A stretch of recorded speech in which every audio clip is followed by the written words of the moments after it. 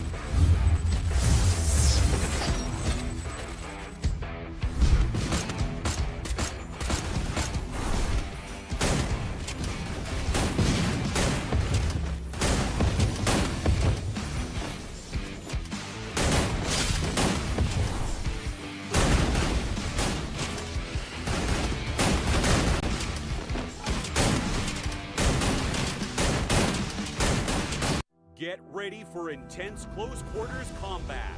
This is the Free Fire World Series SEA 2025 Fall Clash Squad Mode. A total prize pool of $100,000 is on the line. The champion takes home $30,000, with $15,000 for second, $10,000 each for third and fourth, and $3,000 for the final MVP. Map pool, best of 3, Bermuda, Kalahari, Nextera. Best of 5, at Purgatory and Solera to the fight. Ban pick system. A random draw decides which team bans and picks first. Ban phase. One team bans one active skill, then the other team does the same. Pick phase. First team picks one skill. Opponent picks 2. First team picks 2 more.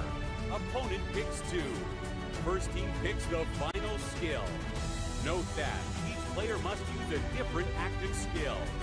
Ban pick order alternates across games, randomized if needed. Tournament timeline. Swiss stage, 28th August to 12th September. Double elimination, 18th to 19th September. Grand final, 4th October 2025. But how do teams get here? To qualify for Clash Squad Mode, teams must place top 16 by the end of Week 2 in Battle Royale Knockout Stage. Here's how it works. Each team plays against others with the same win-loss record. In Round 1, all teams start at 0-0. They're randomly paired. Winners move to 1-0, losers drop to 0-1. From there, teams continue facing opponents with the same record. 1-0 versus 1-0. 0-1 versus 0-1. 2-0 versus 2-0, and so on. To advance, a team must get 3 wins before they lose 3 times. Lose 3 matches, you're eliminated from the Clash Squad mode. Matches continue round by round until exactly 8 teams reach 3 wins. Those 8 teams move on to the double elimination round. Double elimination format. Every team starts in the upper bracket. Lose once, drop to lower bracket. Lose twice, you're out. Through 3 intense rounds, winners rise, losers fall, until one team punches their ticket to the grand final. The other finalists will emerge from the semi-final bracket, and then it's all on the line. The last showdown decides the Clash Squad champion of Free Fire World Series SEA 2025 Fall. This is where every skill, every pick, every round matters. Where legends aren't born. Garena.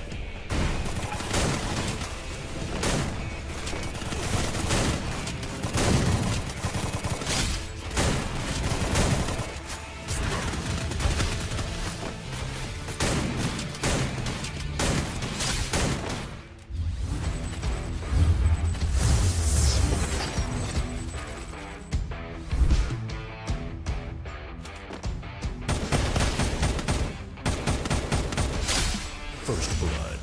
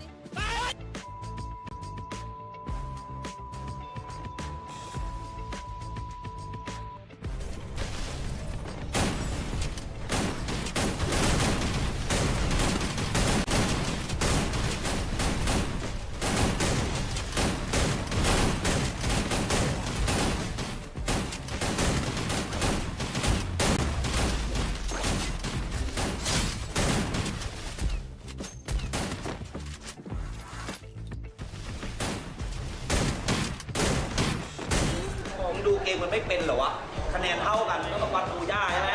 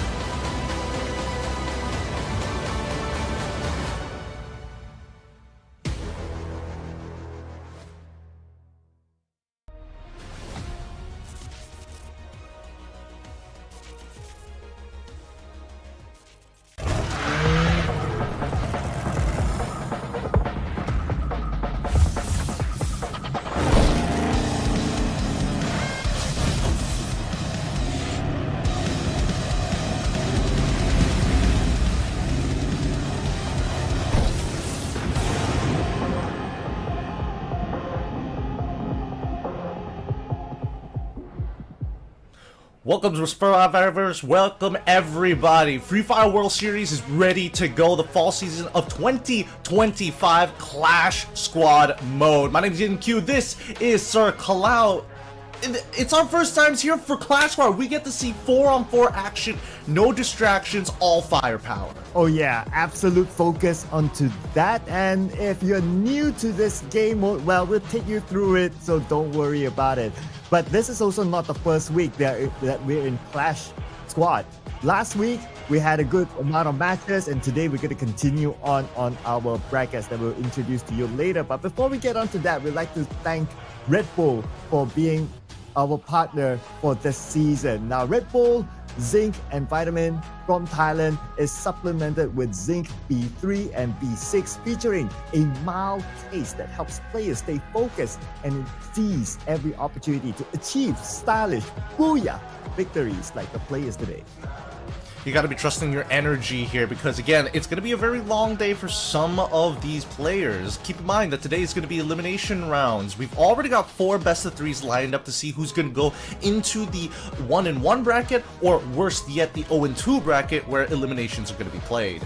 Oh yeah, eliminations, we will talk about that later, because first we're going to start off with the 0-1 bracket, and then we'll check out what's going to happen at the 0-2 bracket. That is the bracket that teams will be eliminated. So today it will be elimination day. A lot will be on the line when we reach that stage. So you got to stay tuned, ladies and gentlemen.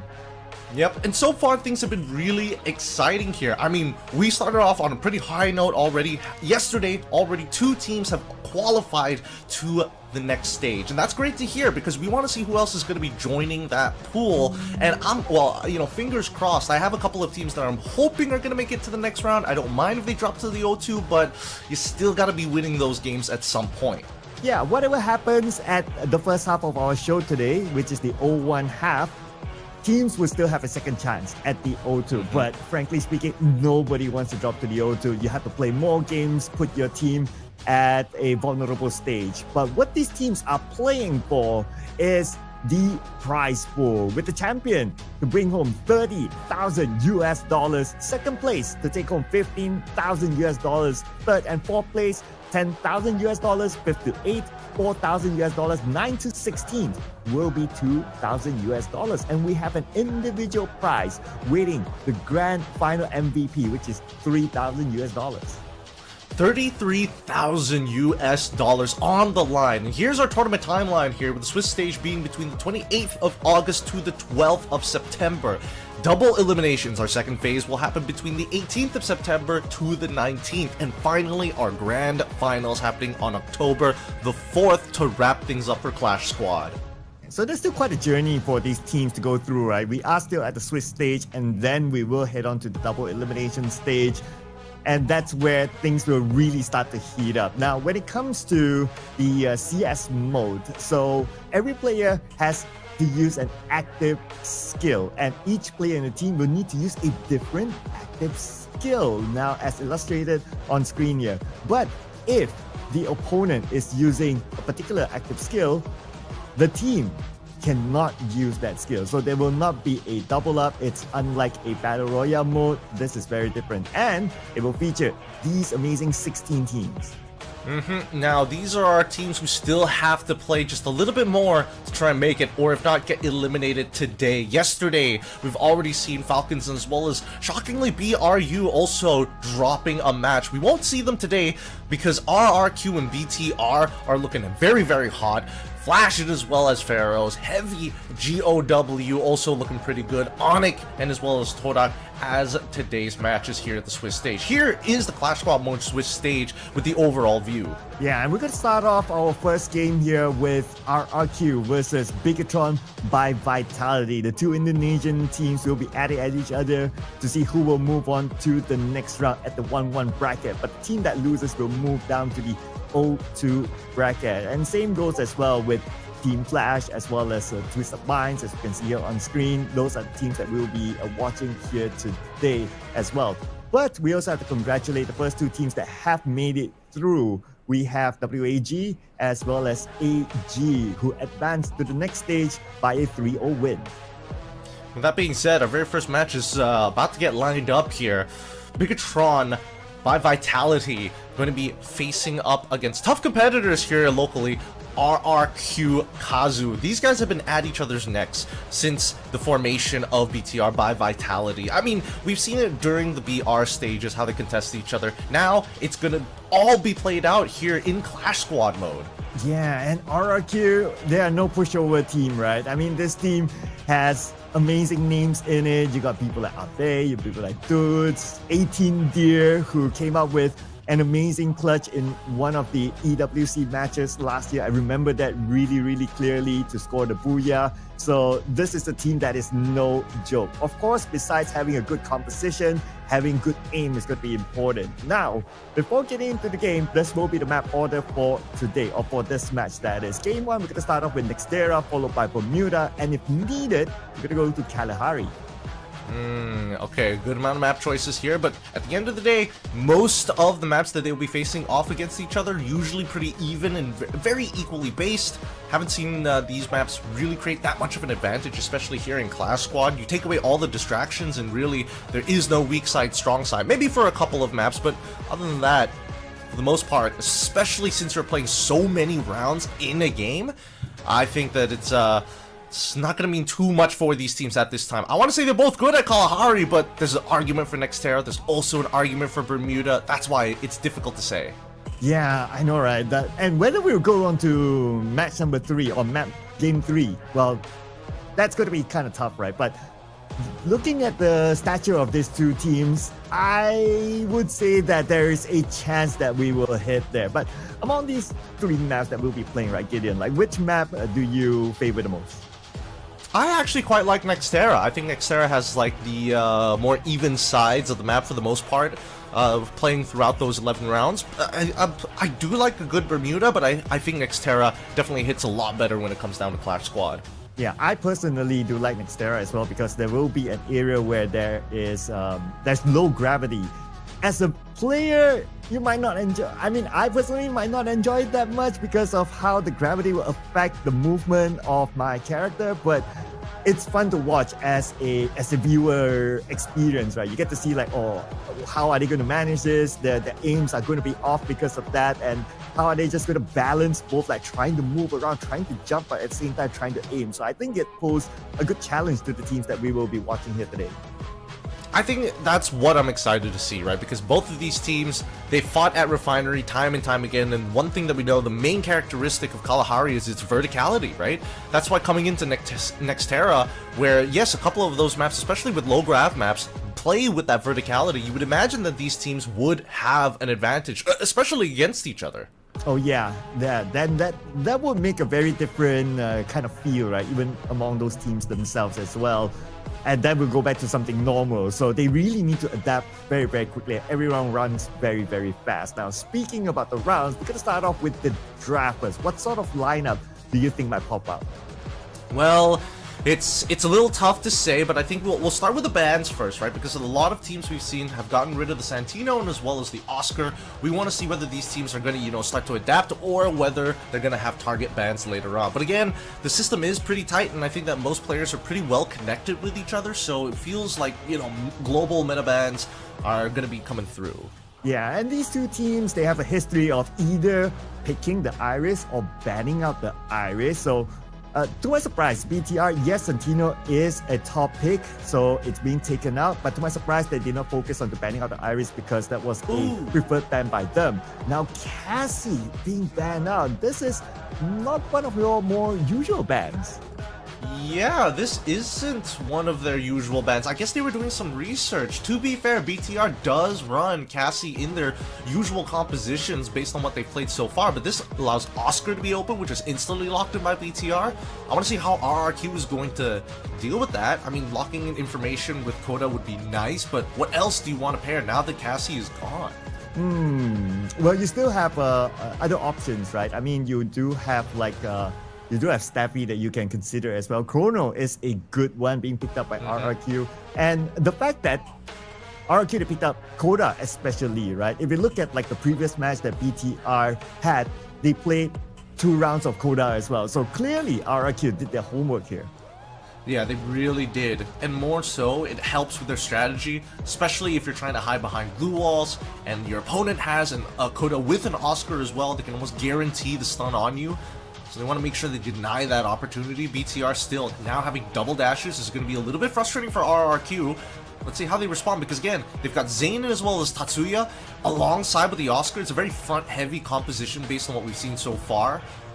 And I want to know how RRQ wants to kind of stop the tempo, especially if they're getting attacked from multiple angles. They're hovering over Dimitri, which kind of forces RRQ to kind of stick together, don't care about the mobility of BTR, and kind of hunker down against the attack. I'm looking at the composition of a BTR right now, right? You have Oscar, you have Zane, they can provide shields, and then you have Tatsuya, who can move really fast as well. It does look like BTR, they're going for a really, really aggressive composition from what I see here. It's just run at your opponent, run at RRQ, don't allow them the space to breathe. And that's where picks like Skylar comes in to try to play a little bit more defensive in case BTR gets overly aggressive. Okay. Alright, I think Skylar's more of a denial here. I mean, there's still this available, so I'm pretty surprised that they wouldn't want to actually lean into that more, considering that they want BTR to kind of run into them, unless this is more for denial, knowing that RRQ is going to kind of stick together, making sure that you're able to kind of blow those glue walls out of the dust. Ooh. Wow. Especially when you're stuck together is better for BTR. Alright, so they go for the clue for the information. So that was what I was worried about, right? How is BTR going to kind of get the information now that they lose a little bit in that supporting cast? They've just delved into straight raw firepower. Yeah, the clue pick does make a lot of sense for me because before you rush in, you need to know exactly where your opponents are at. And once you get the information, bam, you just rush into whichever point that you think is most vulnerable to RRQ. So that's probably what BTR has at the back of their mind. So this clue will be the one that stays behind, gives the information, and go guys. It's like that guy who controls the chess pieces among his other teammates. Yeah, I'm curious to see how many Dimitri casts we're going to see in a single game, because most of the time you're usually only using it once, right? Unless it happens very early on into the game, most of the time you're only going to get one shot to utilize it. For the side of BTR, if they're going to be running into them, hopefully they don't get picked off, because that's the only way RRQ can kind of slow BTR down. Yep, so looking at this composition, I personally am liking BTR because they are also known as a team that plays aggressively. And this kind of composition, it suits whatever plan that they would have in this round. How about you, Gideon? I do like BTR's comp a little more, only because it's just easier to execute. One thing could go wrong for RRQ and the whole building just starts collapsing down on them. All the Jenga blocks are just going to be falling in place for BTR if that is the case. I feel like RRQ, they really have to play around this chrono. I think that is their only defense mechanism realistically against BTR, because there's just so many ways for BTR to either utilize the Valiant Dash to get Tatsuya in and then followed up with Zane running through. They can try and deny information from Clue, which is totally fine for the side of RRQ. They just gotta hunker down for a little bit longer. I think that's one other means of counterplay, but overall, just in so many scenarios, BTR just has easier ways to execute. Yeah, so you mentioned about the chrono, Dimitri as well, gives them a little bit more defense with his healing zone. And I also want to put this to perspective, right? So Skylar and his Riptide Rhythm is able to damage glue walls. So depending on the situation of the map at a particular time, BTR might be building glue walls to try to close the gap between themselves and also RRQ. Now, this is where the defense mechanism comes in from Skylar. He will be the one to damage the glue wall, try to break them down, and that will kind of slow down or even stop BTR from closing the gap. Yeah, I think the key abilities here is really going to be just Chrono Dimitri and as well as Clue for the side of BTR for like big game changers that we're hoping to see. Because I think that RRQ, unless they can deny Clue information, then they can just group up as 4 and then maybe play their own Riptide Rhythm, as you mentioned, you know, dropping the walls and then dropping the walls as 4 to try and rush somebody down. That's also another pretty decent idea for the side of RRQ, but that's all on the assumption that it's just good utilization of their active skill cards. Yeah, so it sounds like RRQ's composition is very, very defensive, like they're trying to pull BTR to come towards them. Now, is that a bad thing? I don't think so personally, because you can set up however you want and wait on your own half and just allow them to come to you and just shoot whenever they put themselves in a vulnerable state. So it could work out for RRQ. So it really depends onto execution and onto the mechanical skills of the players as well. Are they able to truly execute the plan? Yeah, I think that it's down to execution, and I think more so, I'm surprised that they wanted to go for a comp like this rather than going for Ignis. But even so, let's jump right into these games, and hopefully we're gonna see what it's all about, right? This could be just raw perspective. This honestly could just be an absolute brawl through all three of these maps. Let's have a look. We're here in Xterra. RQ Kazu gonna be on the blue side, and Bigatron by Vitality on the red-orange side. Yes, and this is going to be game number 1, round 1, the round that will set the tone for the rest of the rounds. Now, you don't want to put yourselves in a setback, right? Because of the economy especially. You want to have the advantage. You want to have a good first round so that in the second round, you have good economy. You could potentially snowball from there. Yeah, that's exactly what they want to. Again, no big purchases here from anybody so far. Only a nade coming in from Doots, and I would like to see how he's going to utilize that, right? Pay attention to what they buy into as these rounds go by. Sometimes it makes a difference. Most of the time, it's going to just hurt economy, and you want to see how efficient they can get because it stacks over the rounds. Right, so we're going to start off, but I guess it's because it's also round number 1, right? So both sides really want to sniff out the gameplay. What kind of play style do they want to do? And I'm pretty sure that Bigatron by Vitality, they know that RRQ Kazu, with their composition, they set up themselves as a defensive stance. And they want BTR to come to them. So that's why BTR, they're taking that slow approach. But Ikal is out. A little interesting there as they hold defensive positions, and now Kyung first to go down as 18D feasts upon him. Joel is able to turn it around at least to find the initial trade, but now they're going to come back into it. My guess is that there has to be a technical issue going on with at least Aikal, right? Like, he's not just standing there on purpose. They probably have to, like, go for a redraft, maybe get him, or at least let him reconnect into the game. We'll see, one or the other. Yeah, so I guess it wasn't part of the plan for BTR to just stand still there, because we did theorize that their composition is to just run at their opponent. So with the fact that they stood there, so yeah, maybe. But when we come back, I believe we're going to see a very aggressive gameplay by BTR. I hope it's going to be aggressive, right? I want them to really get into the faces of RQ, stop forcing out resources straight away. That would be the most ideal scenario, because, again, these are very, very long cooldowns when we're looking from the composition of RRQ. If you get them to utilize it at least once, you walk away with a huge advantage for the next minute or so. Yeah, and speaking about minutes, we're going to be at a technical pause break for about 3 minutes, ladies and gentlemen. So stay tuned with us. You don't want to miss out on the potential aggressive gameplay here by BTR. But Gideon, most of our discussions have been around like, oh, BTR could have the better comp here based on what they have set themselves up to. Now, what do you think is the plan here by RRQ, and will it work in your opinion? Well, I think it really boils down to how the first round plays out, right? Because let's say, if Bigatron, it's very simple for Bigatron to win that first round and then just immediately start buying up by round 2, right? They want to be on the offensive all the time. And I think the only problem is if they get picked off by one of these big shotguns, right? You just don't buy armor, for an example, you kind of forget about it. I think that's what BTR is going to invest in first. Okay, yeah. So snowballing is going to be important for RRQ, if I understand what you mentioned earlier on correctly. So if that's going to be the case, round 1 is going to be really important for RRQ to get that win. Now, worst case scenario, right? What happens if they don't win round 1? Round 2, they might be forced to play again a very defensive gameplay, and hopefully they win that one and they get a bonus for them to recuperate again. And if they win round 3, in theory, they'll be able to snowball back. So that will be kind of like the case for RRQ. But of course, ideally, everybody wants to win every single round. So RRQ, especially with their composition, they have to do well in round 1. As for BTR, even if they don't do well in round 1, well, based on their composition, they should still be able to put up a fight in round 2.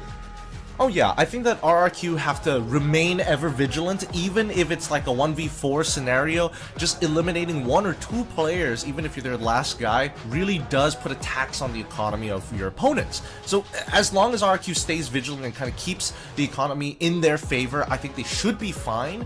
BTR, on the other hand, I think it's less important for them to care about their economy, right? Because even when they are playing on low econ, they come in with like tier 3 weapons. That's totally fine. Their composition allows them to at least find 1 or 2 players on the enemy side if you're able to kind of swarm them out fast.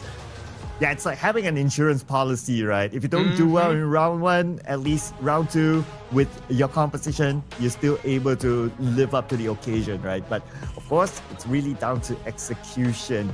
I would say if I were to give like this first series, right, or this first match, I would say BTR for me has the better lineup unless something catastrophic happens. I mean, it could be a nade, that could make the difference here. It could be a purchase of a particular weapon.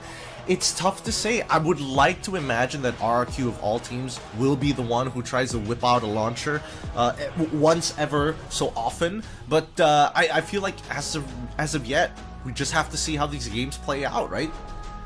Yeah, so of course we are theorizing. And let's not forget as well, okay, these 2 teams, they're obviously from the same region. They would have met each other many times. So I'm pretty sure they know a lot more behind the scenes than what we do, considering that they're from the same region. And they probably have even scrimmed each other. And by doing so, then they would know how to exploit each other's weakness. That's probably what RRQ is thinking about right now, is that, okay, we know that you guys are going to set up for a aggressive comp from the very beginning. And that's why they also ban out the Cassie, because the Cassie allows the composition, like for BTR, to just be very aggressive with the extra healing at the front line. I mean, it would have been the replacement to Zane at that point. I would imagine them running both. I would like to imagine that BTR would have been like, no matter what, having 2 rushers is always going to be fun. Having Tetsuya as well as Oscar is always going to be great. But even so, I think that at least for RRQ, it could be on the opposite hand. They just did really good homework, right? They saw that BTR want to be in your face, so what do? They cut away the life support. You truly have to be a supreme individual to make a play, rather than having to rely so heavily on a click of a button. Yeah, exactly, right? So if we were to look at, again, the composition of BTR and what could be the gap, right? They don't really have too much sustain. Yeah, they might have a shield, but then again, when it comes to like quick heals, like having a Cassie on your side, for example, or having a Dimitri on your side, for example, they don't really have that. So that also tells me that BTR, they have to win rounds quickly. If they allow rounds to drag out, that's where a defensive team can come back, especially when they have those abilities that allow them to just reset very quickly in the middle of the fight. Oh yeah, the rounds that are going to be important is round 1, round 3, and then depending on how it goes, it should reach to round 5 pretty easily for BTR of all things considered. But if it does start to drag out, then once you pass those thresholds, it's anybody's game, right? Anybody has to figure out how to kind of sustain themselves towards the end, especially when we start working with the economy of tier 3 armors, AWMs ready to go. And I think that's the position where BTR doesn't want to be in, because getting picked off against such a defensive lineup would be the worst thing ever. You're walking in with a man advantage as well. It's just unfun. Right, so I hate doing this, but I love it at the same time. I'm gonna put you on the spot again, Gideon. Are we gonna go like 5 rounds, or are we gonna go the distance? Ooh. I think we will go the distance on Bermuda. That's what I think. I think that both RQ and BTR right now, this is just like, testing the waters a little bit to see how their strategies are going to go. If so, at least it gives a little bit of time of adjustment for both BTR and as well as RQ coming into Bermuda, and that's where I think it'll even out. Right, and that makes sense as well, right? Because when we go to Bermuda, at least all these teams, or these two teams, they would have had a feel of each other. It's like, okay, that was probably last week's plan. So this week's plan is as such. So when it comes to Bermuda, everyone tries to cancel out each other. We might even see new compositions all together that might surprise us. We might even see new characters being picked up. We don't know, right? It's really down to the teams or what they can surprise us on. So yeah, it will be interesting to think of like Bermuda might be the one that goes the distance. And if it does, I don't know, man. For me, on paper, if I were to look at these two amazing teams, it might not only go the distance, but it might even go game 3. Game of 3? Whew!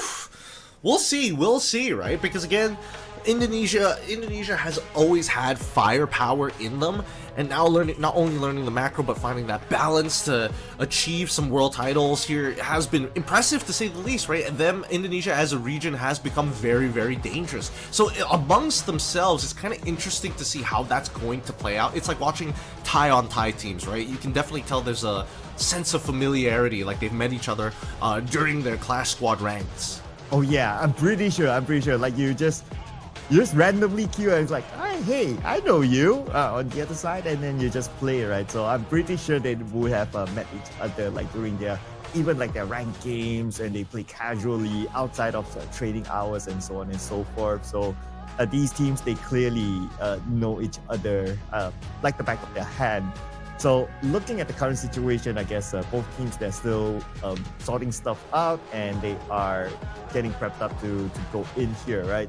So maybe we can also talk about like some of the other matches that we will be watching here today, and which match do you think is your personal favorite? Like we have RRQ and BTR right now. We have Team Flash, and then versus a Pharaoh. Yeah, we have Heavy versus GOW, and then we have Onyx versus Thora. Now, which match do you think would be the hottest match? Oh, hottest match? I'm not sure. I'm not too sure between these guys who would be the hottest match, but I would say that the match that I'm keeping an eye on is Onyx versus Todak, right? Because it's interesting to see, because Todak is like, oh, we've always had firepower, and then Onyx is like, nah, we don't really have, like, we're very, econ heavy. We want to make the most out of a bad scenario and want to steal things away like that. But now, let's get right back into the game, because immediately, round 1 has already begun, and both sides highly aggressive, forced into the 1v1, but ticked out quick. Well, something that we expected, right, Gideon? Like BTR, they're just going to run at it, and that's why the moment we went back into the game, like 3 players from RRQ immediately down, and there was only one left, that was Mal, and the numbers was against him. There was nothing much that he can do, and that was how BTR wrapped up that round. And that's only round number 1 here.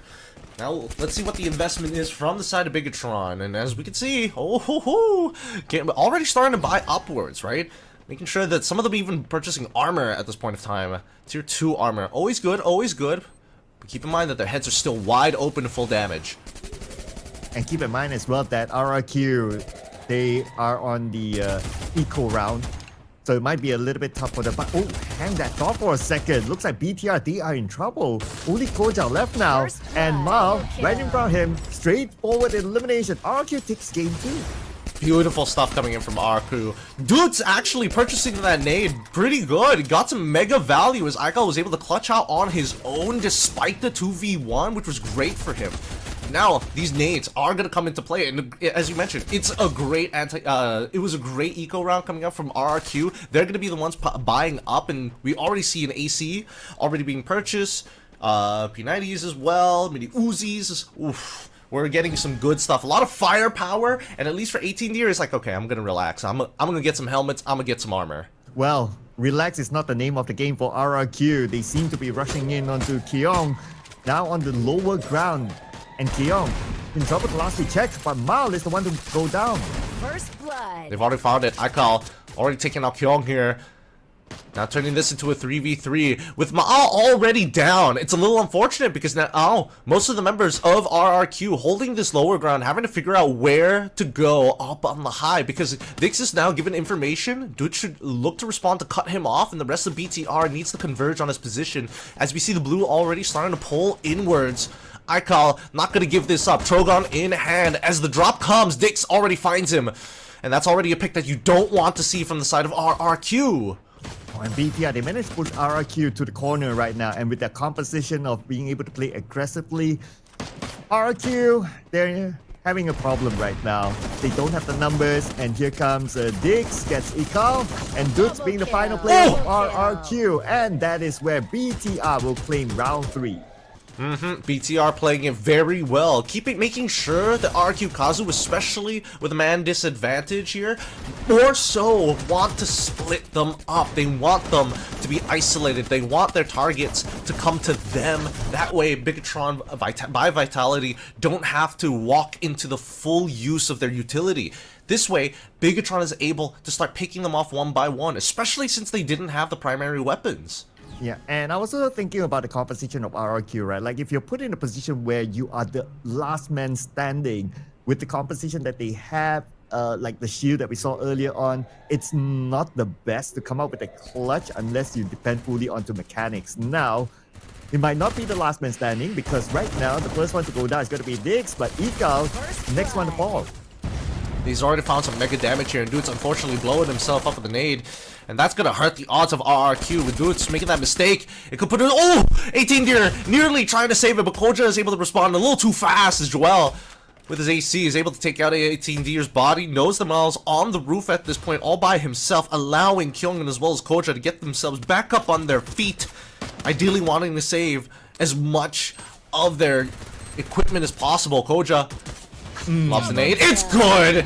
Right on Miles' head. Yep, right on the dot, a 3-pointer there. And again, it shows that BTR, with their aggressive composition, just running at RRQ, taking them down one by one. And if we were to look at the spread of RRQ, they're quite spread out. Like, every player has their own spot, which is okay. You want to take point and you want to cover as much ground as possible. But when you get picked off one by one by BTR's composition, that becomes a problem. It looks like it's a bit of a half buy coming in from RQ Kazu with Bigatron. Full weaponry. Tier 3 armor is already coming into play. AC 80s and AWM. Oof. FGLs as well. Just to try and make sure they hurt the odds as the front lights collapse. Diggs jumps right into the chronosphere here as Kyung tries to turn it around. Unfortunately, they trade 1-for-1. They don't get the trade on towards 18 here, but at least they got Icon with Maal coming in towards the back. It's not enough, but Kyung has done the damage. Maal can't do much, and Joel, good coverage, turns it around, but Maal able to force it into a 1v1 scenario. Joel has to get an angle here. He needs to find some high ground to work with, and more so to catch up because he can't close the distance. He sees Maal. He knows he wants to go for the drop. Forces him, using the glue wall to protect himself. But Maal just better with the rifle in hand. VSK to the head. Holy. And he did that while he was jumping. Okay, we got to see a replay again on that final moment. It was beautifully executed. And can you imagine that shot to execute it in this kind of tough scenario? That is just amazing stuff that is shown by RRQ. And now we're at 2-3. Rounds are running hot and fast right now, but looks like we may go up to 11 games. Unfortunately, this time around, looks like even Bigatron Vitality still had a little bit of enough econ to get themselves some decent weapons for the round. 18 Deer immediately going down. Joel looking to try and replicate what just happened as the front line starts to collapse. Kyung able to take out Aikal. Maal headshotting Kyung as well, even after breaking through those front lines. But Maal's put down to 1 HP. Koja goes down, and Maal once again with a headshot, making it worthwhile. What? Oh man, they were rushing in. Mao was the final player. Okay, just look at this replay again. So Dudes went down, so it's only Mao now. 1v2. He came up with a big clutch here against BTR. Man, oh my. And it was all just CQC. So now, if that works for RRQ again, coming back to the game plan, needs to draw BTR towards them, put them in a CQC position, and they might stand a chance. Yeah, this is starting to cost the economy of Bigatron Vitality. Joel's walking away. He may have a VSK in hand, but he's got no armor, no helmets, nothing to work on. Diggs with his Trogon, he needs to be able to kind of push through that front. We've seen it multiple times. They need to figure out where Maal is. He's currently running the AWM. And as of yet, it's a dangerous time to be alive. Whew. Nade's close. not missing just yet. Cyber drop is still available. RQ Kazuha has already claimed one of them from the previous maps, but it looks like it isn't their main game plan, as Time Turner is already down. Trogon in hand. Unfortunately, it's going to be Dix who beats out Icon. Kyung takes out 18 Deer, one fell swoop, finishing off the eliminations. Perfect start for BTR. Yeah, and Dix will owe Kyung for this one. Kyung was together with him to save him while Dix was defending earlier on. Now only Dudes left for RRQ. 1v4. I can't see any positive side, but maybe this could be a start of something with Dudes getting Koja. 3 more to go. He's got a power up as well. He's got the Trogon, but can he defeat all 3? He cannot with a 3-way drop. Every angle exposed. Couldn't do much about it. It was a good start, right? It was a very good start here for the side of BTR, opening up the map so huge. Unfortunately, we didn't get to see as many clutches from Maal. After 2, that's all he had in him. And BTR finally figuring out, as long as they break line of sight with Maal, this game becomes a lot easier to play. Yeah, and now we're at 4-3 right now, neck and neck between these two teams. Well, for this round, the eco is starting to not favor RRQ. So this is pretty much a must-win round for RRQ if they want to just maintain their economy. Now Kyung is just right beside Ikal, and he's forced to jump down because 18 Deer is there together with him. And it looks like RRQ, they're starting to play a little bit more aggressive against BTR.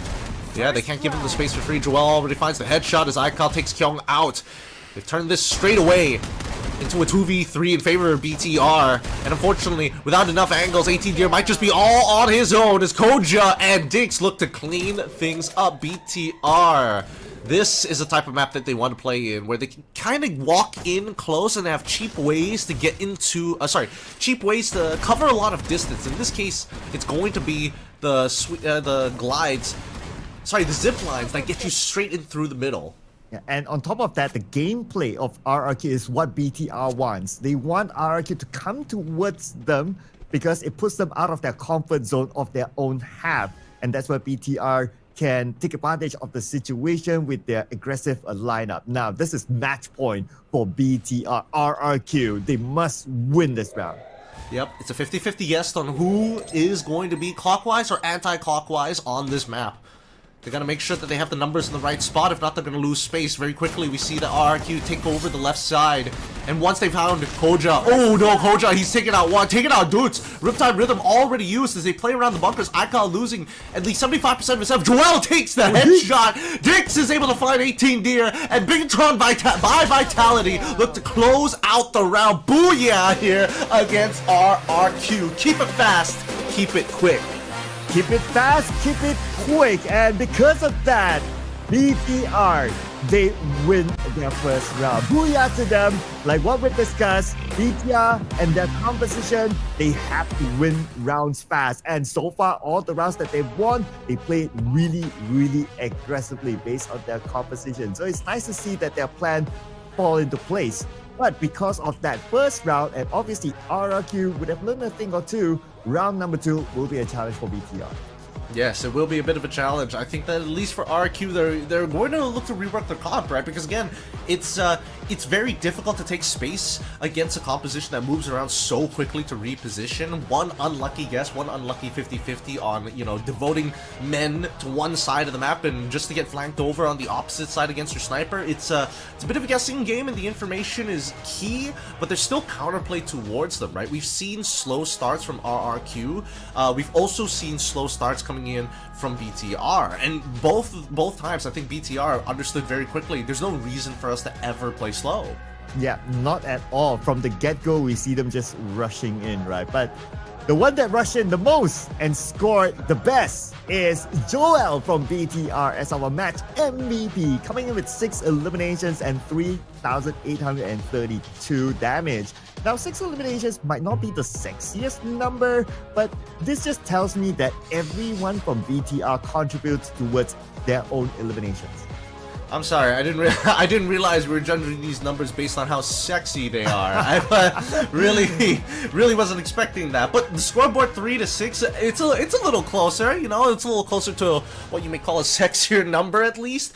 BTR has come in real huge, especially with Joel landing those headshots. Because again, Ma'al was picking up a lot of steam. He already clutched out 2 rounds in a row with 3 consecutive headshots to close out both rounds. And I think that at least for RRQ, they understand that they gotta play around their big players. 18 Deer and as well as Dudes. Dudes, great use of the nades, but unfortunately isn't winning enough of these 2v2s like with 18 Deer to open up these picks. Because Kyong is just doing that much more. Yeah, and I was kind of expecting 18 Year to come up with a bigger scoreline for himself as well, considering that he did put up a big clutch before at the international stage. But whatever it is, ladies and gentlemen, round 1 goes to Bigatron by Vitality. They won Nextera 6-3. Now Bermuda is going to be the next map. Gideon, you did mention that Bermuda, we might go the distance here. Are you still on that? Yes, I think that Bermuda, we're going to get a closer scoreline between the two. If not, the momentum from BTR might just carry over. It's really one or the other fates.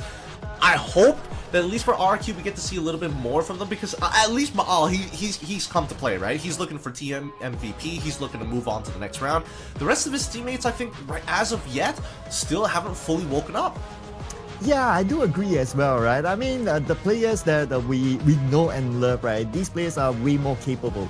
But I would say that it's also partly their composition as well. Like, don't play it too safe. Don't play it too defensively. Try to fight fire with fire.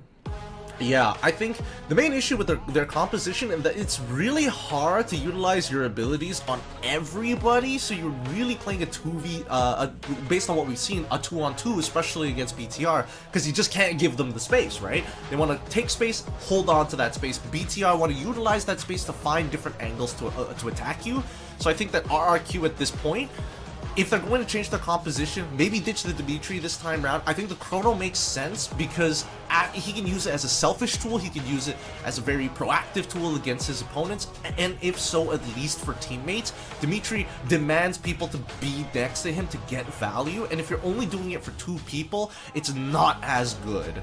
Yeah, and rather than considering to ban the Cassie, why not pick the Cassie for yourself? Because that allows you to play more aggressively by giving that healing link with your other teammate, so you can have like a Cassie and then maybe like someone like a Chrono, for example, or maybe like a Cassie Tatsuya combo, because Tatsuya can just rush into the front with the movement speed, and then you have Cassie to also heal at the same time. That allows an aggressive type of gameplay that RRQ can consider too.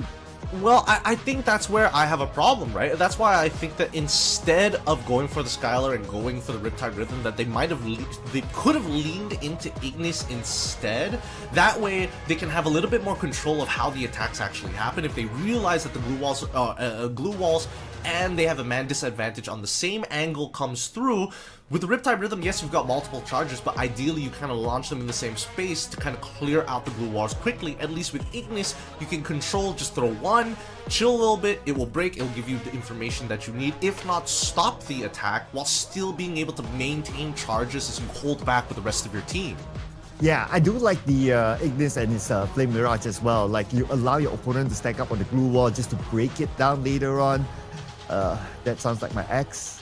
But yeah, I mean, it's actually a very good pick if they were to go for that. But if they were to go for the Ignis pick and they want to play that sort of gameplay by breaking down the glue walls and also trying to flush out the opponents, which is BTR, then they themselves must be ready to have a lot of movement speed to catch up to the rhythm. So that's where Tatsuya would make sense. Or some kind of disruption, one or the other, right? Many different forms of disruption, many different ways to have this disruption here. But let's go into this next map. I'm curious to see what they want to bring to the table, right? Because again, I was expecting maybe an Iris coming through at some point, but honestly, the usage of glue walls didn't really matter too much, like maybe except for Ma'al, but BTR just on a one-to-one basis, their average player skill level seems to be beating RRQ in these 1v1 individual fights. Yeah, I understand your point about the glue wall, right? Because there are a lot of characters that can easily break down the glue walls. So I guess if it would make a lot of sense if those glue walls were to use more offensively than defensively. That will bring a little bit more value. Now, coming into the draft here, and we're going to see a very different ban by RRQ this time. They're going to ban out Zane, but that leaves like a Cassie open. And if BTR doesn't ban it, there's a potential that RRQ might pick that one up. Let's see, right? Because we've seen Santino, we've seen Oscar get banned out consistently. I'm curious to see what BTR intends to ban, to see what... Because at the end of the day, RQ is going to get that first pick, right? And the question is, do you want somebody who's a little slippery, but you just have to be hyper aware? Or do you want to deal with the bunker buster, Oscar himself? Yeah, so Oscar is out, Bunker Buster out, so that's where... well, I wouldn't say that you can play more glue walls because there's also other characters that can break down glue walls.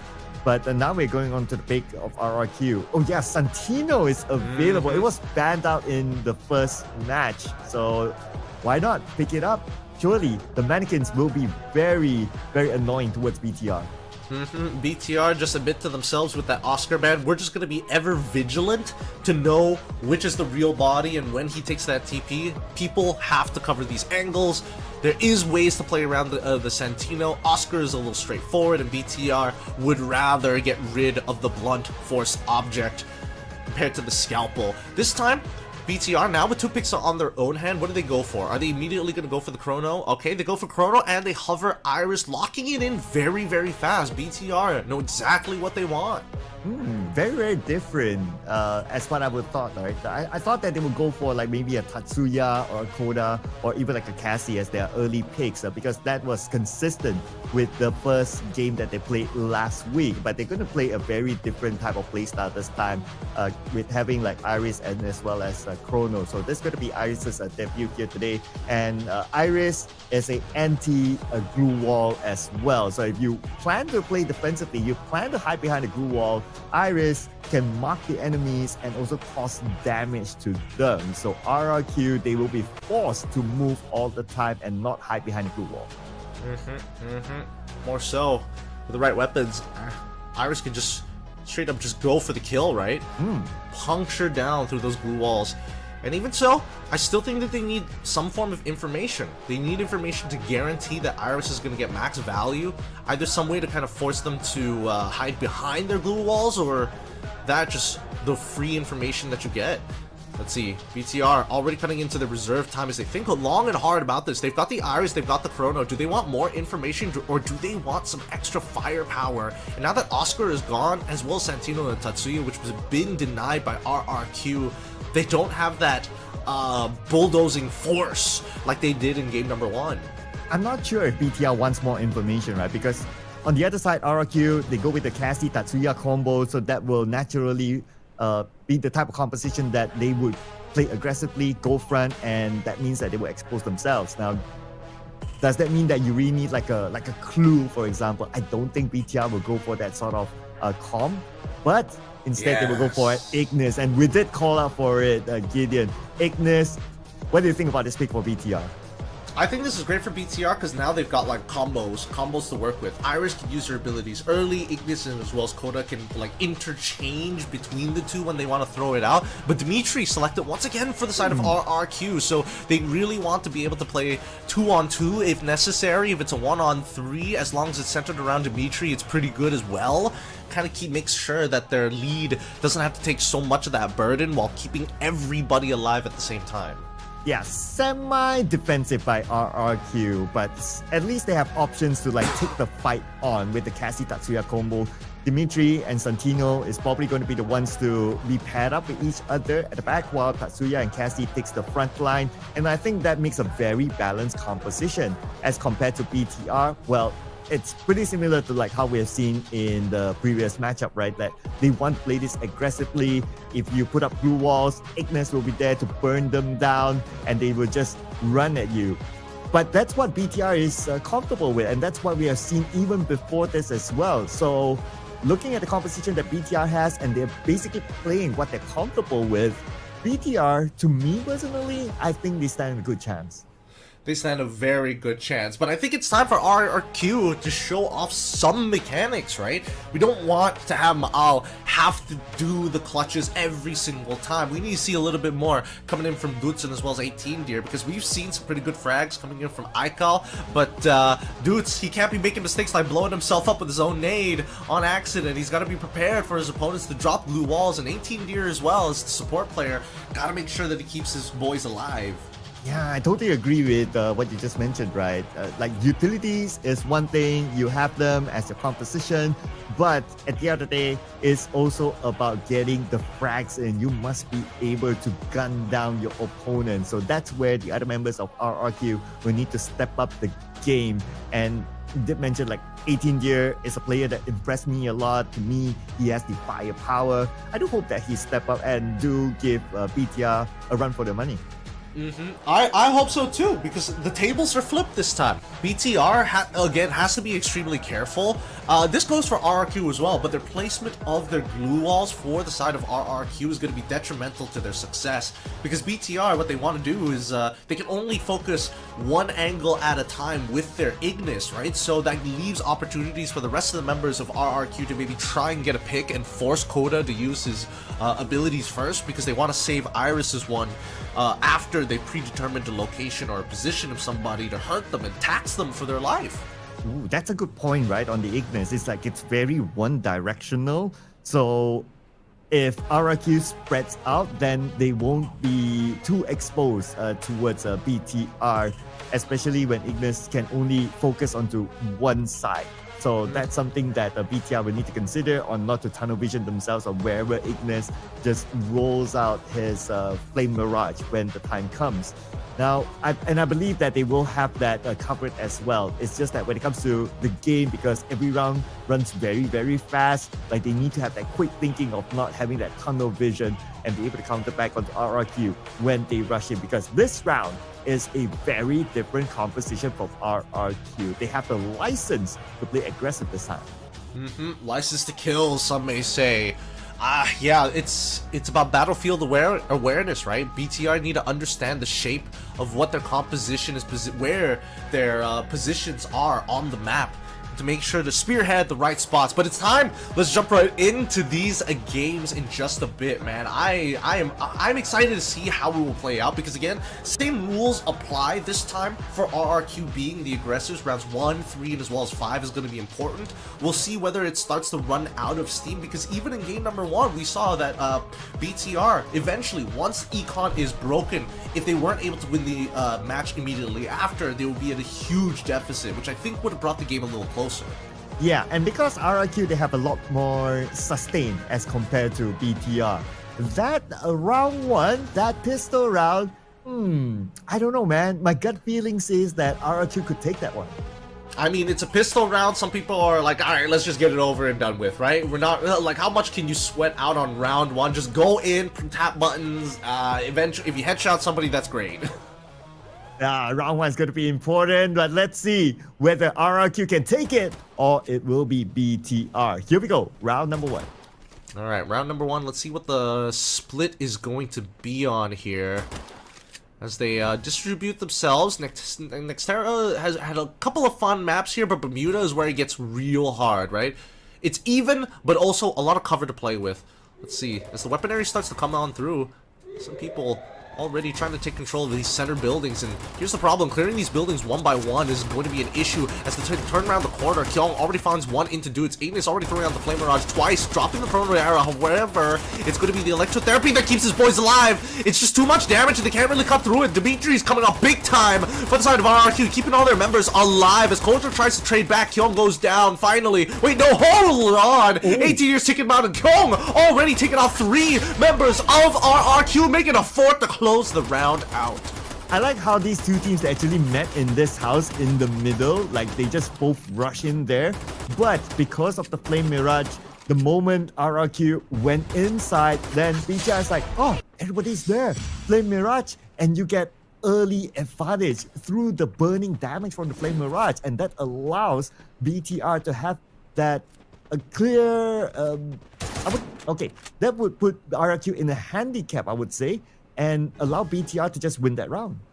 I mean, it also kind of forces RRQ to use their utility, right? The fact that they are trying to run this Dimitri, as well as Cassie as well, it's been going out pretty well for them, right? They out-healed a huge amount of damage coming in from BTR, and BTR had a line of sight of them, like some pretty shocking angles. The fact that nobody died was pretty important, but now as we see the first rounds, the right side controlled by RRQ. A very dangerous position for 18 Deer to hold, as we already see the Flame Rage cutting them off. Kyung unfortunately losing out on that fight. Even with Azrael at his back, somebody had to whiff there. Chrono, Time Turner already dropped down. Doots gets Brass Tacks on his way in 18 Deer, forcing this 1v1 against Azrael. He already takes him out as Aikal is trying his best to stay up. Ma'al takes out Koja. Ma'al takes him out entirely, leaving Aikal by himself to fight Joel. He could look to bring his buddies back. He's gonna heal. He's got the time to do it. He's just waiting for when the shots are gonna stop. Oh! Making sure that Azrael can never get back up. Joel's gonna have an opportunity to heal for himself. But at this point, he's sending out the barrage. He could switch positions for it. Joel doesn't know. Takes the shots, and now the smoke has already been dropped as well. Last heals coming up from Aikal side. Ma'al able to kind of rejoin the fight here with just 1 HP. Gives the information back to Aikal, allowing them to trade. Nicely played from the side of RRQ. If Joel got that one knock, the moment he rushed out of the building, he would stand a very good chance of winning this round, because Miles, he was very low. He only had like, what, 1% of health, but because of his existence here behind this building, from what we can see this angle, that provided enough support just to disrupt Joel, just to distract him. And he has to think that, oh, there's two people shooting at me. And that's how they actually get the best out of Joel, winning round number 2. But coming into round number 3, investments have been made. No helmets for the side of RRQ, but armors have been purchased. 2 tier 3s and 2 tier 2s from the side overall. Tier 2s all across the board, except for Koja, which is rather surprising. Straight into the clockhouse building. Center stage here. Unfortunately, we can't seem to catch all the action as Ma'al already finds one in Joel with the help of a nade. The smoke making it difficult to see as they now look to claim their own cyber air drop as they secure it. Now they have to worry about the bottom floors because RRQ ain't making it easy as they control the side. Oh wait, no, the Ignis is on 2 different fronts, allowing them to bust on through the windows. Azrael drops the Time Turner as well as Doots looks to collapse upon Kyung. They find it with the help of Aikal, and now all 4 members have wrapped up in a nice tight spider web, and BTR are the unfortunate insects who fly through. Alright. This is where RRQ, they would have an advantage when they play close to each other, just because they have 2 healers and they can heal each other. So if we look at the sustain when it comes to like just 4-on-4, or when they group up together as a 4 type of team fight, they would have the better advantage, and it's shown again this round. So now RRQ, for the first time today, they have a lead against BTR. Yep, and they played it perfectly, right? They're coming up with a lot more economy this time. Investments of helmets coming in from RRQ. Bigatron Vitality is still able to get their own, but not the best weaponry. They're going to take their time with this. They have to play to try and beat this eco here. And RRQ need to keep as many members alive. Oh, wait, hold on. We're already seeing the first few utilities being thrown over. The nades come through. Keep in mind that Ma'al is the one holding the AWM here. He needs to make one of these shots connect to save the time and effort of the rest of these members and not put them at risk. And RRQ, they have to find a way to close the gap. But now, because they have control of the middle part of the map, they're not in a rush. The pressure is now on to BTR to try to push forward, because the blue will be the one to put pressure onto BTR if they would stay in this kind of position. They have to find ways to break RRQ. And we look at RRQ's setup, they are playing near with each other because of their 2 healers. Koja forced in, and now with the Flame Mirage already being thrown through, forcing down the Time Turner as well. Dimitri drops down. And there's nothing you can really do about this. What can BTR? They can't hope to outgun so many, but now that it's timed out, there might be an opportunity, unfortunately. Aikal and 18 Deer say no more. We're awake this time. We're aware. If you're shooting at one of us, you're shooting at all 4 of us. And that is where the famous words of balance in all things gave RRQ the win in this round. Again, they're playing with a 2-2 composition, but at the same time, they're playing near with each other in case like, okay, guys, we gotta band together. We gotta like put our abilities together. And that's what happened to RRQ. And inside that warehouse, that's where they were able to play it very defensively, forcing BTR to come towards them. And because BTR, for the most part, they have to go through a door, they funnel BTR and they just need to focus onto one direction. Speaking of one direction, BTR taking a very straightforward approach as Joel looking for the long flank on the top the northeastern side of the map, looking to get to the northern side to get a better vantage point. But for now, Azrael as well as Kyong trying to hold on. Koja trying to play anti-flank here. Aikal is aware of his position as well. He's going to go for the rush with the help of the Cassie. Koja needs to win this 1v1, but unfortunately he goes down. And now Kyong and Azrael holding point guard, allowing Joel to find a position, but Dutz, 18 Deer, and Aikal, they're aware of where he wants to be. Joel can't get the shots down and also getting chunked on his own, allowing them to start working away at that front point. Going to dash on through, Flame Range as well, being thrown out as the Time Turner is going to keep them protected for now, but it's just too many members from the side of RRQ, and even Dimitri being thrown down too. Dutz going to be able to pick him back up. Oh no, 18 Deer, I thought he was going to win that. Azrael jumps up, unfortunately overheat, as Dutz cuts him down fast, leaving Joel all by himself. Unfortunately, with no meds to work with, and VSK to his name. Dutz just taking his time and then finally bounces him out. All right, and RRQ takes another round. A lot more patient by the two sides in this round, even though they were very, very near to each other. And if we were to look at these containers areas, both teams, they actually have a similar setup. They have a long-range support behind from one side. So that means the three players, they must win the fight on their own. The supports, if only anyone steps out of that container area, then they would have value by shooting from afar. But if not, then it's hard for them to give any form of support from that distance. Yeah, the thing is that when you're trying to play anti-flank, it's tough. It's really, really tough. You have to, like, eat so much utility. And now you can see that RRQ, once again, going to be grouped up as threes. 18 Deer taking the brunt of that damage. The nades were good. Slows down the attack, and now the battle lines have been set. As Aikal is looking for a flank around, he's got to make sure that he doesn't put 18 Deer in too much danger. He's been shifting back and forth. Wants to get in front of Koja. Denies the flank from Koja. Unfortunately, good play coming in from Aikal.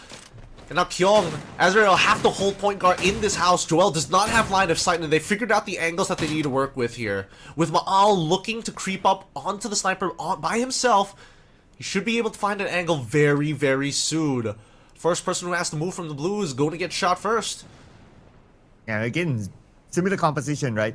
They're set up for like anti-flank for both sides. But that means that BTR technically only has two players at the forefront right now. So the numbers don't favor them.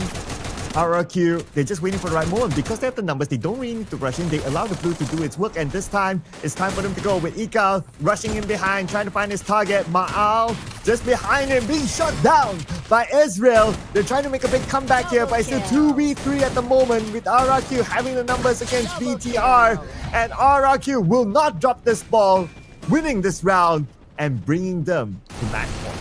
And that's full momentum coming up from the side of RRQ Kazu. They've adjusted extremely well. Maal was able to buy just enough time for the rest of RRQ to respond. I think BTR, they figured it out, right? They wanted to cut off Maal from the rest of the pipeline, make sure that they run out of gas quick, and then take the advantage and push it against their last remaining members. Unfortunately, they just didn't turn around soon enough when they guaranteed the knockdown onto Maal. And now with RRQ Kazu at match point, Bigatron, they're coming in this, and the buys aren't that great. Joel, he's gonna make sure that he's got a big boy gun, but it's gonna cost him all of his armor. And even for Koja, who's been a key player alongside Kyong to break that front line, he's walking away with no bullet vest as well. Yeah, but they got a good advantage here against RRQ by taking out Ikal. Maal is in trouble as well. So looks like BTR might be able to wrap this one and give them another lifeline with 18 Deer, the final play of RRQ, but he managed to pick up Dutz. Now it becomes a 2v2, but Dutz, the moment he got up, he immediately went back down, and now 18 Deer is very, very low. Dutz, second time around, comes up just to go back down. BTR claws one round back. And Joel pays dividend. They invested in him with an AWM, and he's like, don't worry, I got you covered. Finds Maal, creeps up on him, puts a bullet through his dome, and then joins the fight to help out. Because again, as you saw in those previous angles, 18 Deer as well as Dutz already getting picked off by Joel early on with the shot. So now that he's paid dividends, Ma'al's gonna have to rethink how much he's going to have to commit, because now both sides full buys, full econ as well. Yep, RRQ, their econ is not broken yet, so this is a 50-50 round. But it is a must-win round for BTR if they want to wrap things up with a 2-0. If not, we'll be brought to a game number 3 by RRQ. And here comes BTR with an aggressive gameplay. Oh, Ezreal, unfortunately, his booty is exposed, quickly drops down the time turner as well. Kyung, very good use of the glue wall, but now with the Flame Mirage cutting down the barriers being created by RRQ, they started collapse one by one. The first 2 is already down as Joel denies space coming in from Ma'al, breaking line of sight, denying the sniper the opportunity to protect his teammates as they break it down. Nicely played from the side of BTR to bring it back 5-3. Yes, this is the philosophy of BTR, right? Like, play aggressively. The moment they start to play passively, they start to wait for RRQ to make the first move, that's where they start to falter. But when BTR makes the first move, this is what they can do. Just bring the fight to your opponent. If they put up a glue wall, just burn it down with a Flame Mirage, and they can win it. So now BTR, they seem to have found their formula again. They need to keep up the momentum. Let's see how much momentum they can create here, because regardless, it comes down to the weaponry that they bring. Kyung, his armor is about to break. He has very little on it left. His helmet is still fresh at the very least. I don't know if RRQ Kazu is aware of this. If they can target down Kyung, that'd be nice, but I'm seeing a lot of sniper rifles being purchased all across the board. And we already see Ma'al finds Joel straight away, counter-sniped, done. Mission successful. And 18 Deer and Aikal can now start taking space. Joel already down, and Ma'al making sure that he goes down as Koja finds one back onto Dutes.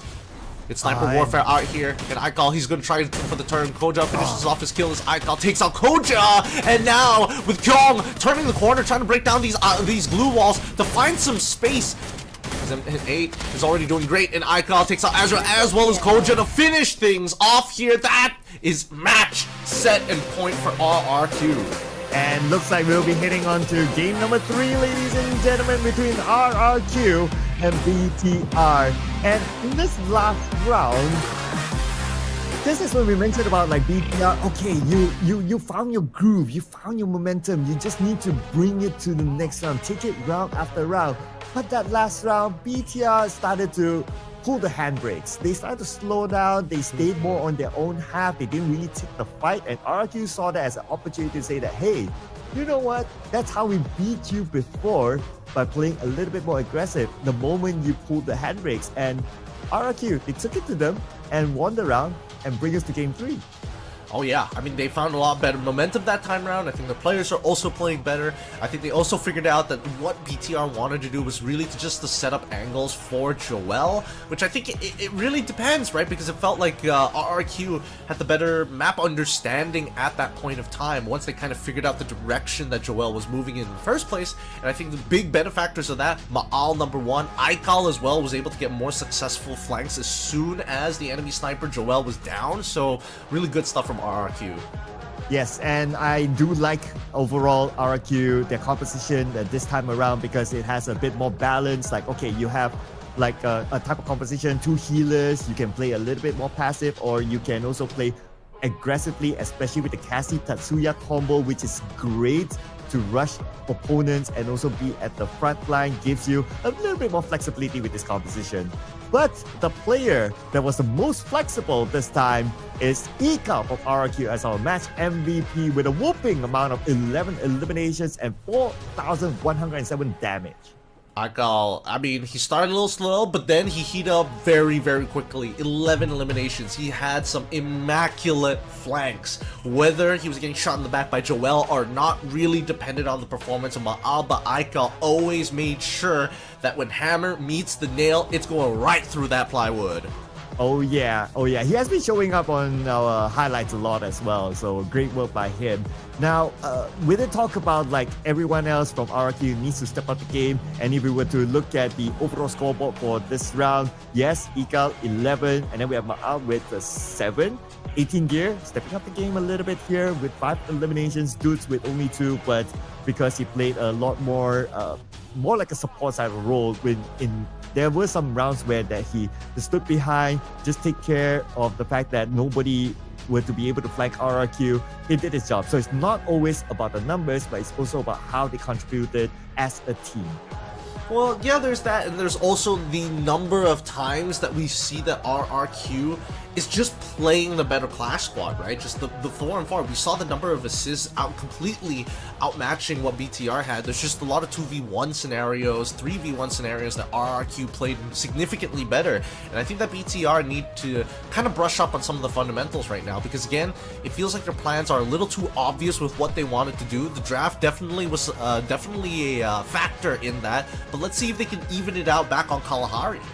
Yeah, speaking about that, right? Like, even if we were to be able to kind of read the kind of game plan of BTR, can you imagine, like, if RRQ as a pro team, as a team that meets BTR every now and then from the same region, I'm pretty sure they know as well. So coming up to the game number 3, game that would decide the series, right? BTR, they have to switch things up a little bit. Yes, they're known for aggressive gameplay, but there's still other things that they can try to go for against RRQ. Well, I think it depends on who's first and second pick, right? In the drafting phase. I think that's the most important part, actually. BTR is given the opportunity. Maybe first pick might be the way to go. At least then they can kind of center their composition around the rushers once again if they want to. I think they had the correct idea initially, but that's the big problem, right? With their style of competition, their side of the composition where they have to use Ignis. They only can cover a couple of angles at a time, and they just have to, throw up the shield to parry the attacks coming in from RRQ more than anything else. Yes, and we're going to head on to Kalahari as game number 3, ladies and gentlemen. So, in my opinion, I think if BTR, they want to try to stop RRQ from having that level of flexibility that they're able to just rush in, play more aggressively, is to consider to ban the Cassie.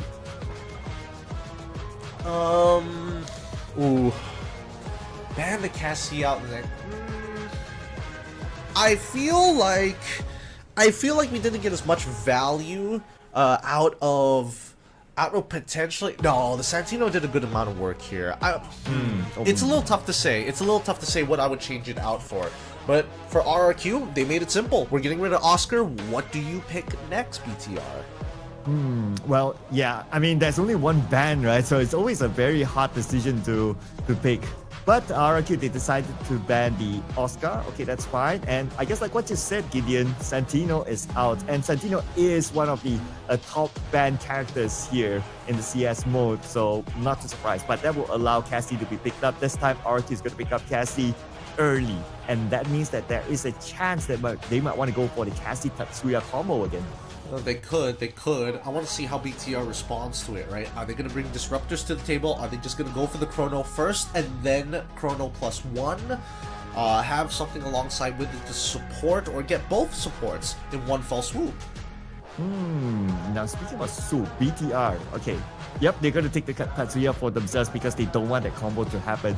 And this time, they get Zane. It was banned out in the last round by RRQ. So again, with the first 2 picks that BTR have, aggressive gameplay. This is the playbook of BTR, basically.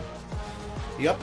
So far, I think it's pretty good. I think that right now RRQ need to get the Chrono for themselves. They don't need to worry about who's going to be their frontliners just yet, but at least Chrono fits in as that healthy flex pick. They're hovering over the quota, which I think is completely fine here. Getting information is always good, and I think it's better for them to deny the quota away from BTR more than anything else. And they also get the Chrono, so they understand that they will have to hunker down at times.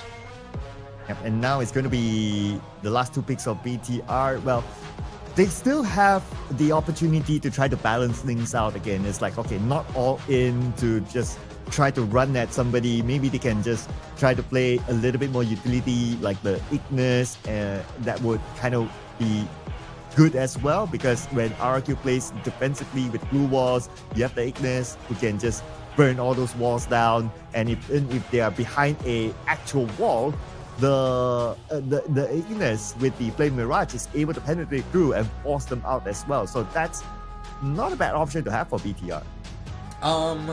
they could go for Ignis alongside another information gatherer. That would be ideal. So they're gonna have Iris as their person to look for information. More so, also just make sure that she can penetrate through those glue walls when necessary. Let's see what else BTR is going to pair it up with at this point. They're cutting in. They're also going to have the clues. So there we go. They already have their front line set. They have their support ready to follow it up. But with the Iris alongside with the clue, they're going to get the information they need first before they make the attack. Right, so BTR falling back to what worked for them in game number 1, right? Clue, gather information, rush in, like what you mentioned earlier on. RRQ, well, they see the clue, then they are hovering around Skylar and they will lock Skylar in. So Skylar, of course, is going to be the glue wall damager for the team. Now, is it more of a defensive composition by RRQ? I kind of have that feeling. Yes, you have the Cassie who can probably bring us to the front or bring RRQ to the front line, but in general, it does feel like a slightly more towards a defensive kind of composition for RRQ, if you ask me. And I'm not sure how much do I like that. I like an RRQ that can play a little bit more aggressive, but what do you think, Gideon? I think it's mainly the Skylar that's making it look really defensive, right? Because again, the denial, the fact that Oscar is banned, the fact that Tatsuya was picked up for the side of BTR, you're either on the attack or kind of on the defense. And I think that RRQ wanted to find a balance of both, although it's really just the Skylar that feels a bit out of place, only because the way that you have to utilize Skylar is when you get the max amount of value, which is when you see RRQ and BTR kind of fight head on in a choke point with a lot of glue walls, which are expecting Chrono to be that frontliner and Tatsuya to be that frontliner, potentially flanker. So it's most likely Zane to be the frontliner between BTR and RRQ, and everybody else has to play around that. So it would make sense to have the Ignis over the Skylar just for that purpose, if that's how RRQ foresee how the compositions are going to play out. Yeah, if it was an Ignis, then it would just tell the story that the RRQ, they want to play a little bit more aggressive, but because it's a Skylar, so we're probably back to the RRQ of round number 1, where they play safe and passive and try to draw BTR towards them. Now, again, is that really wrong? At the end of the day, the teams know exactly what they're doing. They probably have the game plan that they know that they are able to counter a BTR, that they probably have worked out during the scrims and so on and so forth. So that's something that we need to wait and see. But it's also really down to execution. And BTR, with this sort of execution, we've seen it before. They're very good at it. Every round ends fast with this sort of composition. BTR, to me, I'll probably give them my vote in this one. Yeah, I mean, let's just keep in mind who is playing the Iris and as well as Skylar. They're both the snipers, right? I feel like as much as their abilities are useful for the rest of the team, they're most likely going to use it for themselves, if I'm being perfectly honest here. Because I think that Skylar and as well as Iris are looking to do the exact same thing. If they went Ignis over the Skylar, then you have less counter-sniping abilities, because if they throw up a glue wall, they're too far away, your Flame Mirage is not going to reach halfway across the map. At least the Riptide Rhythm will. And considering the map as well, right? So since it's going to be Kalahari, so you want to try to close the gap between yourself and your opponent. Now, it's going to be a very different kind of map and also play style that the teams will need to adapt to as compared to a Bermuda. So I guess that's where a BTI is also looking at. It's one of the reasons why we want to play aggressive is because we want to also close that gap, and we want to try to make it as CQC as possible. Making a CQC as possible is also a good idea. But again, it comes down to the investments, right? We've seen a couple of eco rounds not go well for BTR. Trying to take control of the center of the map, they end up falling into a 3-man crossfire, which is not exactly the greatest position to be in. So personally, I believe that if we're looking for them to look to take space like that again, hopefully it's going to be more lenient to either the clockwise or the anti-clockwise side, because again, all maps looking to be in a mirage of a circle. Yeah, so it also depends on the entire movement as well, right? And who gets the best of the map, or the map control, in other words, as well. Like how we've seen before this, who gets the map control, they get the better upper hand and potentially even winning that round. But Will they be able to win round after round? Ladies and gentlemen, put in the comments as well. RRQ or BTR decide the game. Alright, round starting off. We don't see early nades being picked up by anybody, just medkits.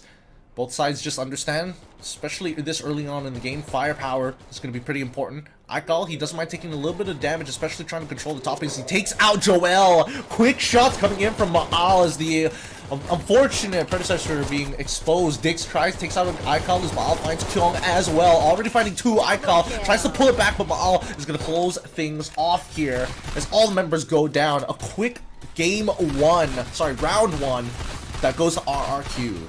Especially if you have a Cassie supporting you, right? You just need to be brave, like believe in your teammate, believe in the healing capability, and just go up and try to take over the location, or at least try to distract the BTR. And they need to look at different positions, allowing the other teammates to shoot from different directions and win it against BTR. Great move there by RRQ. I didn't expect them to play that aggressively in game one, but that is what they need. Yeah, but here in that second round, we do see a bit of an anti-eco coming in from BTR, right? They're making sure that they're bringing some ARs to the battlefield here in comparison to the marksman rifles that are being brought from the side of RRQ. And I think it's starting to become evident because Aikal, realizing that he can't take as much damage as he wanted to, didn't bother buying armor, and he goes down. And he's realizing very quick, 18 deer, he's getting outgunned. He cannot deal with the raw firepower from Dixon as well as Joel, but Koja finally goes down as Maal is able to find Dix as well. Dutz takes out Koja and Kyung finishes off 18 deer, forcing this into a 2v2 scenario. Unfortunately, Joel is going to try and hold out for as long as possible, but he's bleeding out too fast, and those are the big weapons gone for the side of BTR. And it's a 1v2 at this moment, but Kyung is just right in front of Dutz. With the BSS in hand, he knows that Kyung is just right behind the glue wall. Kyung shows himself. Kyung tries to close the gap, but from behind, it's going to be Maal supporting his teammate Dudes. And now, they're in front by 2-0. That's a really great start coming up from the side of RRQ. Worst yet for Bigatron is the fact that they bought on that round to try and break the economy of RRQ. Kazu turn things around to start a snowball of their own. With that being said, prime weapons for the side of RRQ is coming in, investments in armor as well, but for the most part of it, it's still going to be a bit of a half buy at least. Actually, never mind, more of an investment coming in from Bigatron Vitality. Wow, okay, all chips on the table by BTR. Interesting.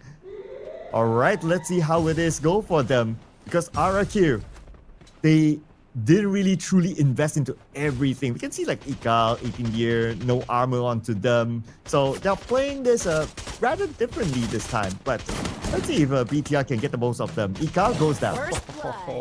Ikal getting blasted into the face.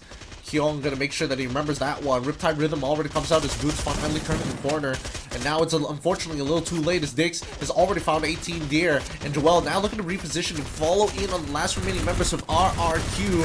I think they were expecting to lose this one. They were getting away with way too much. And with them done, it's 2-1 so far for Vitality. Well. Looks like it paid off for them, right? That forced buy. And now they got that one against RRQ, a much needed win. But RRQ, they probably were surprised by the gameplay of BTR in this round, thinking to themselves like, you know what, we won the first 2 rounds against a BTR, you know, let's just take a chill pill, win this one. But they got surprised by BTR because of how they set up themselves in that round. Yeah, and now with RRQ Kazu, they've lost so much of their resources after a whopping 2 rounds. They're still able to buy some decent weaponry, not a lot of armor to work with. But on the other hand, Bigatron, they're gigantic. They have a huge lead, fully decked out, and as well as having some pretty good armor to work with it, head as well as body. Look at the spread of RRQ, very widespread across the map. Hoping to catch anyone from BTR who's going in for a flank, but probably BTR, they read that. So they're also like, okay, we just take on a half. Let's see when will they show themselves up. But speaking about showing themselves, BTR will need to make the first move because one of their players is by the edge of the zone. And speaking about the zone is closing right now, and that's where we see BTR gathering together now in the middle of the map. Yep, cyber airdrop already been taken. Now UAV has been deployed. This is perfect. This is all the information that RRQ was looking for. They understand where Koja is, and even one more of the members from BTRs. They're looking to reposition. They're looking to hold that front line to make sure that Kyung is going to be safe. Aikal, with his mini he's trying his hardest to try and blow through, but Dudes already taking the damage. Riptide Rhythm kind of blow open the backs, and Dix as well as Dudes go down first as Aikal looking to turn this around. Unfortunately, it's not enough, even with the casting behind him. Kyung is able to pull this off, turning this into a 1v1. Maal by himself as Joel looks to try and counter snipe and deny that space, deny that support. BTR pulls in another one. And they managed to equal up the scoreline. Looks like patience hit it for BTR this round. Didn't play aggressively. They waited for RRQ to make the first move. They waited as long as possible. Waited until the zone starts to close, forcing some of the players to move. But by that time, RRQ, they made the chess move as well. So when it comes to that, then it became like a 50-50 and BTR won that one. Economy-wise, right now in this round, it's going to be still BTR with full armor. So they can rush in onto RRQ just like what they're doing now. Oh yeah, but even oh Maal! Hey, gets headshot by Joel. There was heavy investment in Maal. He's holding the AWM right now, and he can't utilize it. And now he's finished off. They lose out their sniper so early on into the round, and you can see that Megatron by Vitality slowly creeping around Koja and as well as Joel on the roofs, making sure that they control the verticality. They don't know where the rest of the RQ members are going to be just yet, but they don't want to waste resources to end up finding out at the wrong moment. They need to be able to capitalize this, and they know that the blue is eventually going to close in, so they're in perfect position to see if RRQ is going to leave through either side. And RRQ, they're all clumped up together now because they don't have their snipers, so they don't have the information of what's happening on the outer side. So there's nothing much they can do right now. They just need to wait for BTR to come in and try to gun them down just by mechanical skills. And it's now just a matter of time before BTR executes their plan. Yeah, they're just hoping for a mistake here from the side of BTR. They're playing as patient as possible, knowing that they're going to be within the blue at the very least. Sorry, within the ring. Not having to be out in the blue is great, but BTR knows exactly where their direction is. And with the utility that they have, they can force resources out of RRQ. They're going to have to pay tax until they bleed out. Oh man, look at this Gideon. Like, where is RQ gonna go? The only way out is probably through that front door. Okay, maybe a little bit of an opening by that side, but that's gonna be about it. That means it's gonna be funneled towards one direction. BTR, straightforward elimination. Just look at one area, one direction, and they clean up the rest of RRQ. And now BTR, they're in the lead. This is exactly what you want to see. Again, it's coming down to the snipers that make all the difference here. Because BTR, as soon as they get that man advantage, as soon as Maal is out of the equation, the rest of them will be soon to follow. They lose their information, they lose their leadership, and at this point, Bigtron Vitality might have figured out an exploit against the Kingdom. At this point, here in Refinery, 2-3 so far the score. Let's see whether the snipers are going to be the first that get taken down. And now with RRQ, again on reset, looks like they set up a sniper behind. BTR doing pretty much the same. But BTR, if you were to look at their position, they are playing a little bit closer to each other. Now the Mirage Flame Wall here comes out, forcing Ika to turn back, leaving Dudes at the forefront. And BTR, they have no idea that Dudes is there. So if they were to move forward, Dudes can surprise them. Yeah, but Joel is trying to make sure that Maal is kept in place. Riptide Rhythm already being used. As they want to focus on towards this right side, Dix makes sure that he blows away the glue walls. Again, glue wall placement so important as Dix drops his another one right down the center to kind of predetermine the battle lines. They just have to worry about their right and left sides. And Maal can only see so far as Koja is creeping across that bridge. Kyung unfortunately takes the damage first, but Dix is very pinned in. He is trapped. He has no choice. He's going to turn the corner and Dudes is going to try. He sees the top of his head. Wait, do they see each other? I'm pretty sure they do. He quickly drops down his own glue wall as well as the Chrono to protect himself from the shots coming in from Koja. Good play for coming in from Dudes, but Aikal is right behind him. He's just going to sneak around and they pin Sir Dix together. But now Joel, unfortunately, adding to the pain. Getting the headshot and finds another one on Aikal again. Koja takes out Dutz and Joel finds 18 deer, completely crashing the front line. And now they run on through to find the last one. And that's going to be Ma'al, the last to fall. 4-2 in favor of Bigatron Vitality. And if we were to look at overall map control from the beginning, the strategy for BTR in this round is just to, okay, let's control the center. Once they control the center, the blue will do its work. The blue will force RRQ to come out of the comfort zone to be in front. And what Dudes did, well, I kind of thought that maybe they could have seen Dudes at some point, but because he was there, he draws the members of RRQ towards him, because if they don't take out Dudes at the front line, they cannot move forward because Dudes can still shoot by the side. Yeah, they can, but I think it's about timing and disruption of the snipers, right? Again, Aikal finds a very good position, but he's standing in the line of sight of Joel for too long. And now Aikal, he's sick of it. He's trying to push Joel out of position, forcing movements coming out from the side of Bigatron, right?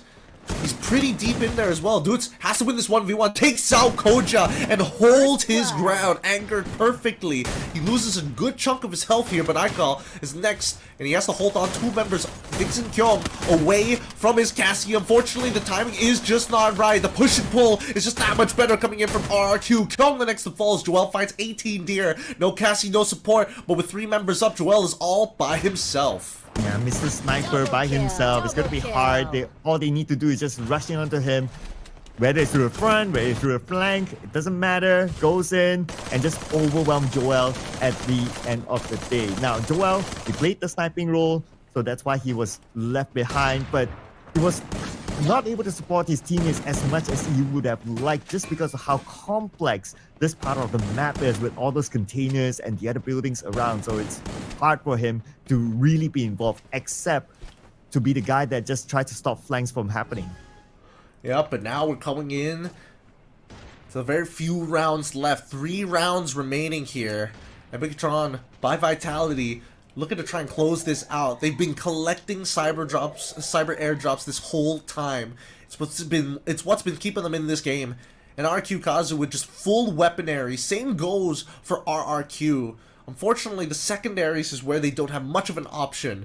And I think that's the only edge we see coming in from RRQ, as they've already taken the center containers of this map. Kyung as well as Dix have to make a decision on which side to attack from, but there's no information on where Mal is just yet. I'm not sure if they see it. They know that there's 2 people on the top, so that closes off angles even more. 3 sniper composition by RRQ in this round. Let's see how will they work out for them. If BTR can really close the gap in, then the snipers might not be as effective. But because they left 2 people behind, it's also hard for BTR to find those flanking angles. But nevertheless, they send Kyung and Dix in front, and Kyung, the moment he shows up, gets gunned down by Ikal. Oh, what a pre-fire coming in from Aikal. He knew that he was spinning around at the bottom there. He was just waiting for the right opportunity, and they find it. But with Dix, Dix finding 18 there, and even Aikal going down because of Joel. The whole entirety of BTR looks to collapse as they finally figure out where Ma'al is, and now we're playing against those angles. He doesn't have line of sight to cover everybody as Koja hops in from, he's got Dix on his back with Joel holding the angle, gets him right in the temple, and Koja will finally finish them off here. Joel, huge plays coming in, great counter sniping. Whew. That is where your supports provide the best value here. Look at this, right? On this replay, Joel from behind. Anyone shows up in an open space, Joel is ready for it. Anyone who tries something sneaky, they want to flank BTR, Joel is there. Joel to be the MVP of that particular round. But because of that as well, right now, BTR, they're at match point. 1 more round to go. 1 more round, and that's going to hurt the entire economy of RRQ. Coming in here by Santa Catarina, we'll see how it's going to be played out. Immediately onto the boat, we're seeing big buys coming in from Bigatron Vitality as well, coming in with some huge upgrades of their own. Coming in with 3 sniper rifles, trying to hold them down. AC-80 purchases coming in from RRQ Kazu. trying to make sure they've got some good weaponry on their hand. They just gotta control the space. This 1v1. Aikal looking to win this out against Joel, but oh my god, Joel gets him right in the head at point blank as Kyung finds a trade of his own. RRQ collapse immensely. 2-man advantage turned into a 1-man advantage. 3v3, 18-year goes down. Back up by 2. The Riptide Rhythm's gonna keep it open. They trade! That's not great! Now Dutz is all by himself, realizing that this is for the fate of his team right now. Needs to go for the heal. Dick's already 1 step ahead of him. He's not going to give him the time. Jumps through, and so long, sucker. That is going to be another game in the hands of BTR. And BTR wins this one, ladies and gentlemen. And I would say the part where Joel at the very beginning, that was absolutely crucial for BTR. If Joel went down, the story might be totally different. And he actually won it with a sniper in a CQC startup position. That was absolute brilliance by Joel, bringing the momentum from the previous round to the decider round. Man, to me, that guy deserves an MVP. He really does. He really does. The counter sniping was such a very important tool for this this particular class squad. More so than I would say for a lot of teams, because again, you can clearly see what the frontliners wanted to do, and I think that BTR adjusted extremely well because now their plans didn't seem as linear as we saw in game number 2 at the very least. If so, now they're looking to try and just completely cut Ma'al off from these fights. Yeah, and the moment they cut Ma'al off the fight, then, well, we saw what happened earlier on. But the thing is that RRQ, they had a good start here in this match, right? Like the first few rounds, they won, and then they sort of dropped the ball against BTR. And of course, we can say that, okay, it's BTR and their brilliance, especially with Joel having those crucial moments as well. But RRQ, I guess they were kind of tunnel vision at some point, and maybe their game plan stuck to only one. When Joel, who is our MVP in this round, starts to step up the game, RRQ had no answer. Well, I think the round they have to keep in mind that the rounds that they did do well is when Aikal was able to push Joel out of position to give that window for Ma'al to get some value. But the problem is, it's really a bit of a 50-50 when you're playing up against Joel, right? We saw Ma'al win fights against him, we've seen Ma'al lose fights against him, but more times, more resources were dedicated into throwing Joel off his game than BTR needed to commit onto Ma'al. Most of the time, they can take out the front line as long as Ma'al isn't there to support with or without Joel. Yeah, and Joel, not only the MVP, but so far, as of today, the highest damage output with 5,520. And at the same time, bringing in the most eliminations in this round with 10 eliminations. Man, this round, it is the Joel show, even through the stats. Well-deserved MVP here. He put a masterful performance when it comes down to just Overwatch and counter sniping. Really the game changer here, especially when you're up against Ma'al, his caliber of sniping as well. Same role, it's just you gotta be better sometimes, and today it was BTR Joel who proved so. Yeah, absolutely right, absolutely. Well, for the rest of them, they do bring in their own eliminations as well, but that's okay, as long as you win it as a team. Joel led the charge, led the strategy from behind, gave them the win. That's all that matters at the end of the day. And because of that, BTR won it by 2-1 with a scoreline of 6-3 inside Kalahari. And so happened, the scoreline for all the 3 different maps played in this match is all the same. Yes, all the same.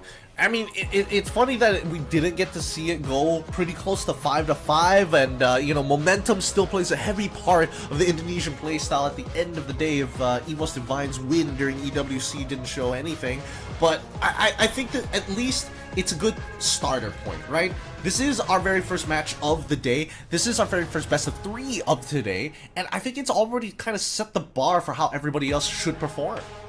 Yeah, absolutely right. And this, to me, this is one of the more, I would say, the match that I personally look forward to because of the stature and the reputation of these 2 teams. But of course, the upcoming matches are going to be big as well. Especially coming up next, it's going to be a Team Flash as well as Pharaoh in our next best of 3 series match in our still 0-1 bracket. So one team will go down and one team will still progress, something that we'll be looking forward to. Once again, congratulations to BTR making it to the 1-1 brackets. We're gonna hear from them in just a little bit, but that puts them one step closer to trying to qualify. They still have plenty more days of Clash Squad to go, so don't worry, they're not going anywhere. And same goes for RRQ. It just means that they go to the 0-2 bracket, where they will have one more opportunity. Yes, and there will be still chances. So fans of RRQ, fret not, you will still definitely see them here in the CS mode. But of course, before we head on to our following match, like what Gideon mentioned, we're gonna hear from one of the players of BTR. So without further ado, ladies and gentlemen, I'm sure you want to hear from them what they thought. Are they really aggressive, or is this their usual gameplay? Let's head on to it.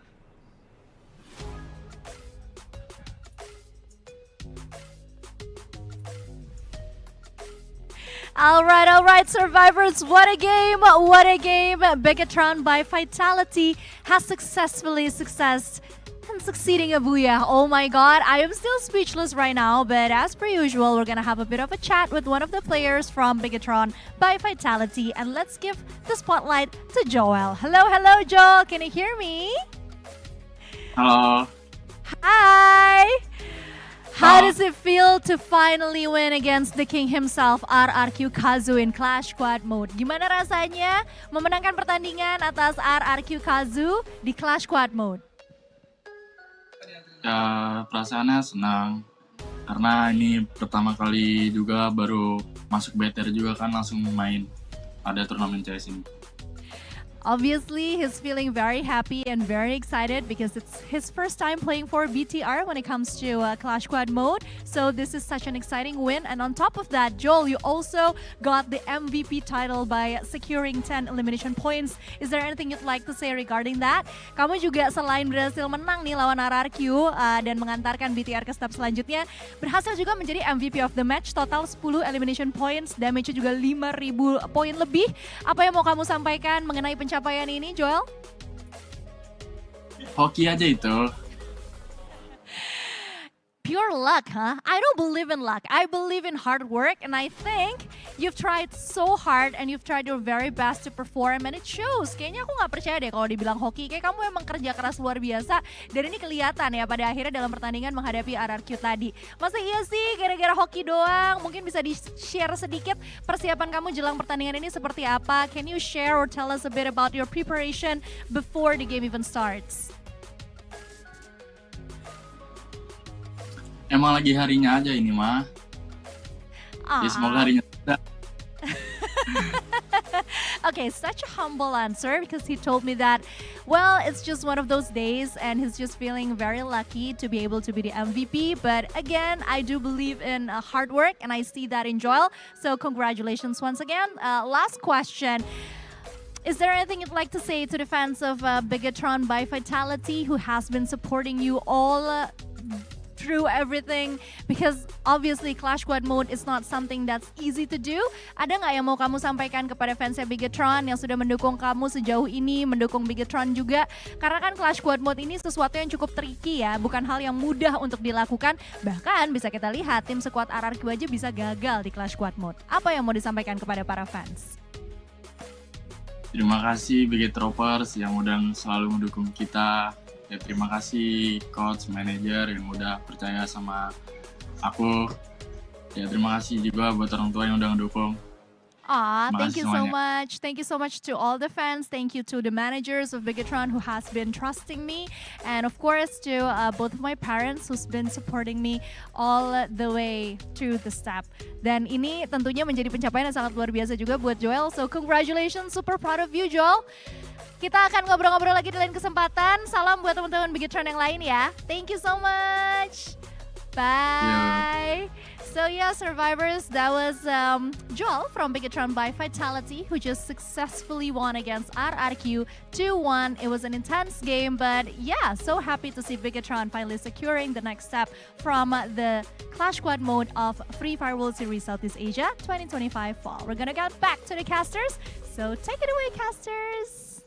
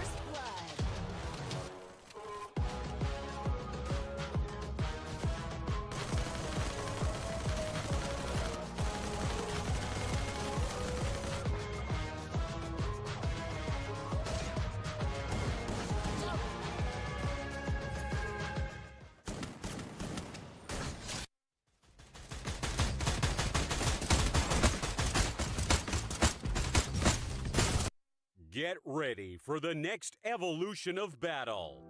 This is Free Fire World Series SEA 2025 Fall Battle Royale Mode. This season, it's all about strategy, adaptation, and domination. Let's break it down. Tournament rules. Each player must equip a unique active skill. No duplicates allowed. And the map pool? 6 battlegrounds in the knockout stage. Teams battle across 6 matches, each on a different map, randomly selected from the pool, with no repeats. But in the grand finals, it's a whole new level. Up to 10 games will be played for games 1 to 6. Maps are randomly chosen. No repeats. From game 7 onward, the map pool resets and is randomly reshuffled again. What's at stake? A total prize pool of $300,000. Champion, $100,000. Second place, $40,000. Third and fourth, $20,000 each. Final MVP, $4,000. And every day, Team of the Day earns $250. The journey begins August 15th. The knockout stage runs for 6 weeks. Week 1 to 2, 18 teams, 3 groups, 12 matches each. Each day, matches are played between 2 groups, A versus B, B versus C, A versus C. After 36 total matches, teams are ranked 1 to 18. Week 3 to 5, the first place qualifier. Starting August 30th, top 12 teams battle it out. The winner of each day secures a grand final slot. And gradually, 13th to 17th ranked teams join the fray. That's 6 teams qualify. Week 6, last chance qualifier. 2-day matches on September 20th to 21st. 11 remaining teams to the 18th ranked team face off. Only 6 will survive. That gives us 12 teams for the ultimate showdown. Grand final, October 5th. Welcome to Champion Rush Mode. The rules? Get to 80 points first. Then, secure a booyah to take the crown. If no team gets a booyah after entering Champion Rush, the highest total points wins. The point system is simple. First place, 12 points. Second, 9. Third, 8. All the way down to 0 points for 11th and 12th. The battle.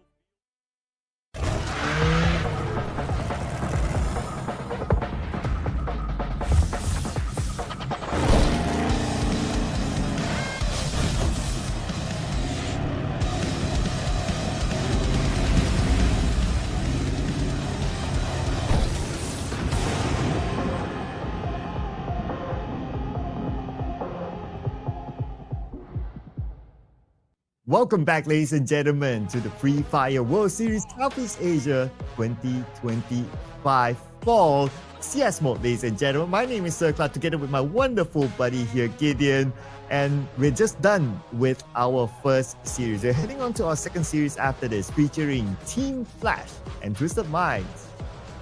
Yeah, this one's going to be a little interesting, right? Because again, Team Flash has been looking pretty good when it comes down to squad-on-squad fighting down by the BR section, but coming in specifically for Clash Squad, they've been doing okay. I'm not going to lie, I'm a little impressed sometimes with how they pull off some of their rounds, but clearly not the best of the best just yet, but you can definitely see them improving and polishing.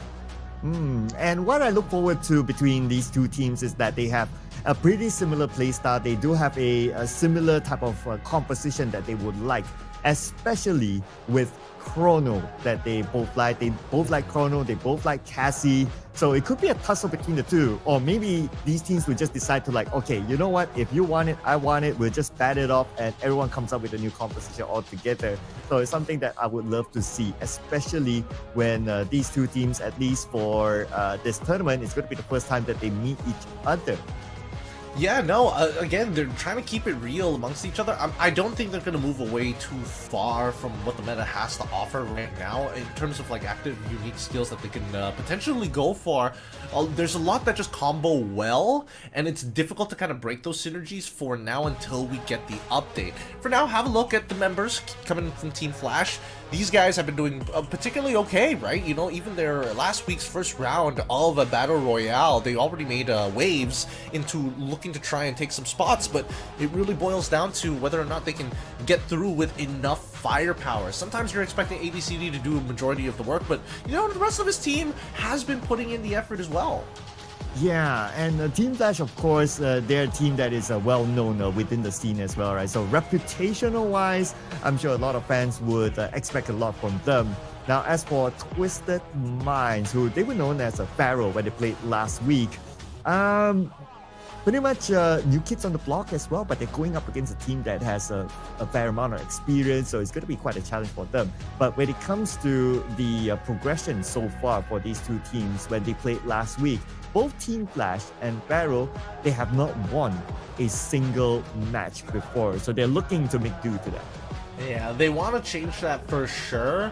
And I think, you know, with the help of Cougar from the side of Twisted Minds, he's so far been doing one of the best when it comes down to just like raw numbers and how much damage he's kind of applied, as well as the number of kills that he's been getting over the past couple of maps. However, it doesn't necessarily translate into round wins, and we need to see everybody else from the side of Twisted Minds kind of step up. Because now it's a pure showing of raw mechanical skill on top of just understanding the battle structure between the squadrons. And I think that Cougar in the BR side being able to be the shot caller as well as like calling for the big macro rotations are always good, but moment to moment, that's where he needs the rest of his team to kind of fill in those gaps. Yeah, and we're going to fill in the gap of the map for all of you guys out there. So we're going to start off with Game 1 in Kalahari, followed by Nextera, and the Decider game in Bermuda. That will be the sequence for these two teams. So we just saw Kalahari. We're going to see it again in this round. So based on what we've seen before this, how the teams played Kalahari is that you really need to take center point in a lot of those rounds. So that is probably one of those things that these teams might be thinking of. And in order for you to execute that, you need to either play a balanced sort of comp, something that you can move forward, something that has a decent amount of movement speed, like a Tatsuya, for example. I think that might be the case for these two teams that they want to consider, or they are thinking of going for a Tatsuya, maybe even a Tatsuya Cassie combo. It could be, let's see, right? Because again, Twisted is, to kick things off, they have first pick in the draft. They decided to first ban out the Zane. Rather interesting choice here, especially against Flash. Again, they're not thinking about the mobility just yet. They're hoping that maybe Flash get rid of maybe the Santino, maybe even getting rid of the Oscar, but Flash thinking a little bit ahead of time, thinking about the Coda initially, and now go into the reserved time to decide on this very first ban. You don't get to see that all the time, right? The first ban in reserve time. Good thing that they didn't ban the Coda, because if they banned that Coda, I would have a few questions there. But instead, they banned off the Oscar, so I think that's absolutely fine. But that allows Santino, a very meta character, to be picked up by Twisted Mind. So Team Flash probably going to lock in the Cassie. If they lock in the Cassie, it's probably going to be Tatsuya together with it. Might as well. The combo will be kind of obvious the moment you pick up the Cassie. Yeah, it kind of depends on what you want here. I think Cassie is less effective on Twisted Minds alongside with the Santino, who can change positions, because Cassie can't keep up with that type of misdirection. But I think that for now, they're gonna deny information as well. They get the Coda for themselves to set things up for them. Twisted Minds are like, okay, whatever, we just need to make sure we're not behind glue walls. We're just gonna blow right through them. And because Cassie can only heal one person at a time, if we hurt your whole team who happens to walk into the Flaming Mirage, what are you gonna do about it? You're gonna have to use some resources. And Twisted Minds even lock in the Chrono, which I think would have been a better option for Flash. But because of Twisted Mind, they pick up the Chrono. Now, one thing about the Chrono is that his time turner, his force field, you're not able to shoot from the inside out. So what your opponents need to do is that they need to try to close the gap and try to make it a CQC, try to get into the force field. And that's where Tatsuya would play its game. with the movement speed, try to rush in, try to go in, try to take at CQC and take out the chrono. That is what the Team Flash is thinking about. And plus, they do have the Cassie anyway, so it absolutely makes sense for them to pick up the Tatsuya. Yeah, but they pick up the Tatsuya, great combination, but they also make sure they have the Iris. Finally, the last recon clue being given over to the side of Twisted Minds. So this is kind of interesting, right? Because right now, we see that Twisted Minds, if put into a pickle, will have to anchor around their chrono for some form of protection here. And more importantly, from Flash's side, right? With the Iris at hand, it makes it very difficult for snipers on the opposite side to utilize their own glue walls. So really, I want to see how Flash plays this out, right? Because if the front line is a little stronger, then Twisted Minds to force out resources early, then we're not so reliant on the snipers just yet. But it also means that, like, hey, what is Cougar playing here amongst this four in the lineup? He so far has the best stats amongst the rest of his team, and I would imagine he wants to be on that Santino, but at the same time, he could just go back into a more leadership shot calling role. And if we were to look at like the overall, now that they've locked in all their characters, I would say that both sides are pretty balanced. If we look at Team Flash, they do have a healer. They can also rush with the Tatsuya. They can also play it a little bit more safe with the Koda as well. That's one. Or if they want to switch it up the gear, they want to just tune up the gear, they want to step on the gas, right? Koda can also just increase movement speed and also join in the fights and take it on the CQC. As for Twisted Mind, they have crew that can gather information on the other side. So if they were to rush in with the Santino just TPing to the front, they can do that as well. And then Ignis can just melt down any glue wall that is protecting Team Flash. Chrono, of course, will be the one to try to stay behind and also not only to protect himself, but also whoever his team is that's also together behind with him, most likely going to be with Clue. So they will be the key supports that will try to stop flanks from coming in from Team Flash's aggressive move, especially with the Tatsuya. Yeah, I think right now Twisted Minds need to be able to get the information early and also be able to time their abilities well, right? Because if Team Flash isn't ready and Tatsuya is trying to like gain position, gain ground on Twisted Minds, dropping that clue active just to make sure that Tatsuya wants to sit still for a little bit, and for the rest of his team, if they happen to be moving all in the same direction, then that information is invaluable. If not, it forces your opponents to stand still to deny them that information, but also buys you precious time to kind of reform and regroup facing the right direction. But you know what's the best thing I like about the Twisted Mind is the shirt that the guy is wearing. Like you have like the math going on there. Like I failed my math. I can't count for nuts. But that guy just the MVP with the shirt. It's just vibes, just good vibes, good times. Very relatable and on a personal level even. Yeah, so that's it. Hopefully, Twisted Mind is able to make the right calculations, wink, wink, in this game, because every round is going to matter, especially the first round. You want to get the advantage, you want to snowball in terms of economy, you want to have a good second round where you don't need to think about like, oh, now we're at the deficit, we have to deal with maybe saving our economy and going up against the opponent that has way better economy. So first round is going to be always very, very important. So between the two lineups, we'll find out who will set the tone here, ladies and gentlemen, as we head on to game number one, match number one. Let's go. I'm hoping to see this game play out the way that we explained it to, but anything could happen in these Clash squads, and we've seen that the majority of these teams have really taken the steps to kind of refine their gameplay compared to the last time, right? Because last time some people are just like, this is like a fun little thing we're doing. Now it's like, ooh, there's some serious money on the line. Yes, because there is a lot of money on the line, that is. But step by step, ladies and gentlemen, for all these teams, let's head on to it. It's going to be Team Flash versus Twisted Minds inside of Kalahari. The map, the game that will set the tone as both sides rush in to try to take over that middle spot. Yep, Refinement is going to be a dangerous spot to be in, especially considering that, again, Hwang Am didn't get into position fast enough, and since it's already controlling the height We see that Flash is already trying to make the adjustment here as Twisted Minds continue to take control over that northern side. There could be a south flank here, but we'll see. As the jump tries to kind of go for the pincer on towards ABCD with the help of Zom up on the top side, just keeping Overwatch over him, making it easy for Flash to start taking control. And now that, unfortunately, the Twisted Minds front line, Zensis getting cut off, couldn't do much about it. The flank already down. Zensis already finding Hwang Am, turning this into a 2v2. Hwang Am, he's left out in the open. The Cougars got their backs, and now they have to rediscover the map. How exactly can they reposition, especially now that Zensis has changed position as well? We're back onto a 2v2 with Koger waiting up on that high ground, but he's forced to move because of that blue.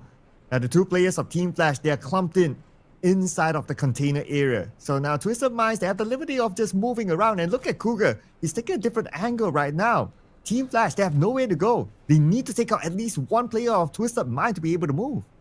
Thing is that they're not 100% sure where those players are going to be. They know where Cougar is, so they're leaning towards his direction, but now that the... Oh, wait, Zensis has already showed themselves. They're going to go for the full-on rush, and does he find the initial trade? Zensis has to buy as much time as possible as ABCD is trying to get into the mix, and he's already found one into Cougar. He's landed some good shots, turning this into a 1v1. Zensis, all by himself, has to make this work. ABCD... no time to heal as well. Forced to walk out. Zensis doesn't realize how low he actually is. Whips the first shot, connects the second onto his leg. And now both ABCD with a huge advantage. Zensis needs to create some space between them. And ABCD, unfortunately, still wide out in the open. Good moves coming in from Zensis. He was healing at a bit of a later timing. If only he kept that heal, it's like, okay, let me just wait instead of heal. Maybe he could have shot from behind, but then again, that just happened, and ABCD got that, kind of missed out on that moment. Twisted Minds won game number 1. What a good move by them to just be very, very tactical, very, very meticulous in that round to have the upper hand against Team Flash. Yeah, they're looking for any kind of advantage. That's only the very first round here. We're seeing a quick anti-eco being purchased by Team Flash, right? They bought up a couple, while Twisted Minds buying some heavy armor for the best, as well as Zensis. Trying to hold, switches positions though. Do they realize it? Have they figured it out? As they're realizing that they're getting slowly encumbered by all the remaining angles still available. Hwang Am, unfortunately, exposes his back, and Twisted Minds jump on him. Takes him out, turning this into a 3v1. Oh, but they trade back at least. They find one. They've taken out the sniper. And with ABCD already leading the charge, he's looking for the next couple of members to collapse upon towards the south side of the map. Oh, and here comes the player Mirage, and the jump in onto Death immediately falls down. Now only 2 players left. Oh, but they managed to trade Koger, making it a 2v2 right now. But because Zom, he does have a healer together with him, the Cassie is providing him that support, so he can still be at the forefront. He can still be the more aggressive one to try to move forward to find his target. Yeah, they're dancing in place, right? They're just pushing and pulling constantly. And finally, taking out Cougar. ABCD and as well as Zom, they don't want to be the first person who forces the abilities, and then unfortunately the Bass is able to turn it up. Zom unfortunately wasn't ready for the Chrono to be back off of cooldown. He thought he saw it earlier, but unfortunately it was held on to the very last second. And Jump comes in, Zom goes down finally. Twisted Minds take another round off of Team Flash. And the anti-eco unfortunately didn't work out for Team Flash, and Twisted Mind, they were still able to win this round.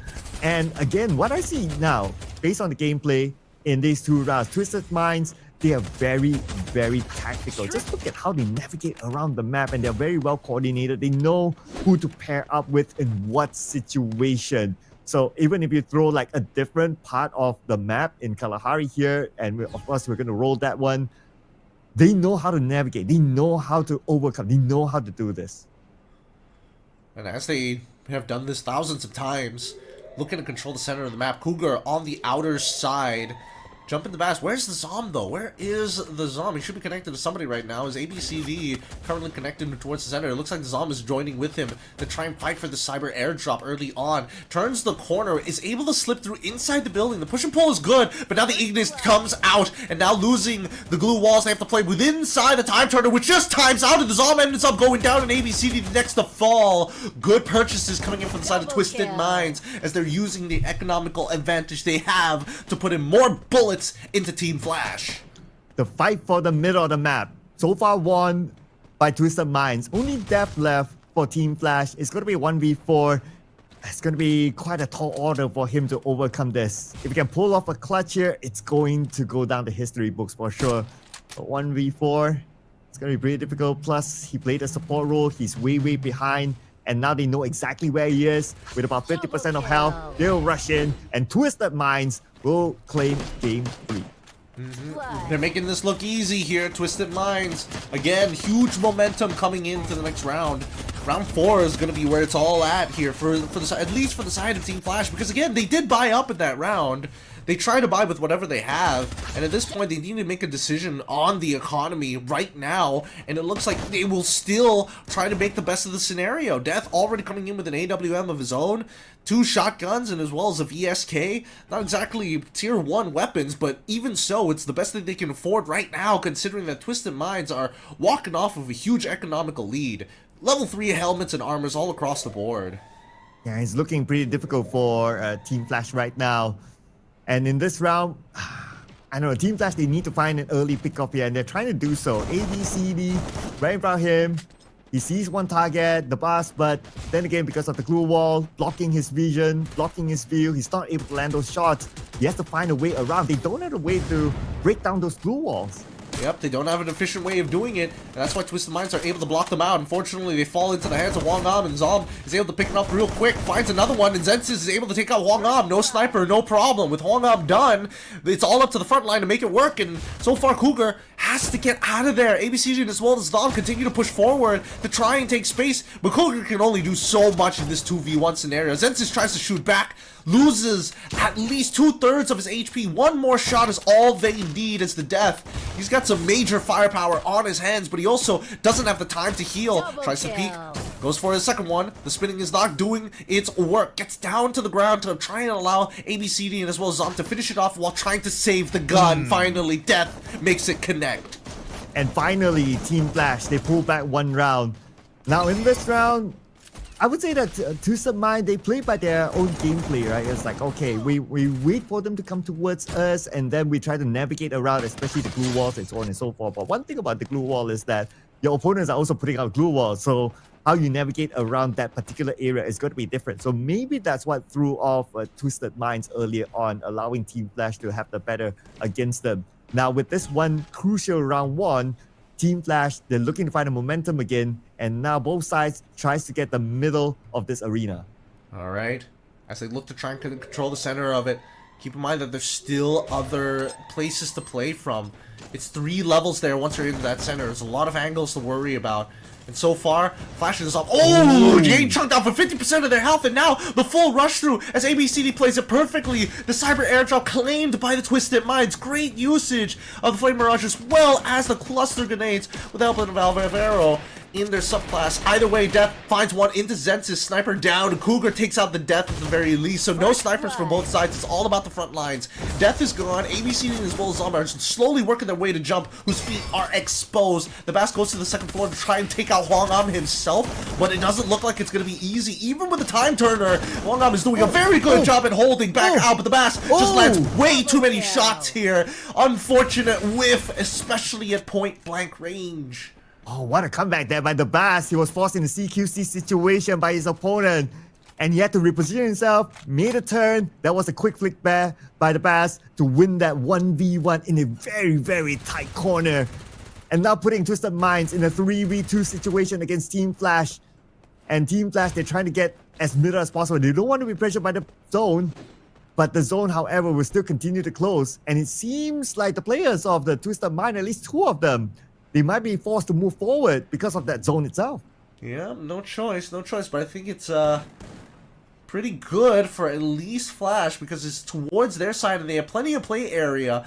And unfortunately for Twisted Minds, they had to anchor it down. They have to let Flash make that first move. But now that it's starting to go out in the open, the fact that they have control over that top side, the Bass making sure that they control the fence on the opposite end because they know that ABCD or the Zob could peek out from either side. That's why he's got Cougar. But if they get too close, Zensis will have their number. Twisted Minds don't need to do too much at this point. They just don't want to make a mistake and cost them weapons. Yeah, they have all corners protected, right? But anyway, the Bus will move forward, forcing ABCD to take that frontal approach as well. But he's down to 50% of health and he will go down. Now it's only the Zom left. 1v3, it's Cassie. There's nothing much he can do. Definitely, this round is going to go to the hands of Twisted Minds and they will win this round now with 4 points. 4 strong points. But it looks like, I don't know, it might just look like it's coming to a potential end or a fast turnaround. But because either way, we're coming to the rounds where the money is big monies here, and with the momentum that they have, I'm seeing the Trogon, yeah, VSS's VSKs at this point. It's just too much to deal with Trogons, AC80s on the opposite sides, AWMs as well. It is, they can't afford to make to have a loss now. Yeah, and even Def, he went for a buy, but then again, no armory on his side. So he's going to play this round fairly safely, staying all the way behind. But if he gets gunned down, that's it. They don't really have somebody to protect any potential flank. And that will allow Twisted Mind to just run down the members of Team Flash. That also means that Twisted Minds, if they can somehow take out Def first, that would be the best case scenario. Well, let's see, because again, it's a scouting game right at the very beginning, right? Both sides trying to make sure that they can find the counter sniper. If not, prove useful on the angles. The Zom loses his head, unfortunately, as the Flame Mirage already be cutting through 2 of those walls, 3 of those walls burning through. The Bass quickly dropping down in towards the time turner as well as Wangam comes in from the back with the Trogon as well. Jump is just too good. He's able to blast all 3 of them, not having much of a worry in the world. Good shots coming in for ABCD and as well as Wangam, but again, when you're up against just better weaponry, they're just mowing through your team. Quick and fast. It's a matter of who will be the king of the hill at the other day, and Twisted Minds, because they know that, okay, for us to secure that win is to try to take over the peak of this map. That's where they focus on. They didn't really play any long range supports. It's just like all in onto taking that place over, and that's what gave them that win in that round, putting them into match point now. And this is the round that Twisted Minds will be looking forward to bring this one back home. Yep, Twisted Minds take the top side of the boat while Flash maintain control over the ground side. Fortunately, ABCD forced the kind of turn around, breaks the Mirage early on from the side of Hwang M, but again, weaponry still at a huge disadvantage here, and Hwang M is the first to go down, getting picked off by Cougar's AC80. At this point, with Death, ABCD as well as Zob, it's difficult to actually go back outside to get him, because again, Twisted Minds have full coverage of the verticality of this map. Flash trying to make sure the bastard. Oh, yeah, making sure that he takes him down with the help of Jump once again. Very good bait from the side of Twisted Minds, so allowed Jump to finish them off with a Trogon. And now, having the rest of the members down, it is just a fast booyah coming in from Twisted Minds. They made that look easy. Absolutely, right? Very, very convincing round for Twisted Minds. And like what you said, right? They had full coverage at that final map that allowed them to, like, wherever you go, we have somebody there. Wherever you move, there will be eyes onto you. There will be crosshairs onto you. And that's where Team Flash, they found it very difficult to create that space for themselves. They have nowhere to go, and they can only stay at one spot. And when Twisted Mind knows that, aha, you're all clumped up together, we only need to focus onto that one area. Just throw everything in that area, and the rest is history. Yeah, just good uses. Again, we saw a couple of good uses of the grenades. Most of the time, we're really seeing it coming in from Twisted Minds. I think they have better use of their utility, and I think in terms of the raw gunfights, you know, Flash is not doing too bad, but I also think that they have to re-evaluate how they approach the Twisted Minds right now, because on the 2v2s, it hasn't been seeming well, because I feel like they're taking more steps than necessary rather than Flash just utilizing windows. Yeah, and with that kind of gameplay that Twisted Mind has shown, right, it shows that they are versatile enough to kind of overcome like with whatever terrain or situation that they had to go through. But our match MVP from Twisted Mind, the man that you have been bigging up, it's gonna be Cougar here with 6 eliminations and 3,542 damage. One of the few players with a positive KDA on his squad, and coming up with some big damage as well is going to add on to his numbers, because so far he has been doing wonders for the team, opening things up and also introducing some pretty fun strategies for Twisted Minds. Because before this, again, with the way that you would imagine that these guys would be a little more chill when it comes down to Clash Squad, considering their playstyle in BR, but for now they are vicious. They are very vicious fighters. Oh yeah, absolutely, right? I thought that they would like chill, or maybe Team Flash would be the vicious ones. But if we were to look at the scoreboard, Hwang Am, tough round for him. Not only 0 eliminations, but only 591 damage. That is one of the lowest that we have seen so far. Yeah, he got chewed up this game. He got chewed up hard. And it's difficult. It's really, really difficult because Hwang Am has been pretty instrumental for Flash during their battle royales. It's just that Death is having more value here because he's playing such an important role as the counter sniper to get Zensis off the backs of his members. But I gotta give it to Jump as well, because he played some very crucial roles, understanding that he's gonna be a target. Cougar was able to not only buy time, but to kind of set up a lot of these free layups for Jump to kind of finish off 2, maybe even 3 eliminations in one go. And if you just join us, ladies and gentlemen, yes, it is a 6-1 win for Twisted Minds in Kalahari. But of course, we're not done yet. We still have the next map to go. It's going to be in Nextera after this. So, Team Flash, they need to make a huge comeback here. And because of the scoreline of 6-1, they need to go back to the drawing board. They do need to go to the drawing board. Some players had a tough game. I'm not gonna lie. They had a tough game. It happens to the best of us, and I think they're not bummed about it just yet. They still have a second map to go, and I think this is where they're looking to try and pull things back a little bit, because they now understand. All right, hey, we're going to have some problems with Twisted Minds if we give them too much space. We've contested them for space. We've cut them off from their snipers before, but their trading is a little too good. They got to make sure that they're interconnected about the shape of the battle, right? They got to make sure that they are battlefield aware of how the opposing composition is kind of bleeding in. And more so the vulnerabilities, because they're not holding as much ground as Twisted Minds. Yeah, and the fact that the Cassie Tatsuya combo didn't work out for Team Flash when it's supposed to be one of those straightforward combinations, it's like it works for most teams in most situations, right? But unfortunately, it didn't really work out for them when they were given the opportunity to do that. So, well, if they want to repeat that again, I guess that's fine. It's generally a combination that doesn't go wrong. It's just more of maybe how they position themselves and how they navigate around the map and what kind of objectives do they want to take depending on what the terrain is, whether you want to clear off the high ground or whether you want to just control the middle of the map.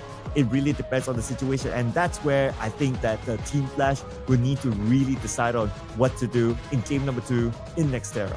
Yeah, and especially in Nextera, because a lot of these maps, at the very least, you can be looking for extra angles and some very powerful ones as well. And I think that at least that there is a bit of a payoff during these Clash Squad maps. So it's, again, very well designed by the developers, making sure to keep it as balanced as possible between two sides so there's not a strong and a weak side, and most maps are generally balanced that way.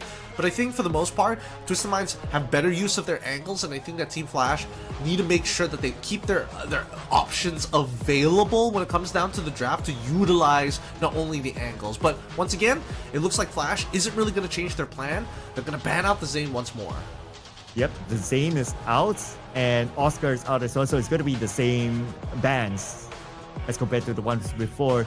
Santino is open. That's where Team Flash will say that you guys had fun with Santino, now it's our turn. Now here comes the question whether Twisted Minds will think similarly, in the sense that you guys had fun with the Cassie Tatsuya, now it's our turn. It would depend on whether they pick up the Cassie first, because you can normally pick up the Tatsuya later. But no, they're going to go for the Ignis Chrono combo as their first 2 picks, which I think is great, especially with Ignis. glue walls won't be working well against the Ignis. Yeah, Ignis is great here. Chrono is a great particular answer in case things go wrong. No Cassie pickups just yet. Even Flash decided to go for Koda alongside the Tatsuya. I like that a lot. So now their composition is way more aggressive, really in your face, and Twisted Minds are the ones who have to kind of like hold themselves back. In terms of like potential counterplay, I think stealing away Cassie would be pretty funny, but overall doesn't really hold your composition accountable for anybody else. Well, if they want to play like super duper aggressive, right? I'm thinking about maybe an Iris for Team Flash, but then again, you have to think about like who's going to stay behind. So maybe information will be good for them. Get a clue. But then Twisted Minds, they probably saw that coming. It's like, you lack information right now. So I'm going to take the clue away for myself first, and now you guys go figure. Yeah, but with no Ignis and as well as Oscar, they don't have real ways to deal with glue walls, right? And I think that was one of the bigger problems that Flash had initially when Twisted Minds started to block them off key zones. Flash wasn't able to penetrate through, and I think there might need to be a consideration, but no, they're like, okay, extra mobility, let's just double down on that, right? We don't need to clear these glue walls, we just need to get past them. Yep, and that's the reason why they pick up the Cassie, so that the Cassie will support potentially like a Tatsuya to just get past all those glue walls. But then again, we have to kind of think about like the situation as well, right? If like there are situations where when in the map, like tight spaces, tight corners, you cannot just get past the glue wall. You have to find a way to try to break down the glue wall. If not, you have to try to go for flanks. And if you choose to go for flanks, that's where you need to worry about the sniper on the other end. So looking at the composition, without strong glue wall breakers by Team Flash, I worry that if it comes to the situation as mentioned earlier, where they are in tight spaces with tons of glue walls around them, and they have no choice but to try to like go around it, then they might be funneled towards that one area, and Twisted Minds, they can take advantage of it. They can, but I think that this is the best that it gets, right? Because if not, it would have been nice to have either an Iris or an Ignis on your own side. It feels a little bad having a Skylar instead. So I would rather just, let's not even bother about the glue walls and just stick to the Cassie and stick to our game, because we have an easy way to get informations through the help of glue walls. And I think that Twisted Minds, if they're dropping their glue walls to deny space, they're definitely going to be looking to crouch. So that's something that they have to be aware of, to deny that information away from Koda whenever possible, because it's a lot easier to trigger Clue in comparison to triggering Koda, especially with the Ignis on your side, which forces your opponents to kind of move away from cover. So if that's going to be the case, right, then it sounds like Team Flash, they need to play every round fast with this sort of composition before things get tight.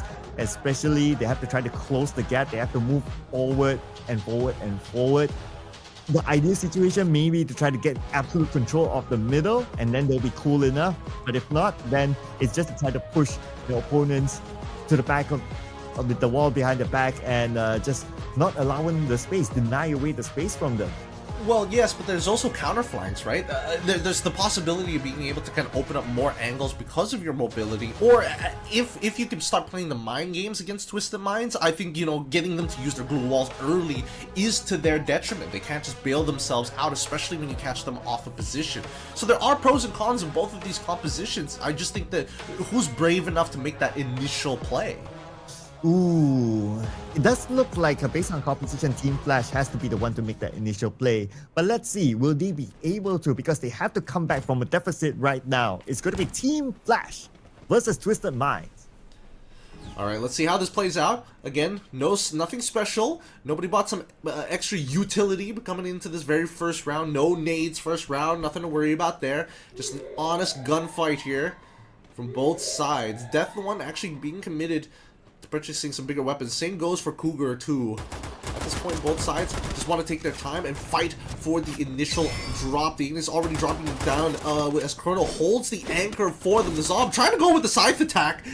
unfortunately, not going to find anything to connect. So low, but unfortunately, he is just topped up so much by the help of the Cassie, which, oh, ABCD is the one who's playing it this time round. Shin taking a lot of damage off his own, but already using the quota. They know exactly where they're going to be. The knockdowns are trading one by one, but so far, it's a 3v1 scenario. Cougar finally going down, ABCD losing half of his life because of it. They turn the corner. Unfortunately, Bass gets him with a melee because he knew he was so low, and Zensis finishes it off. With a headshot towards the very end. Nicely executed here by Twisted Minds. But Team Flash, well, it is round number 1, so it's understandable if like, okay, let's just go for it. Like, let's just brawl in the middle of the map, and that's exactly what these two teams did.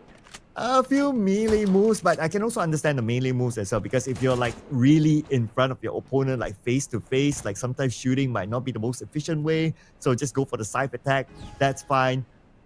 And the outcome, well, it really differs from situation to situation. Nevertheless, it is still Twisted Minds winning round number 1, and Team Flash, they're forced to eco. Oh man, ABCD already losing like a majority of his health.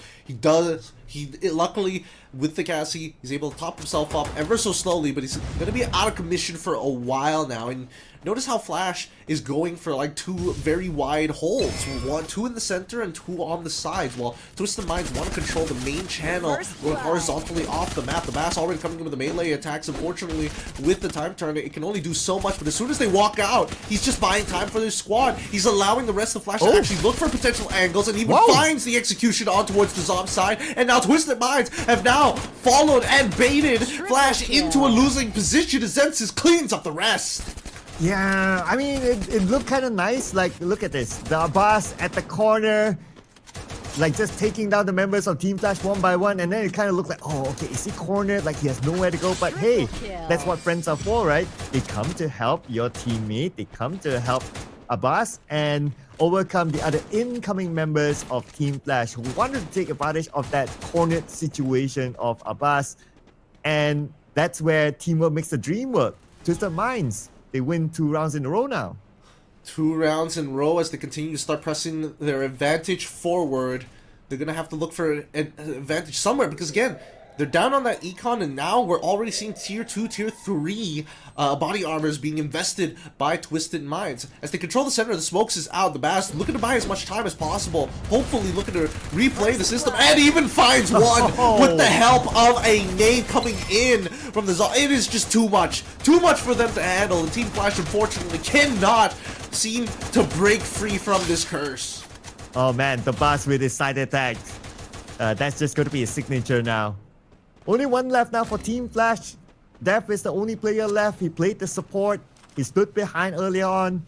But as his teammates fell one by one, now it's only him left. And his back is by the blue. Not much space for him to play. They know exactly where he is, obviously, with the glue wall. So it's a matter of time now for Twisted Minds to just execute their plan. Yep. I mean, he's gonna try his best to try and put as much damage. If he takes anybody out, that'd be great. I think he... Oh, does he notice? Nope. Oh, actually, he does react just in time. Gets a headshot off of Cougar. Resetting that loadout. That's gonna be costly for Twisted Minds. Losing another member unnecessarily just like that. That's what we're worried about, especially on these losing rounds for the winning teams. Yeah, and as sexy that it looked when he was playing on top there, he got one. But because he was in a position where the blue will force him to jump down anyway, so the rest of the other members of Team Flash, they just need to wait down there just for like, okay, he's going to jump down anyway. That's probably the comms that happened between them.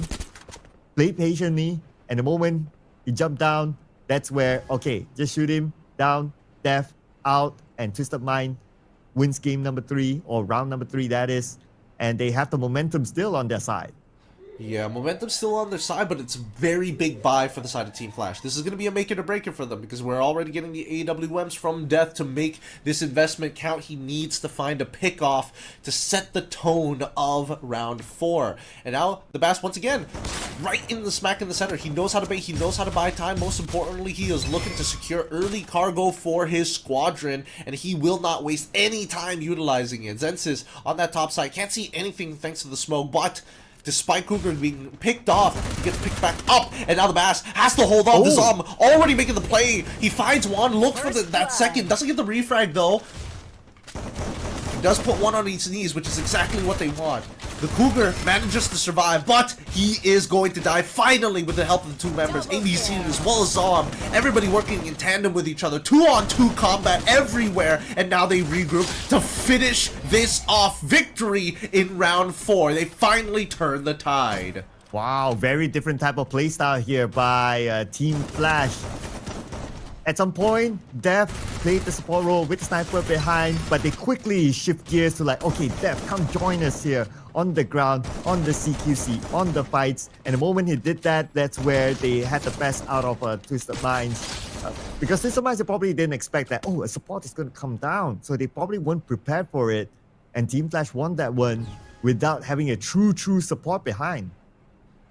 And now as we begin round number 5, this map particularly difficult.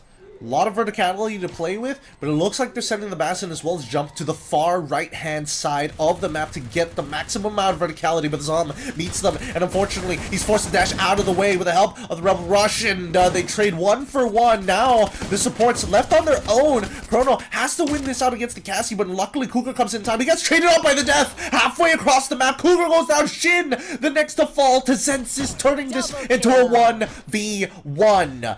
Both sides, same loadouts. Death picks up ABCD as well as Zom. They know exactly where Zensis is. He can't deal with the glue walls either. As they look to finish this round, the Zom takes him out, and that is it. Another round going to Team Flash. Nice pick up there by Dev.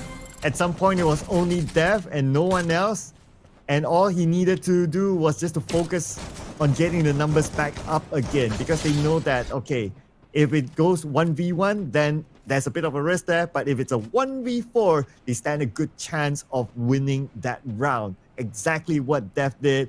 1 by 1, players of Team Flash back up again. It becomes a 4v1 towards the end, and there was nothing that Cougar could do. And at this point, with everything that they have learned, is it still going to make a difference here? Both sides 1-to-1 in terms of cyber airdrops and a preemptive fire mirage being thrown out to control this outer side of the stadium as they start walking in towards these grab labs. It's becoming harder as Cougar has already found a nade landing onto ABCD, and now the second wave comes through and the Zom is left out in the open just to die. Cougar has done enough work here, and now the Jump already on the tail of Shin takes him out and is chasing the Death, and he takes him out, no problems. Twisted Minds bounce back with an early statement of their own. That was super stylish of Jump literally jumping down to secure that kill. And now it's only Dev running for his life, repositioning himself, but he only has about 30% of health left, and they're going for the chase again. Another jump shot from the top. Twisted Minds finally regain back their win. Again, great usage of the utility at hand. You don't have to... It's good to utilize everything in your arsenal. The smokes, the frag grenades as well. Cougar was able to find one simple pick-off because of it. Force them into corners, and that's what you want to see. Team Twisted Minds want to kind of put the mental submission onto Team Flash consistently with their pressure, with their presence. Well, but at least the good news for Team Flash is that when it comes to economy, they're still alright in this round. So it's a 50-50 still. Now let's see how it's going to pan out here. But oh, that's an early one. The Zom goes down. And they didn't even want to use glue walls, unfortunately. As the rest start coming through, the Ignis is going to open up the entire pathway, even the Time Turner as well, protecting them for so many shots, blocking so much damage. And now they're waiting for the second Ignis charge, but unfortunately, he's already on his knees. The Zom's the next to fall. Twisted Minds have already done all they needed to do with the help of Zensis' angles. They've taken them all out as they drop down. Death, the only one left, stuck in a corner with an AWM, trying to figure out whether or not he needs to switch over to the VSK. He's switching between both weapons, and unfortunately he cannot find an exit frag before he bows out. That's round 5 going into the hands of Twisted Minds. We got a good look of the Zom going down very early as they were moving into the building. It was a long-range snipe, beautifully done. Without that, it might be a tighter game, but because of that very early knock, Twisted Minds, they know that they can just run at their opponents because they had the numbers. By the time the Zom got up, like his other teammates were gone, so it became a very difficult situation for Team Flash because of that early encounter. But now, because of that as well, Twisted Minds, they're now put in a match point situation. Yep. Threw out an early UAV for the side of Twisted Minds here, but the Bass already finding the Zom straight away. And now they turn the corner here, and unfortunately the Time Turner blocks in the important shots here. ABCD doing well, but wins out the dome fight now. Ignis breaks it open, putting him at odds, but Jump is taken out. ABCD clutches the round for them, turning this into a 2v2. Right, it's not over yet. Shin is currently down. And Def, ABCD, healing up, taking his time. Both sides replanning themselves. Cougar, right up here, he kind of has an idea that Def is just right below him. But at some point, he probably has to get down as well. And Def will be waiting there. Zensis finishes off Shin. And unfortunately, the members of Flash were not able to put themselves in a position to actually save him. Zensis is forced to kind of walk out of this blue at some point of time. As the ring gets closer, unfortunately, ABCD must be the first one who makes that move, and he knows that Zensis is there. He already loses half his life bar, and now can he block line of sight? Drops the smoke in time, still keeping up with the movement, trying to stay healthy as Death even throwing. Okay, tries to get the flamer on top of ABCD, but unfortunately misses it, doesn't connect, and he heals just in time. Lands the shot through the smoke, a headshot through the smoke some more. And Death, changing position once again, tries to isolate the fight against Cougar. Unfortunately, Cougar's back is already covered. As they trade 1 for 1, bullet per bullet. Cougar, with a heavier caliber, just needs to make sure that one or the other lands, and Zensis says, nah, I'll take it. And that is 2 rounds collapse. Twisted Minds. Once again, they shook a little bit, but they still make it look easy. Yep, a 2-0 win for Twisted Mind with that shot within the smoke by Zensi. That was the highlight in that last round. Looks like a quick win here for Twisted Minds against Team Flash. Very, very well done. Congratulations for them. They are now 1-1 in this bracket. Yep, they've learned a lot. They've learned a lot from their experiments, and I think at this point, seeing the way that they played, they've definitely improved from the last time we've seen them, right? Again, it's a lot cleaner with the shots that they have, but more so, their coverage of each other has also significantly improved. Yeah, way more coordinated, I must say. And the fact that they lost their last week match 2-0, for them to win 2-0 this time, it would definitely be a boost of confidence to Twisted Minds. So looking forward to see if they can continue that momentum forward, because the matches are not going to be any easier. No, absolutely not. And I think at this time, we're starting to see the shape of who's going to be making it into that 1-1 bracket for now. Even so, the 0-2s are starting to pile up. We will see the elimination matches later on today, but still another set of teams need to join them. So we have to finish off this 0-1 bracket first. So far, things have been going great, and I think that at least for Twisted Mind, a testament to what they've shown in the prior weeks compared to these weeks, I think right now is a good time. If you want to step up and you want to close out these games quick, I think this is the best time to do so, because putting yourself in the 0-2 bracket is just too much stress. Oh yeah, absolutely right. The 0-2 bracket also means that somebody is going to go home. And that's what we will watch later today, ladies and gentlemen. So that's something that you don't want to miss out on. We're going to cover at least 2 0-2 matches. But who will we be covering? Who will we watch? Who will be down there? We'll need to stay tuned to that. But for now, looking at the matches that we've seen, I would say that as compared to last week, teams are starting to adapt to the pace and also the gameplay of each other for this season. Oh, they definitely have, and I think now we've come to that one world government sort of meta. Everybody has the rough idea of what exactly is really, really good in Clash Squad rather than guessing, but Zensis, huge player for the game. He definitely had a bit of a slow start, but then once he picked up the pace after game at number 1, he became an absolute menace. He was already hitting some pretty clutch shots, but even more so in game 2. Especially bringing the sniper into a smoke and still able to hit his shot. That was absolutely beautiful by Zensis here. And besides him, of course, being the MVP, his other teammates also contributed the same amount of eliminations. We have Jump here with also 9, and then with Koger and the Bus as well, having their respective moments. Now, on the other side, Team Flash, overall, they're pretty balanced except for Dev having been able to deal a lot more damage, but his other teammates were not able to secure eliminations. Hence, Twisted Minds, they have the upper hand. I think right now it's just econ management, right? Unfortunately for Flash, they tried to, buy up against Twisted Minds, go for like a bit of an anti-eco. That failed, which cost them another 2 more rounds, putting them at 0-4 before they actually decided to, finally getting the resources necessary to go toe-to-toe with Twisted Minds and raw firepower. Yeah, and if we talk about like Raw, unfortunately, the Zon was not able to dish out enough raw assists here. Note that no assists by him, but still able to bring in 3 eliminations. But at the end of the day, because it's a team effort, the 2-6 scoreline unfortunately didn't work out towards a Team Flash. And if we were to recap again, it's not only the 2-6, but also the Kalahari 1-6. So it's quite a significant scoreline if you kind of think about it. So Team Flash, right now, lots of pressure for them to perform in the O2 bracket. Yeah, we'll see whether their mentality is going to be affected, but they definitely have some things to work on.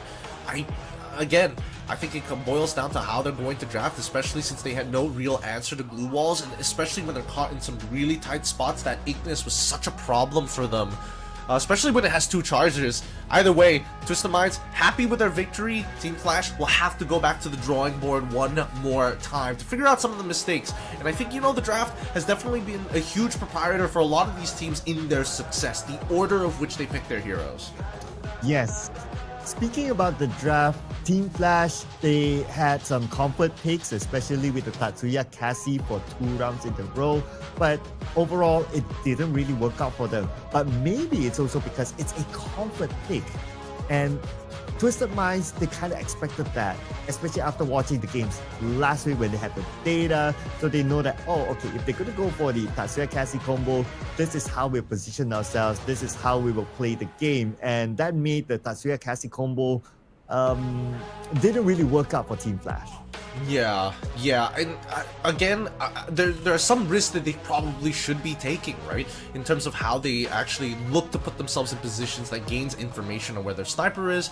Then maybe they could have repositioned themselves. Either or, again, we're hoping that Flash gets a little bit better, especially if they're given access to 2 different heroes that have mobility options. Whether it's the Rebel Rush, whether it's sending out the mannequin and swapping places with it, they can play. There's so many more creative angles that they could have actually developed for themselves.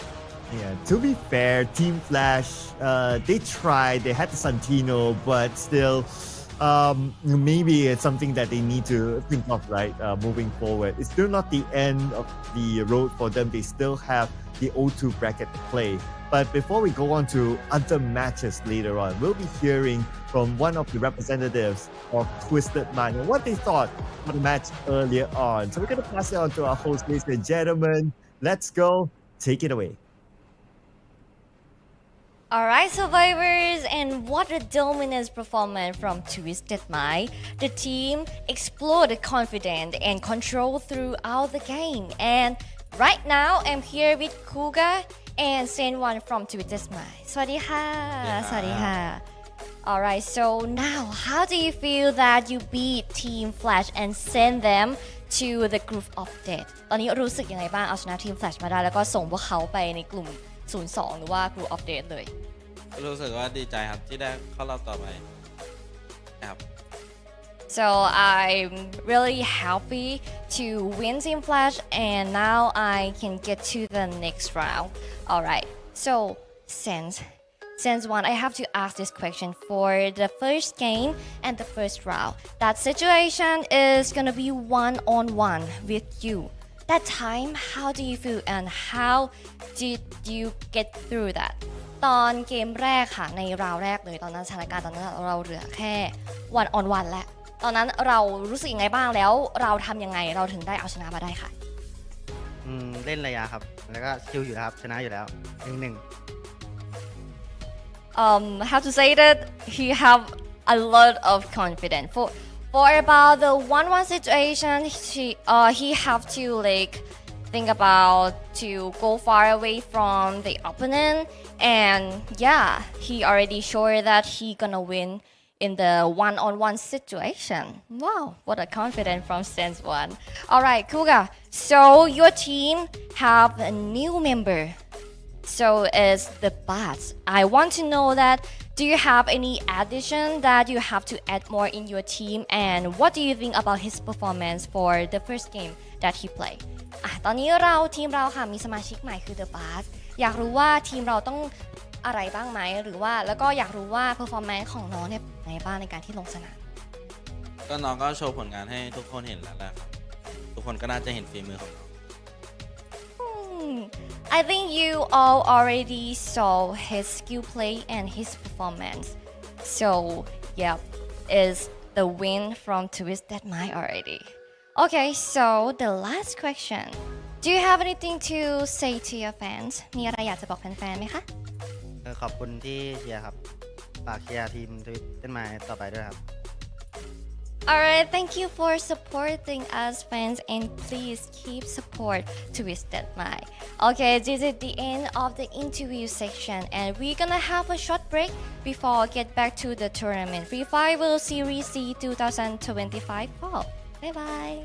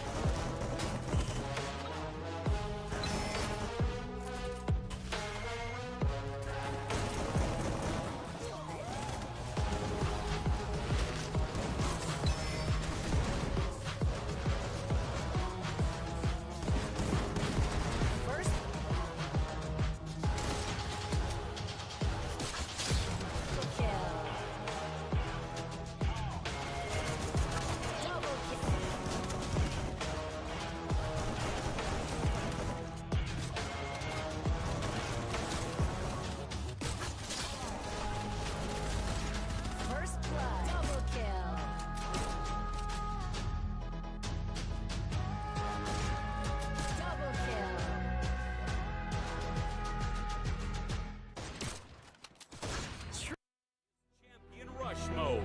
One strike can shift the game. One win can spark the rise. This is Free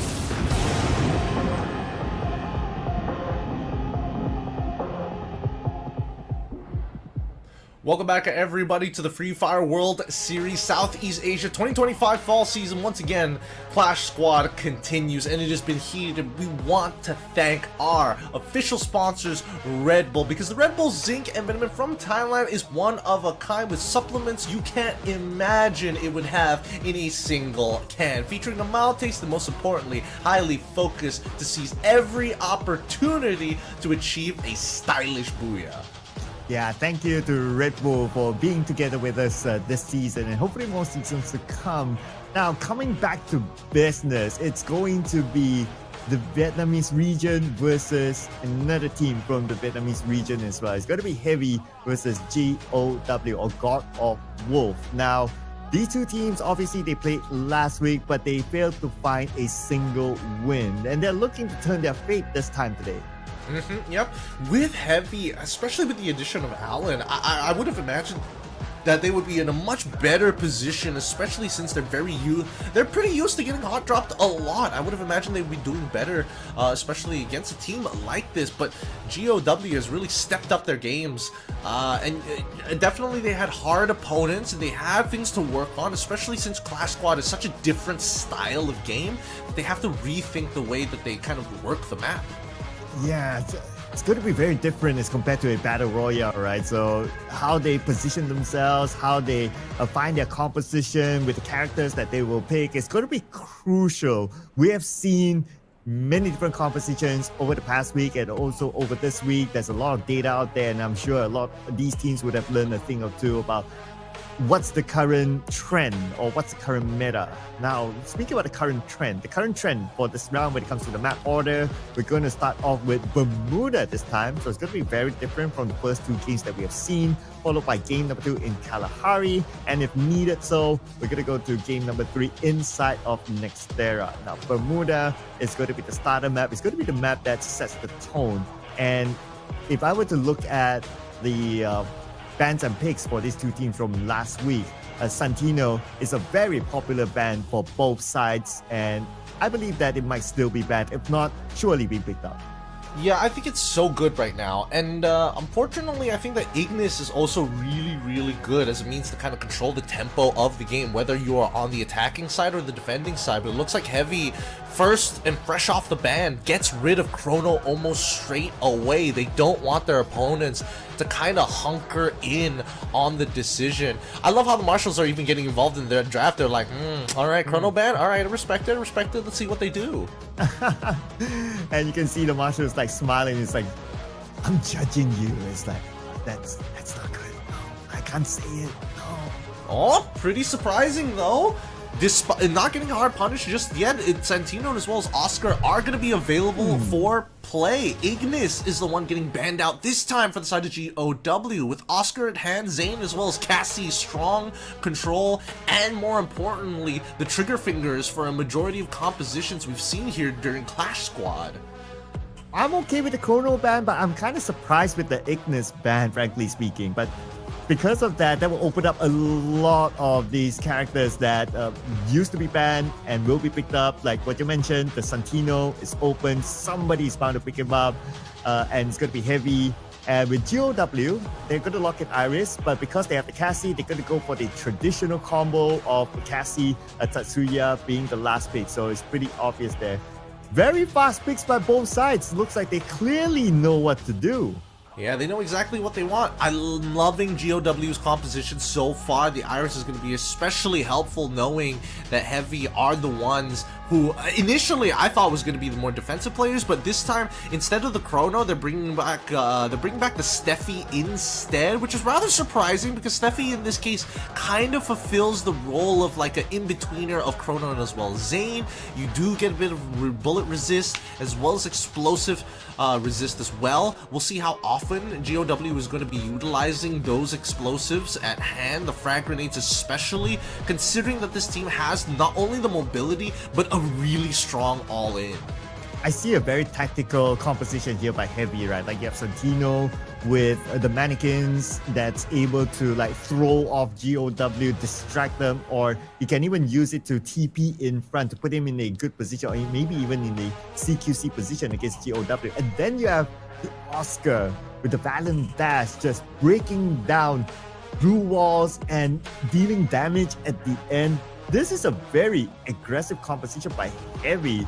I guess it just rhymes with the name of their team, right? Heavy. It's like they're gonna put in a heavy fight towards GOW.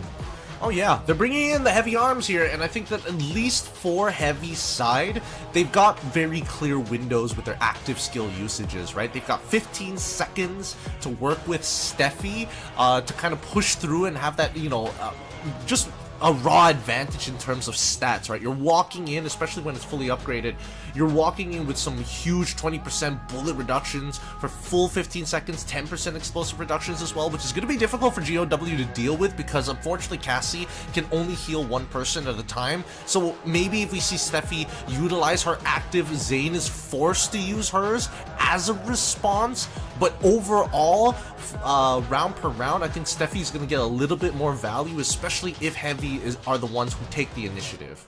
And that's where Heavy can overall get very, very involved in like being like frontline team fight, right? Especially with Steffi here as well. And then you have Koda as well with the Aurora Vision that's able to give that movement speed to just follow up after the Oscar just brings down all the glue walls in front. So I can see that kind of composition or that strategy sort of work out for them. That means that GOW will be put in a defensive measure. So they need to be prepared to like, okay, what are they going to do if their opponents are like right in front of their face at some point?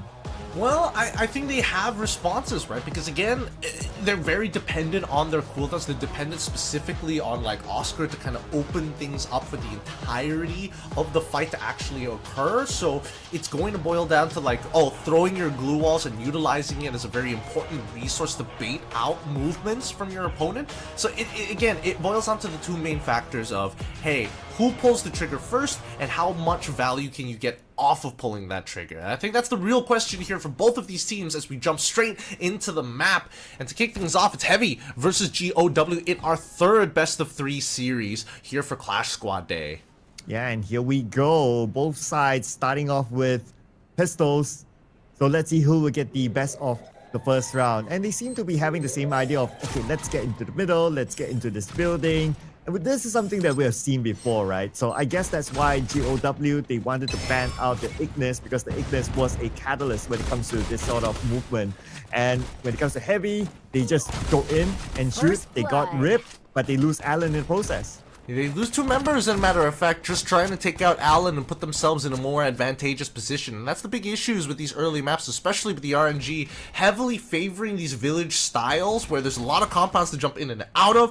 The end, he's going to try his best, but unfortunately, Don't Cry is able to win that out. And with the man advantage, round 1 comes to a close here in a 3v1. Heavy take the win. Great trades here, and a good idea of what we should be expecting for the rest of these rounds.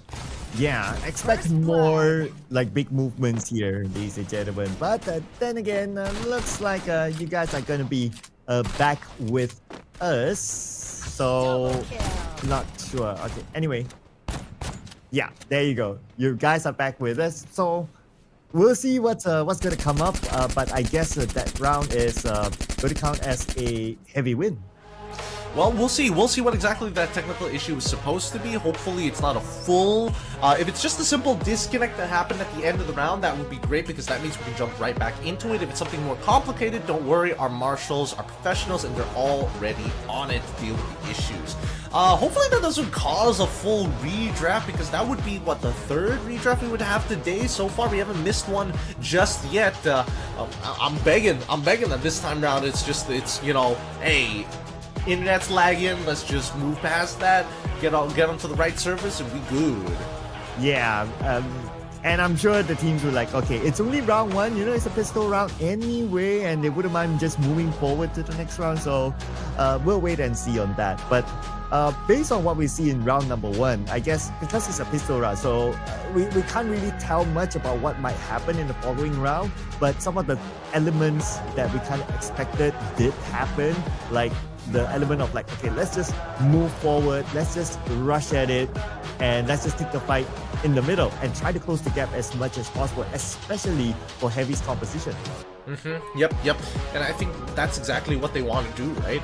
And that's the thing. As soon as those active, unique abilities have been used, that's when they start to pull back, right? Because again, it's all around playing through these cooldowns rather than trying to go for an honest gunfight, especially since it's so early on in the rounds where your firepower doesn't really differentiate between the two. I was a little bit worried because again, Alan goes down early. He was able to get the Coda active off before he goes down, but more so he's trying to set up for like a nade kill, which again, attempted twice, wasn't able to pull it off. Yeah, but that of course is like if you put it in the situation where it's a pistol round, right? So it's quite normal for a pistol round for teams to just like, okay, let's just go and let's just brawl at each other, regardless of the composition. And then when it comes to like second round, when a team has economy, the other team doesn't, then it really depends on how they're going to strategize based around what characters do they have. So that tells a little bit of a story, but it might not tell the whole story. So especially if you're fans of GOW, don't worry about it. It's only game one.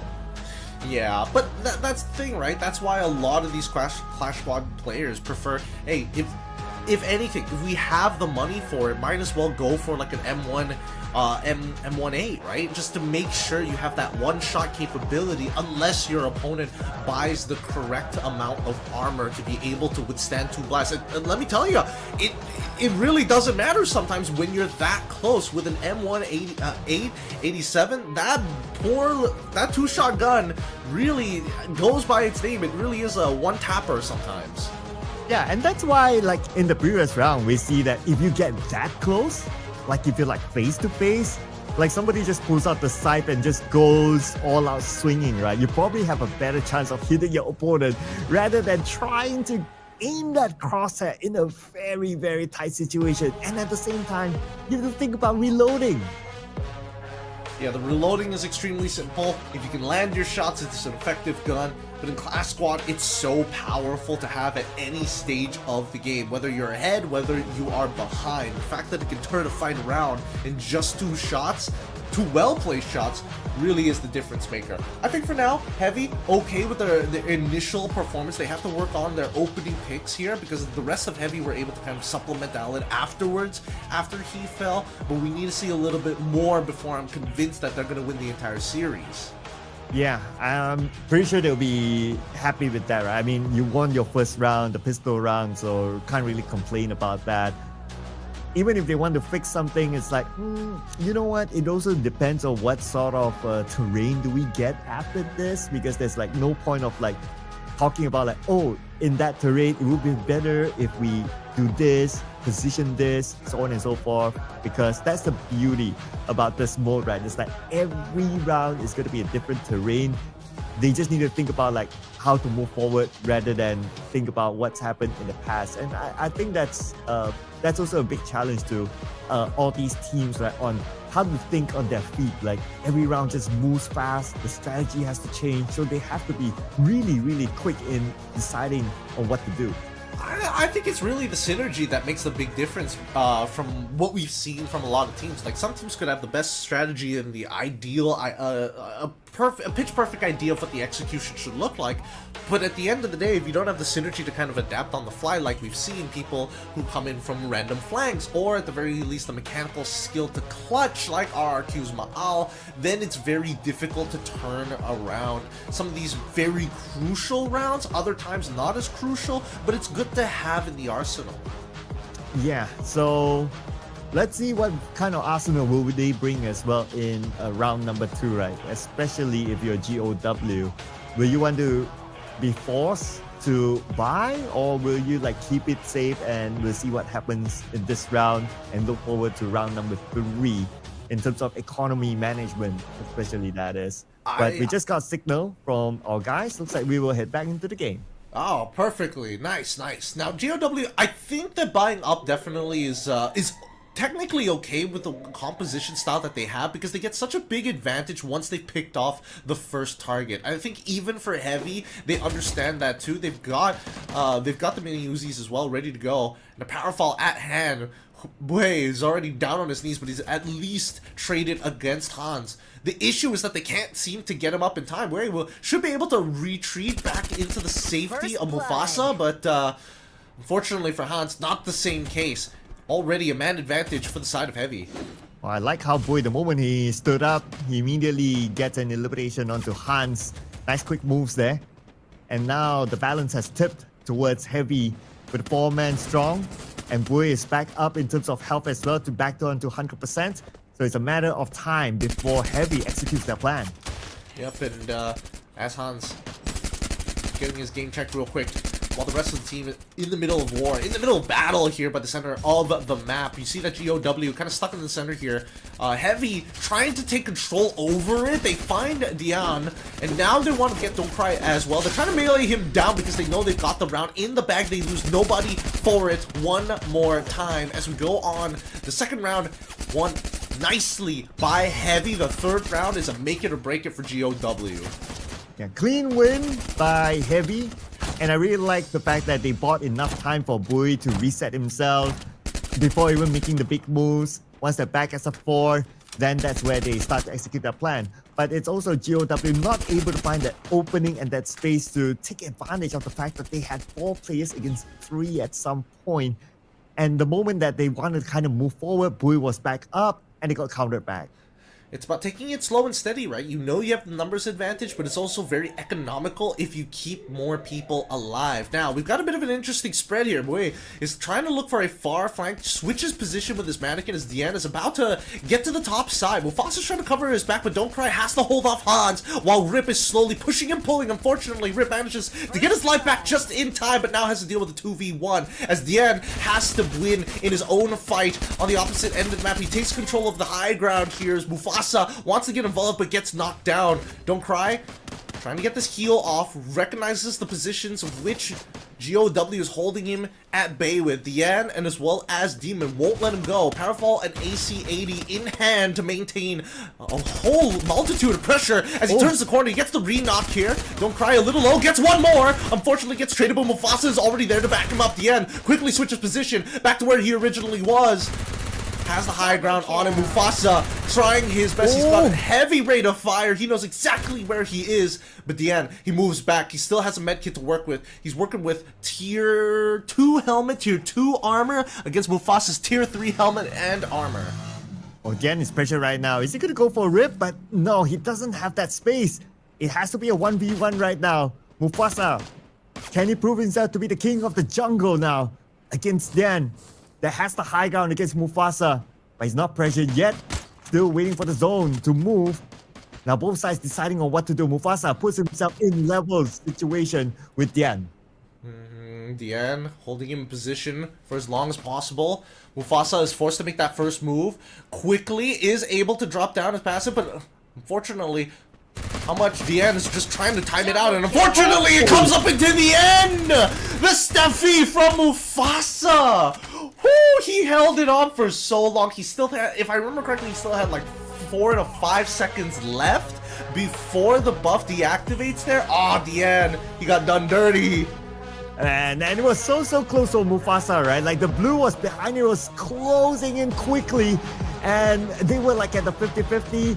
If he didn't win that, the blue would have dealt enough damage to Mufasa and he probably might have lost that one. So it was so tight towards the end. Man, gotta give it to Mufasa. That's why he's the king of the jungle. Hey, no chrono, no problem. The Steffi comes in as a clutch second wave. Honestly, an old school traditional for the BR lovers out there, especially for the early days of Free Fire. Steffi used so often then, but now, in Clash Squad, do we see him get some real value? Yeah, love it. And so far from last before it is on screen, it was a 3-0. So it looks like big momentum for Heavy in this matchup so far. We have not seen a reverse sweep yet, but nothing is impossible. So GOW, as long as there's still games, anything can happen. Anything can happen, and I'm honestly worried for them because again, a lot of these fights come down to just like, the 1v1s and the trades, they just haven't figured out a way to kind of finish it off. Their trades have been okay at best. I would say, they're trading evenly against their opponent, but I think the worst part is when they have to make a decision on reviving, and I think that's what's hurting them right now because it's it's a tell that Heavy has been utilizing in 2 of these games already to say, hey, if we pick somebody off, we don't have to finish them off. We can just wait. We can use it as a Venus flytrap for somebody else to walk in and also be part of that line of fire. Yeah, I like how you termed that, right? The Venus flytrap, right? And it just shows the flexibility that Heavy has, right? They know that, okay, sometimes we can play aggressively, sometimes we can pull back, sometimes we can just focus on getting the numbers, saving our teammates, we hold our position, and that's great. And this is what we love to see out of teams, right? They are able to adapt to situations rather than just sticking to one plan, even though if it doesn't work. It's just the beauty of this game because it just goes very fast every round. The quick adaptation is just beautiful to watch by Heavy. Yeah, and I think that GOW need to take a page out of their book. They need to take a page out of their book and really start to hunker down here, because so far with the composition that they have, they shouldn't be struggling this much to find it, or maybe that's why we're seeing such effective trades coming in from GOW. But at this point, right, with no real answers to kind of deal with the revives, now that Chrono has been banned out, I think that all this was planned right from the very beginning from Heavy. Yeah, so Heavy, they really studied, right? If you gotta think about it, like because of the available data from just last week, they know that, okay, what we're going to do, what sort of composition, and it's not only about the composition, it is about what sort of play style to deploy. So great work so far by Heavy. Now, I want to talk a little bit about GOW, right? Like, what do you think GOW needs to do to try to make a comeback? I think if they're looking to go for a comeback again, they need to learn how to play the map a little better, right? Because again, they want to go for these big flanks are always great because it opens up more angles, but more so the timing of it needs to line up with the rest of the team. So instead of going for these bigger flanks, you've seen how Heavy actually utilized the coda already, right? They utilize it especially once they make first contact, and more so as a trigger finger for the rest of the entry fraggers to start taking the space upon their opponents. So I think in those moments there is where we need to see them kind of split apart, right? The utilization of the Santino early on was okay, however, the line of sight that they were looking to take in terms of angles just wasn't the most powerful, especially when you can be part of the fight like we saw in the last 2v2, where he swaps position to the high ground, then he turned that into a 50-50. It's moments like that that matter. Yeah, it's sometimes those little moments as well, right? And oh man, this is where I hate to be the players, because you need to make those split-second decisions when the game is running really, really fast and bullets are flying around you, and you need to like, do I want to do this? Do I want to like set the mannequin up and go front? Do I want to set the mannequin up and go back up to the high ground? Like, you need to decide on all those small little things that can impact the game very, very quickly. That's why whatever outcome is, right, we gotta give it to the teams, to the players for making it this far into the tournament. It's very respectful for what they're able to achieve, whatever the final outcome may be. And also, you know, Clash Squad is a good way for skill expression. We don't get to see that a lot, especially in the BR that consists of so many teams battling it out all at once, where now we can really focus on just the raw firepower that each of these unique individuals bring to the table. Oh yeah, absolutely, right? Because like if it's in Battle Royale, like you have so many teams, so many players, like if you're a fan of a particular team, maybe like, oh, I want to like just zoom in and just see my favorite player, like what small moves does he do, or maybe the team, how they coordinate themselves, you know. This is your chance to be able to get to see exactly how they do stuff here. Since we're zooming in onto only 2 different teams. But of course, it's slightly different with the fact that they can only pick 1 character each and not overlapping the opposing side. So it brings a very different dynamic. And this is what I love about this game mode, right? It is just a beauty to watch. Yeah, it's a lot of fun. It's a lot of fun, and I think, you know, even the audience appreciates the fact that they get to see their players actually duke it out in the most honest way possible, right? Just a simple 4v4, no thirds, no distractions, all firepower. Now, unfortunately, another technical issue has occurred. We're going to be settling in the next 5 minutes or so. I'm pretty sure that these teams will have to get back to where they were prior to this. I don't think it's a completely new game. They should be getting back to their previous scores. Yeah, I believe so. And if that's going to be the case, then it's 3-0 to Heavy. They are 2 games to match point, or 2 wins to match point. And if they win that one, obviously, then it will be an absolute win for them for this round. So that's something that they'll be looking forward to. And so far, we have seen slightly longer games and we have seen slightly quicker games. We have not seen games that actually go the distance. Like it goes like, 11 rounds all down. So I wonder if that will happen here, but looking at the current condition of having a 3-0 lead in the manner of how they played very convincingly, they know how to just close off games at the same time. It could be one of those rounds where we don't see it go the distance. So it could still be Heavy like winning this one, but then again, it's just a matter of how many wins can GOW sort of pull back before that happens. Well, for all intents and purposes, who knows? Maybe it's the technical issues which is causing GOW to not exactly be in the best position against Heavy, which is why they could be in that 3-0 position. That's why these technical issues are really, really important, right? Because so often that when we get into these BRs, everybody is affected all at once, all at the same time. They have to chill. But for Clash Squad, even the slightest bit of technical issues, you can't bypass it. It affects too much in the game. Yeah, I totally agree, right? Because like the game just runs really fast. You have like what? When the round starts, it's about 1 minute and 10 seconds and everyone is just moving.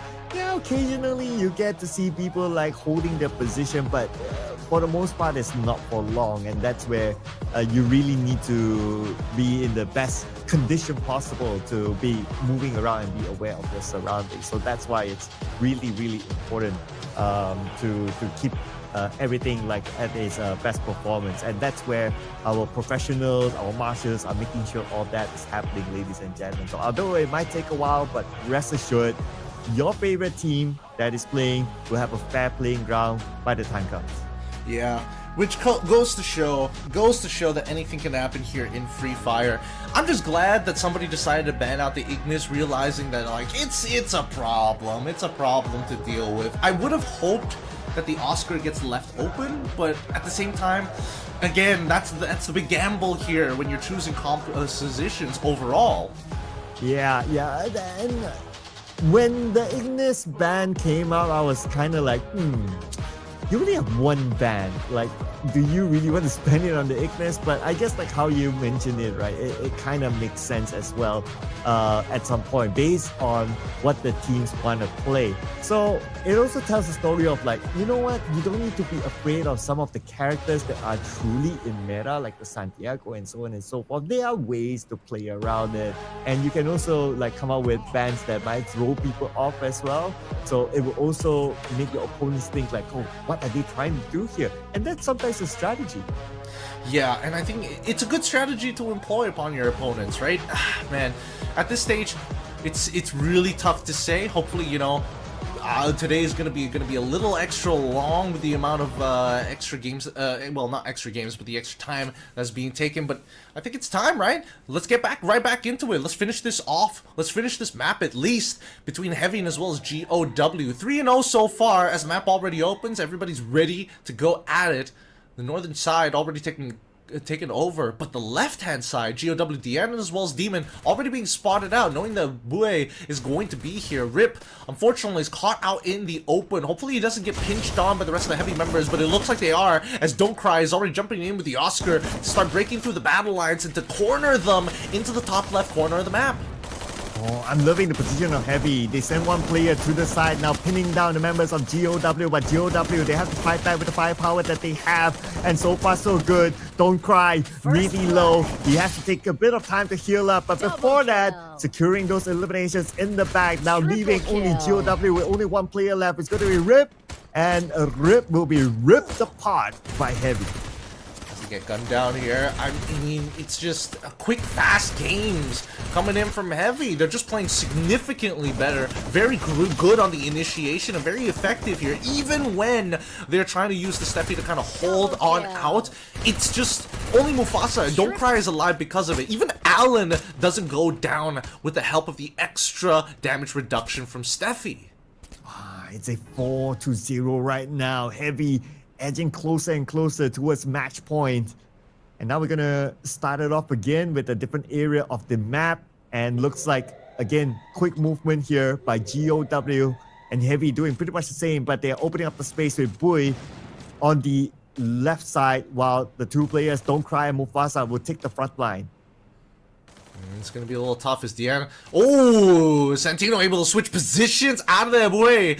Now caught deep in the back. Deanna looking for an opportunity to try and continue his flank as Mufasa has to hold on against RIP and Don't Cry as well. The 2v2 on the underside.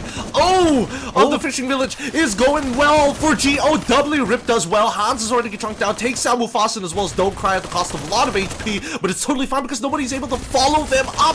Deanna doesn't make it there in time. They managed to get the revive here. What used to be a punish now has been turned around as Heavy were able to hunker down to take out the rest of the members of GOW. What a finish here for Heavy, bringing it to 5-0. Oh man, what brilliance here by Heavy. At some point I thought that, oh man, this could be the round that Heavy will lose this one, but somehow they managed to recover thanks to the glue walls. And this is what happens if you don't have like an Ignis to melt down the glue walls. Because of that, Heavy, they're able to recover their teammates one by one. While that, they stop GOW from moving forward thanks to the glue walls. And the moment they all got back up, they just had the numbers against GOW, because while all that revive was happening, they got one knock onto a member of GOW, making it a 3v4. At this point, Heavy, with all the resources and the final attempt coming in from GOW to turn this around, they've already lost Rip. They managed to bring him back up to his feet. Good way to make sure they don't get punished. They give away the crate in the center. They don't have to die for it at this point, especially with the heavy artillery that they bring. Don't Cry breaks it through with the help of the Oscar. Already, Deanna takes out Boy as Mufasa takes down RIP. The time turner has already kept them alive, but it's perfect for the side of Heavy as they've hunkered down and found two for themselves. 3v2 scenario. Hans out, Deanna in, Demon trying to make that turner, turning it into a 3v2 now. Deanna unable to get picked up, and Heavy taking minimal damage here, able to not only revive, but even makes it through. Mufasa finds two with the help of the Booyah. The Trogon in hand. Booyah achieved.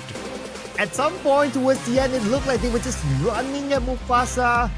They probably had the idea of like, okay, let's make it a CQC, let's close the gap between the two, but Mufasa, what he did was he backed off. While he backed, he jumped, he shoot at the same time. He kind of kept that distance between himself and the rushing opposition and got two knocks back to back, securing them that match point win. What a clean game it was for Heavy. The first 6-0 that we've seen today. The first 6-0 here, a dominating victory coming in from Heavy, and great use of the quota at the very end, just to not only reveal the position, but inevitably gives Mufasa a heads up on where to pre-fire. Either way, dominating map number 1. Let's see whether Heavy is going to continue, because they've completely outclassed GOW in this map alone.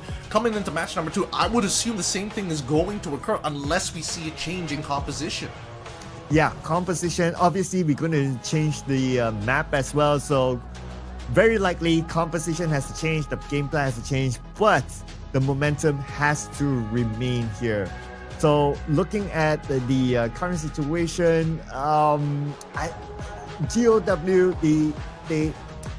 okay, it's probably something for them to consider, right? What they were lacking is that how are they going to break through glue walls, right? They didn't really had enough. Maybe this time they can consider Ignis for themselves to be picked up instead of being banned. It's either they take the Ignis or they look to play around the Skylar, right? Because I think with the lineup that they had, it kind of made sense why not having glue walls is actually kind of ideal, but the main issue is that they don't have an answer to Oscar, right? If they play defensively, they're forced to deal with the Oscar, and worst yet is when you have to deal with the Chrono almost immediately after. You can't really protect yourself and he's already taken the space, which is why Mufasa was just such a dominant force in this match. 10 eliminations, 4,000 damage on the board in this game alone. He was not only able to clutch out fights, but actually puncture a hole right through the hearts of GOW. Yeah, King Mufasa he is, ladies and gentlemen. And even in the games that we saw earlier on, we've seen brilliance shown by Mufasa there to win games for his team, Heavy here. And at the end of the day, yes, Mufasa is our MVP, but for me, Heavy, they work together as a well-oiled machine. They showed a lot of good teamwork here, and it's shown by the stats as well. Everybody contributed, whether it's in terms of eliminations or in terms of damage or even in terms of assists. They did well as a team. But sadly for Hans, he was not able to get a single elimination, no assist even, only 1,000 plus damage. Rip also in a tough position based on these stats here, no eliminations at all, but only 967 damage. That's not much, so surely they have to find ways to up those stats here in the next round.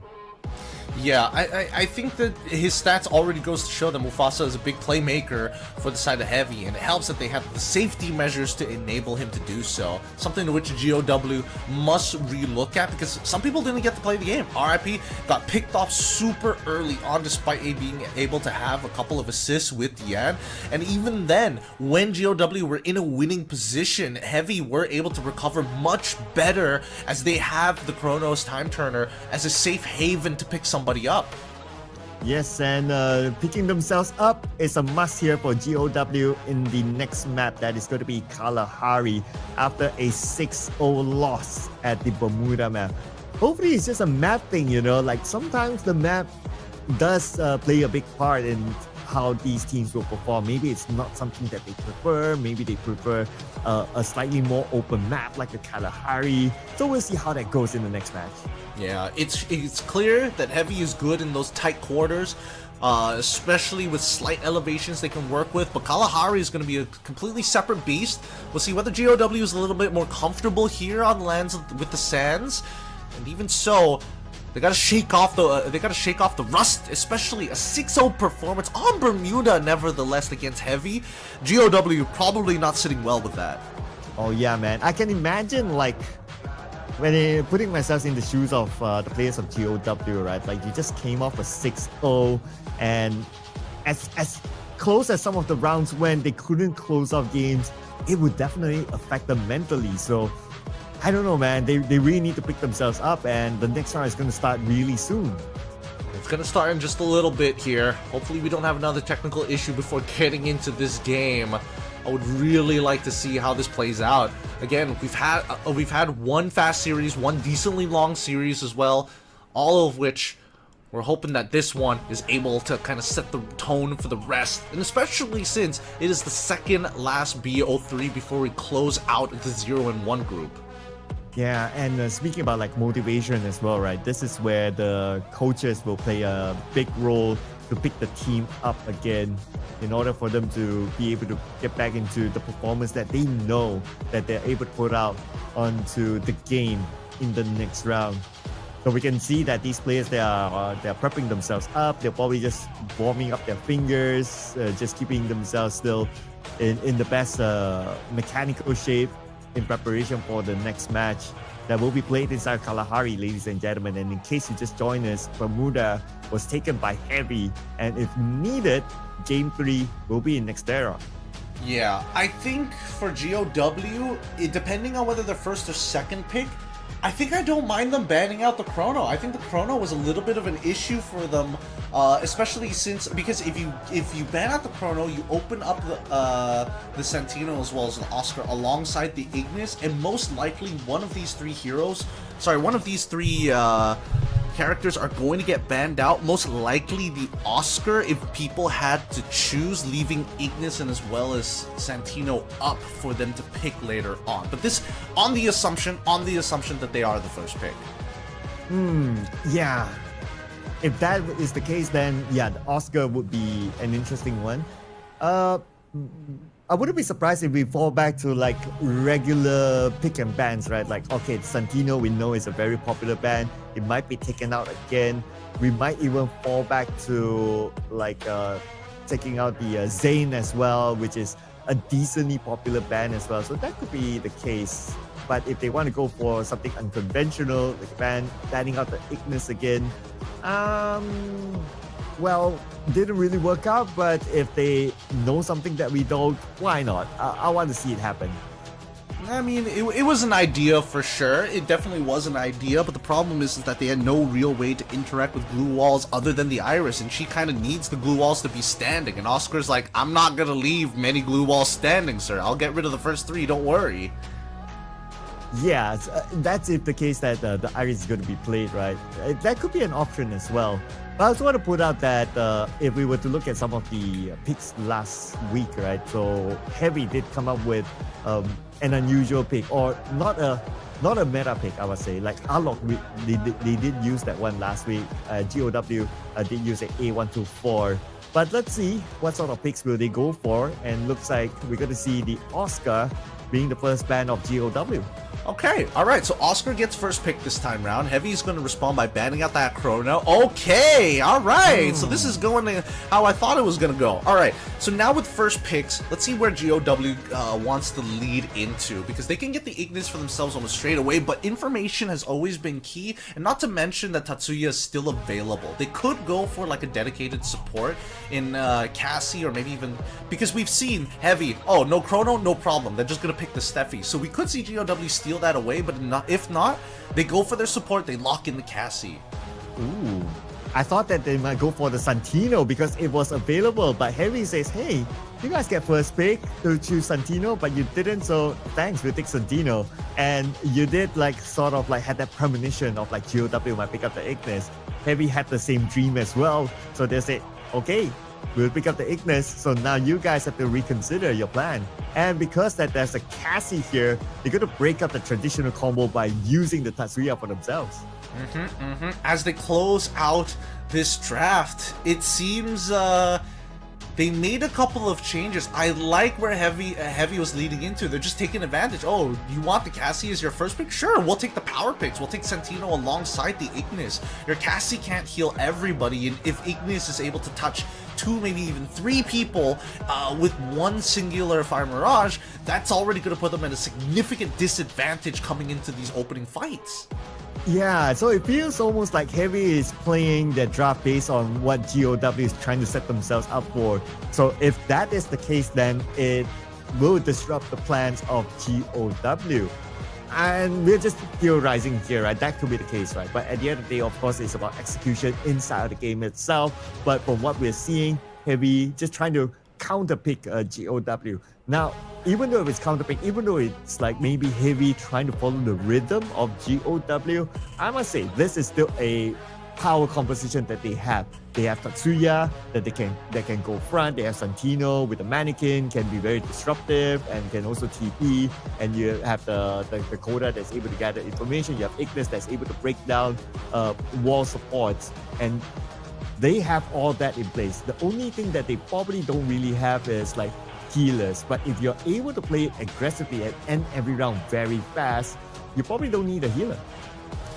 Yeah, it's true. You probably don't need a healer, but that gives GOW very little opportunity, right? Because again, they're looking for the weaknesses in Heavy, because they're the ones who are going to be approaching them, and worst yet, their composition kind of needs them to kind of work together in terms of the timings of their unique actives. I think especially since you already have Zane and Steffi, this lineup is going to be very, very beefy in terms of just taking raw amounts of natural gunfire from Heavy's side, and there's no way to kind of stop that action. So Heavy has to kind of push their heads in and then pull back out as soon as those active abilities are utilized before having to use their reconnaissance and then slowly chipping away. Because I feel like Heavy, them holding the position first is always going to be good, but GOW want them to have the position. Just take the center of the map if you need to. We'll fight around specifically the cyber airdrops, and maybe we might get a punishment from that.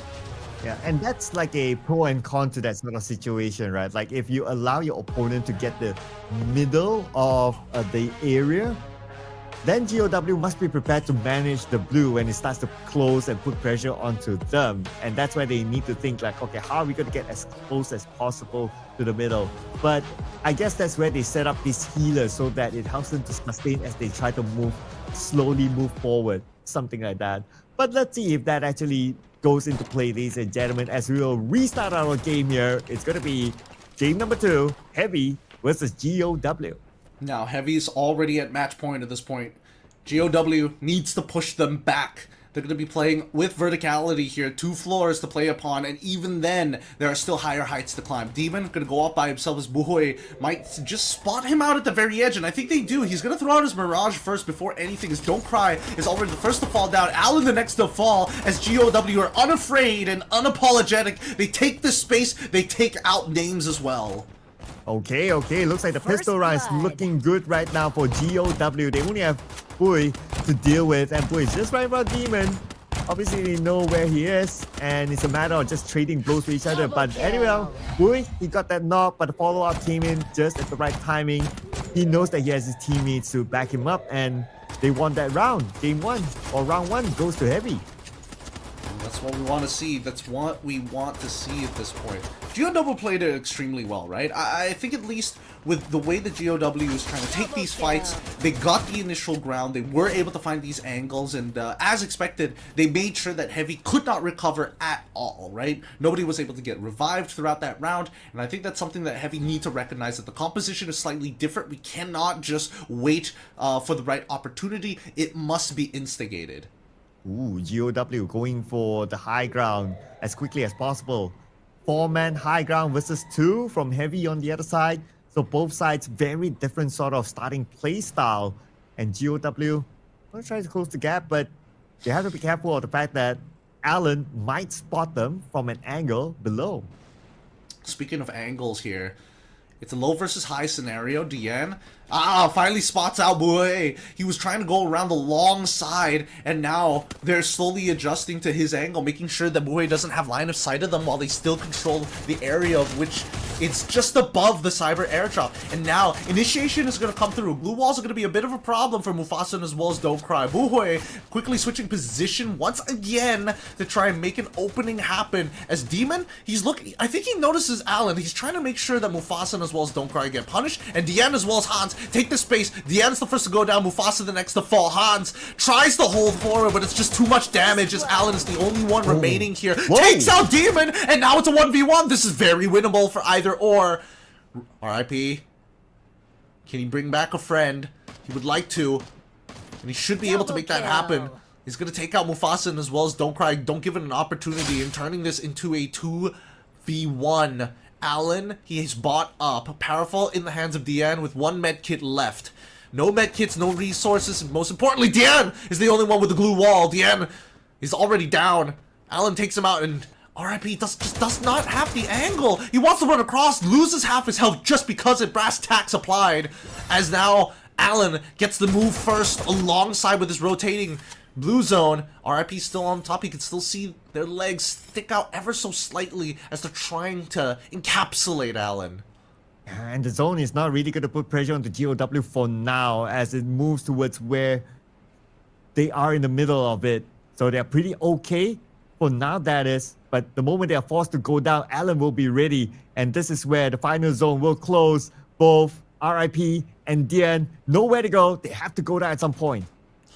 I don't know why they're holding it until the very end here. They only have 1 opportunity. Dian might just die to fall damage, but RIP is the first, and Allen wins it out with his resource management the entire time. Full trust that they would find trades, and that Allen could clutch it out at the very end. Fighting on top of this spine was dangerous from either side, but Allen still had off angles, and Demon did not respond to his shots fast enough. Yeah, the solo player on the lower ground, right? And I liked how he flicked behind to just take out another opponent that was just right behind him lurking around. And with that, he had the whole entire ground for him. All he needs to do is like, okay, find that angle. Even if he doesn't have the angle, he just needs to go inside the building and he'll be very safe there and wait for his opponent to drop down. And that's how he won. Now it's going to be the next round here. Both sides, aggressive gameplay, face off each other. Mufasa as well as Don't Cry in the 2v3 scenarios. Buhoy is trying to find these angles on the sides, being blocked off as Mufasa and Don't Cry turn around to keep him in the mix. Allen is able to show up in a perfect push and pull coming from the side of Heavy. This is the way you should be playing Clash Squad, attacking from all angles. Feet exposed, Demon behind Alori. Allen not gonna let him go without his tax, without his protection money, chasing Demon down like he owes him something. And now with the rest of Buhui as well as Mufasa. Oh, Buhui accidentally taking the shots from Mufasa here. Is going to lose his loadout. Don't Cry is trying to save him. Just in time. It's close. They bring Buhui back up to his feet. He gets to bring on his loadout for the next round. Yeah, in every demon movie that I've seen, normally it's about the demon claiming whatever that people owe him. But this time, it's the other way around. It is Heavy claiming their dues against GOW. And Demon was the last one to go down. He was pinned down to a corner. All he had was that one vehicle as a barricade, but even so, there was a pixel shot angle that Heavy was able to take advantage of. He had nowhere to run at some point. Nowhere to run, but GOW is still employing the same tactics. Very heavy on the northern side while still having their snipers scale up towards the second floor. GOW is taking fast action against Heavy. They don't want to give them position, and they know that Allen has been a bit of a problem. Oh, DN gets taken out so fast by Allen here. Didn't give him a chance to survive as Allen gets behind them with the scythe already. He's had his fun, and now he's getting the rest of his team to collapse upon him. He knows that this round is over. Allen goes down, loses his loadout, but whatever. He's already costed the lives of 3 members of GOW. Yeah, again, it's going to be Demon. Last man standing, 1v2 this time. Dumb shot, and they come in. They win this round. They are ahead now. Now, pretty straightforward, I must say. Very fast, very aggressive gameplay by both sides, and that's why the fights just happen just like that. The moment they meet each other, face off, throw all the utilities, and that includes the Flame Mirage, and that opened up a lot of opportunity to just run. Well, speaking about a lot of opportunities, Heavy looking to close this out as soon as possible, right? Bit of an expensive round after losing the majority, 2 of their members. Allen, as expected to go down, but Buhui did not need to die. It's costed a bit of their economy, and GOW, they're still trying to buy upwards. They're trying to be efficient with their weapons, already using the Ignis, the Mirage Flames, to clear out the centers. Smokes have gone down. Mufasa goes onto their backs, gets on top of Hans. RIP is the first to go, as Don't Cry now doubles back against Hans to force them into the Aztec. They control the cyber airdrop. They pick it up for themselves, and now it's a 4v1 against Hans. It's only one player left. It's going to be pretty difficult. And where is he going to go? I mean, it's been down to a corner. The members of Heavy, not only in front of him, but somebody had the idea of like wanting to flank from behind.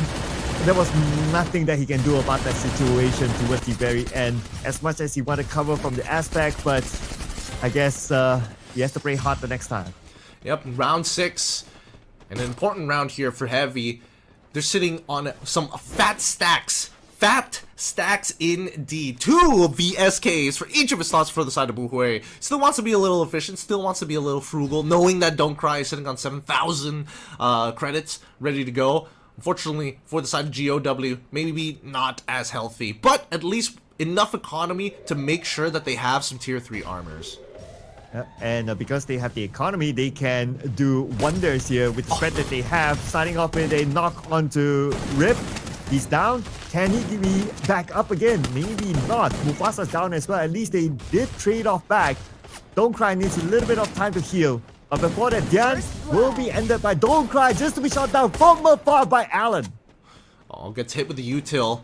And now it's 2v2 so far. Allen and as well as Buhui needing to start making their way in to try and protect Mufasa. He tries to get the initial revive. Re-knock happens. Quickly swaps position. Gives it up straight away, despite having one more member actually here. Allen was here to actually back him up. He got ditched, and now he's faced with a 2v1. Trying to keep Mufasa alive is hard enough, but he's charging up that nade. Knows that he's under the stairs. Luckily, they're able to get one. Hans is a little low. Oh, wait, hold on, RIP! Walked a little too far, but he takes out Buhui in the meantime. And now with the help of Cassie, he gets topped up, forcing Allen back into a 2v1 scenario. Lobs the grenade, does not connect. Hans wants to take the high ground, and Allen is worried about it. Unfortunately, nobody left to revive, no utility, and only has a medkit to his name. He's going to top himself up as he has to deal with these 2 active abilities from GOW. Oh man, it's tough, right? Because he's up against a Cassie. So, heal's not going to be a problem. He needs to win against 2 players that are now at a full health. It's going to be pretty hard. Anyway, Hans and Rip, they want to end this round. They're going on to Allen. But, oh, hang on a second. He got Rip. 1 more to go. Could this be a big clutch here? But no, Hans said, no heroes are made. Fast shutdown. Alan, very, very close. Luckily, Steffi. Oh, man. That graffiti kept keeping them alive, taking a lot of damage from his shots. Alan wasn't missing too many of them overall. It's just that the raw numbers weren't in his favor. Man, Rip has been having a really tough time in this game. Demon as well. They haven't been able to make much advancements so far, despite the fact that they've gotten very close. They've gotten very close to wiping out Heavy every single time. Yeah, I know, right? It's always really that closing moment that they need to be a little bit more consistent. But they'll have their chance again this time. And here comes Ignis and his walls, putting pressure back onto GOW. But the moment GOW step in front, Mufasa and Don't Cry ready for them. Yep, beautiful combination between Don't Cry and as well as Mufasa. One drops the glue wall, the other one drops down the nade. And they all almost immediately find value in it as they try to chain through. Oh, Hans outplayed here by Don't Cry. He's playing out of his mind right now. He's got some hot fingers. He's going to top himself back up and forcing this into a quick round for Heavy, making it look so simple, pulling it 5-2. Yeah, and Heavy is now back in business and also back at match point. Now GOW, tons of pressure to them. They must win this round and their subsequent rounds. If not, it will go to Heavy. And now we're at match point. But looking at the economy, it's really tough now for GOW. GOW are gonna have to play out of their minds here at this point. They're using everything they have. They know this is their last round. They've bought up, especially against a hyper-rich Heavy at this point. One nade in hand for the side of Hans. Not even a proper secondary for RIP. It's just so important to have a good primary weapon with AWMs coming in from Alan and VSKs from Mufasa as well as Buhui. We don't even know the secondary weapons. Mufasa running around M18 at this point. Oh, line it up Buhui. He's got the lineup, but luckily the glue wall comes up just in time. But now the glue wall's broken down. But at least for the two players of GOW, they found an angle that they could stay away from that crosshair. Now we're back at the stalemate here. Heavy, they do have the momentum, popping up that smoke. But the one that's going to execute first is going to be GOW. Here comes the two players. Yep, they push on through. Don't Cry! Gets shot in the head. Demon finally able to make a shot connect here. This is a man advantage, but Don't Cry gets back up onto his feet, and now it's going to be the full attack coming in from GOW. Mufasa back down on the ground. RIP, unfortunately, getting sniped up by Buhui as they continue to hug around that left side. They've got verticality here. They can pinch. They quickly throw the Malikan out in the open, and Hans is able to bait him out, and they fall into his crosshair. Buhui gets one headshot, leaving only one member of GOW left to fight Alan. It's a 1v1 scenario once again. Finishing off the right targets, Alan looking to clutch this up, Dian. No armor whatsoever. Tier 2 helmet, AWM in hand, but Alan, he's gonna heal. He sees Dian. Is he gonna switch? Tries to go for the shot. Pre-firing the wall as well as Dian continues to get closer, but he swings first. Alan finds the booyah. Oh yeah, and there goes the celebrations, ladies and gentlemen. Heavy won it nice and clean. 2-0 against GOW, putting themselves in the 1-1 bracket. What a dominant performance here by Heavy. I must say, beautifully done. Heavy, well-deserved win. Well-deserved win. They dominated this match against GOW, and they have set the tone for everybody else. Like, hey, we're not here to mess around. You play weak, we hit you strong. Oh yeah, absolutely strong performance there by Heavy. GOW, still, they're not out of it yet, ladies and gentlemen. They will fall to the 2-0 bracket, but it will be an elimination bracket. So stay tuned, ladies and gentlemen, fans of GOW. Fret not, there's no more games to come from GOW. But my, oh my, from a 6-0 convincing win to another, not as clean as the 6-0 convincing win, but still convincing nevertheless. Man, Gideon, Heavy, they could be one of the surprise favorites. I mean, they could be the surprise favorites. They already gave us a little bit of a taste during the class squad for the marketing event for Naruto. They also played a decent game then. Ninja Showdown. Either ways, we still are about to wrap up the rest of the 0-1 lobby. And I think this is where it starts to get interesting, because now we already have 3 out of the 4 who will have to play for eliminations afterwards. Yes, that means that there's only one more set of matches in the 0-1 bracket that we will view after this. But of course, before we get onto that, there's a lot more that we want to check out, right? Like, who's going to be the MVP for this round? It's surely going to be somebody from Heavy, but do you have a personal pick? Oh, it's tough to say. They played really well. I think that Alan played a good game here. And I think overall for the past 2 games, he's had that clutch factor. 6 eliminations, 5,000 damage through the roof. I mean, no surprises that Alan would be our match MVP. But that is a lot of damage for 6 eliminations. Wow, if you kind of think about the ratio, right? It just shows the amount of work that Alan put in this round just by damage alone. And that probably allowed his other teammates to be the finisher and rank up a lot more eliminations, which is fine because it's teamwork at the end of the day. Just to illustrate better on the numbers here, it does look like only Don't Cry and Mufasa has more eliminations than Alan. But then again, it all started because Alan put in the work with the amount of damage. That's the thing. Mufasa and Don't Cry are a great frontline duo. They're able to buy time. They're able to work these angles. They understand the communication well to make sure that Buhui and Alan are in positions to start flanking their opponents, opening up angles, and Mufasa and Don't Cry pressure their opponents by leading into those angles, knowing that they will have to deal with a 3v2. That was just something that GOW couldn't get their hands around. They couldn't. They kept getting enveloped by it, and naturally Heavy surrounded them.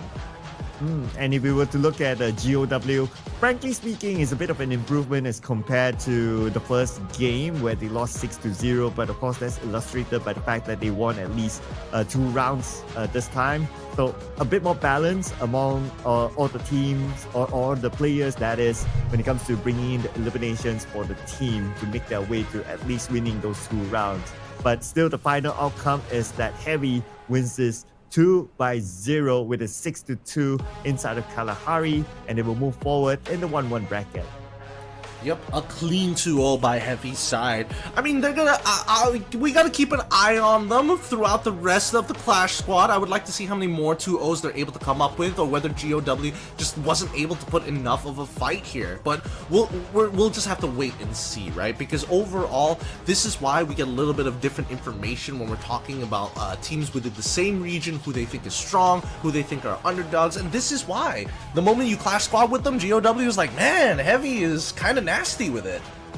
Yeah, I know, right? And Heavy is showing that, hey, don't think that we cannot compete here. We can pull the business. And with the fact that they lost 2-0 last week to come here with a very convincing 2-0 win for themselves, this is the comeback story that every Heavy fan wants to see.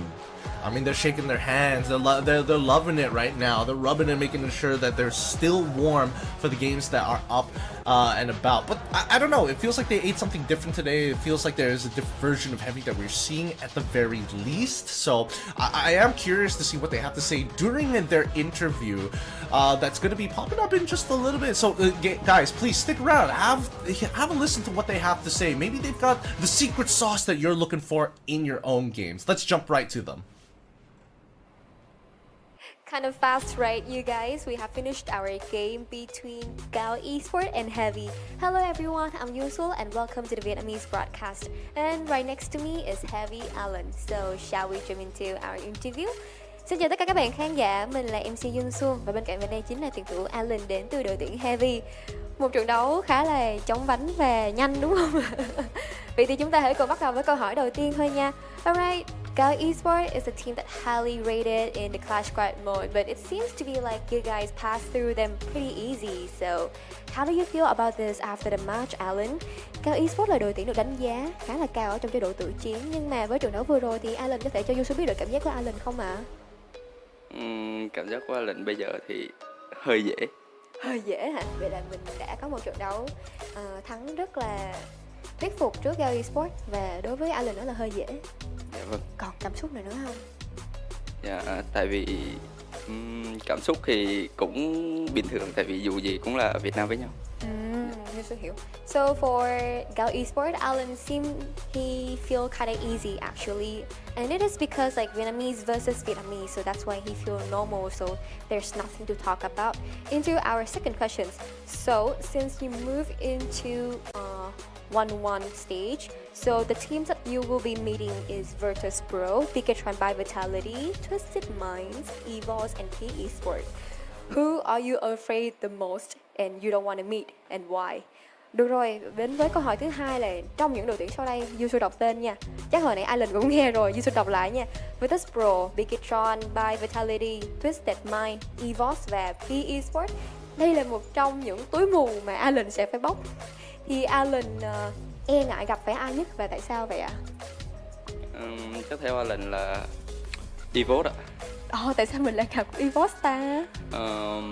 Tại vì mình trong đó cũng có bạn thân của mình và cũng là nhà vô địch Evan Cup nên mình khá lo sợ. Ui, bạn thân của Alan là ai? Như Xuân chưa biết cái này. Abax ạ. Abax. Alright, so for the next Clash Squad match of Heavy, Alan kinda scared to meet EVOS because Abax is his best friend, so he kinda scared to meet EVOS. But also it's because EVOS is the champion of EWC 2025, so that's all. But overall, I think that everything's gonna be okay with them because Heavy is Heavy and they will always on the top, right you guys? And this is the end of our interview. Thank you so much for watching and let's rest a little bit before we jump into our next game. Cảm ơn các bạn khán giả rất là nhiều vì đã theo dõi phần phỏng vấn của Yunsun cùng với tuyển thủ Alan đến từ đội tuyển Heavy. Và một lần nữa xin được chúc mừng Alan với chiến thắng rất thuyết phục và thành công. Và hy vọng rằng sẽ thấy được Heavy quay trở lại mạnh mẽ hơn và có thể là đi vào luôn vòng loại kép chứ nhỉ? Chúc may mắn nha Alan và cảm ơn các bạn khán giả rất nhiều vì đã theo dõi. Bây giờ chúng ta hãy cùng nghỉ ngơi trước khi đến với trận đấu tiếp theo nha.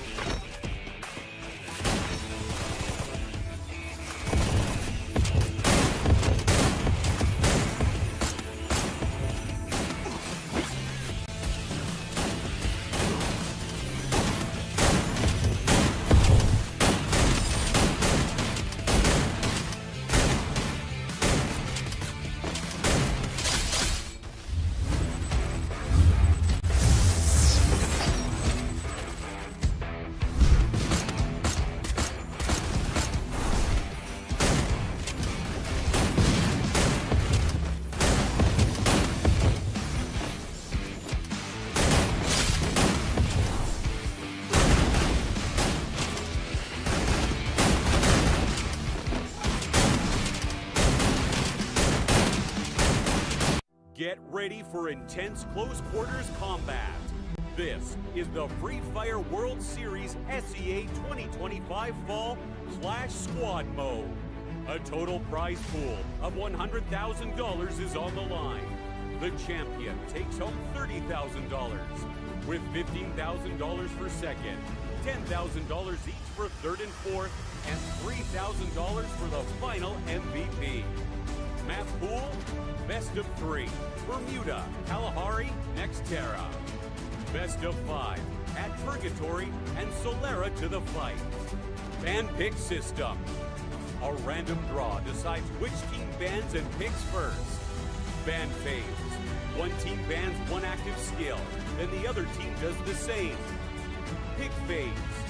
First team picks one skill. Opponent picks two. First team picks two more. Opponent picks two. First team picks the final skill.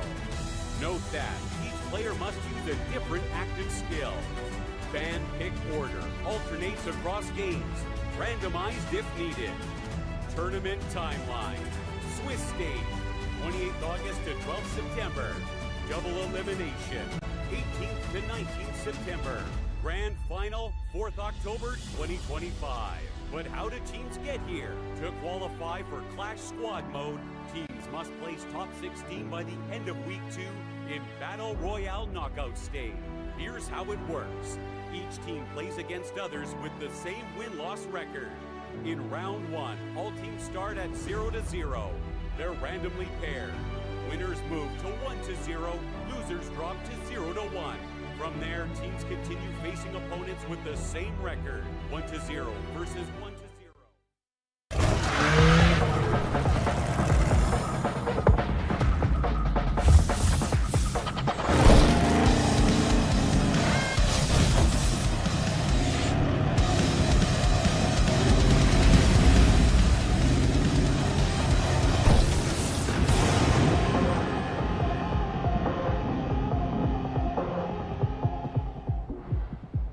And we are back, ladies and gentlemen, with the Free Fire World Series Southeast Asia 2025 Fall. And this is the CS mode. My name is SirCloud, together with my wonderful buddy here, Gideon. And we are coming up with our next match real soon, which is game number 4 between Onyx and Malaysia's representative, Toda.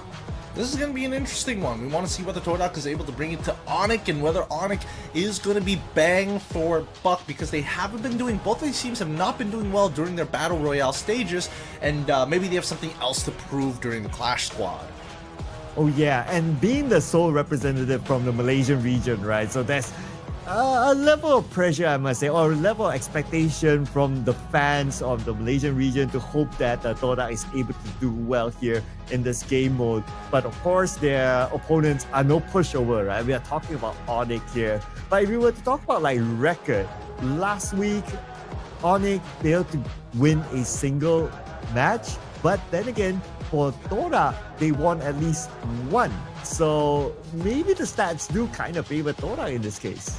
Maybe just a little bit here, but so far it feels like Onyx really hasn't found their stride just yet, which is a little strange, right? Because you would imagine that this team this team who has won a Free Fire World Series here in Southeast Asia before would like to do it again, especially with these young guns and Crime kind of giving them the leadership that they need. It's really a test of camaraderie, and more so a test of whether or not they have the chemistry to work with each other. We've seen Todak squeeze out Clash Squad style fights before during Battle Royales, but here in Clash Squad, we definitely see that there is potential. Sometimes they bite off a little more than they can chew. Well, that's where it suits their gameplay, right? Like Toda Langa, Toda crash in, so maybe that's something that they want to try to continue because it suits their philosophy. But of course, learning from last week, how they've played, and maybe some of the things that they found that didn't really work out for them, we might see a change here with Toda. So one of the key picks here for Toda last week was using the Tatsuya. Of course, Tatsuya does kind of fit the philosophy of Toda, just Langa, just go for it.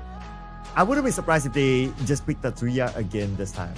I mean, it really depends on what the bans are going to be. If Oscar is available, I wouldn't be too surprised if Todak wants to take that for themselves. But we want to see the aggressive, in-your-face Todak, the Todak that kind of swarms you from the get-go rather than a slow-paced fight. But it really just depends on the bans, right? That's what has been predetermining the playstyles of the majority of our teams that we've seen play today so far.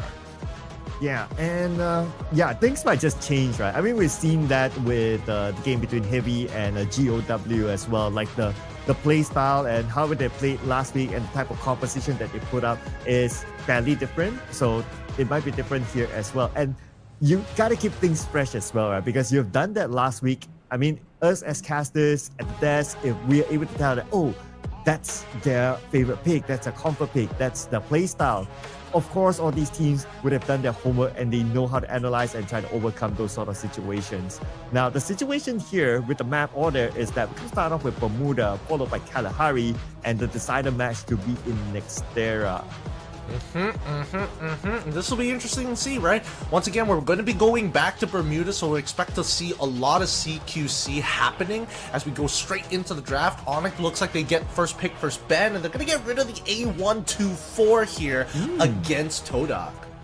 Interesting. It's not a common ban character, but Todak, they did have a record of using that last week, and A124 was one of the characters that they brought in that got them the win as well. So maybe Onyx is thinking of like trying to break that formation out.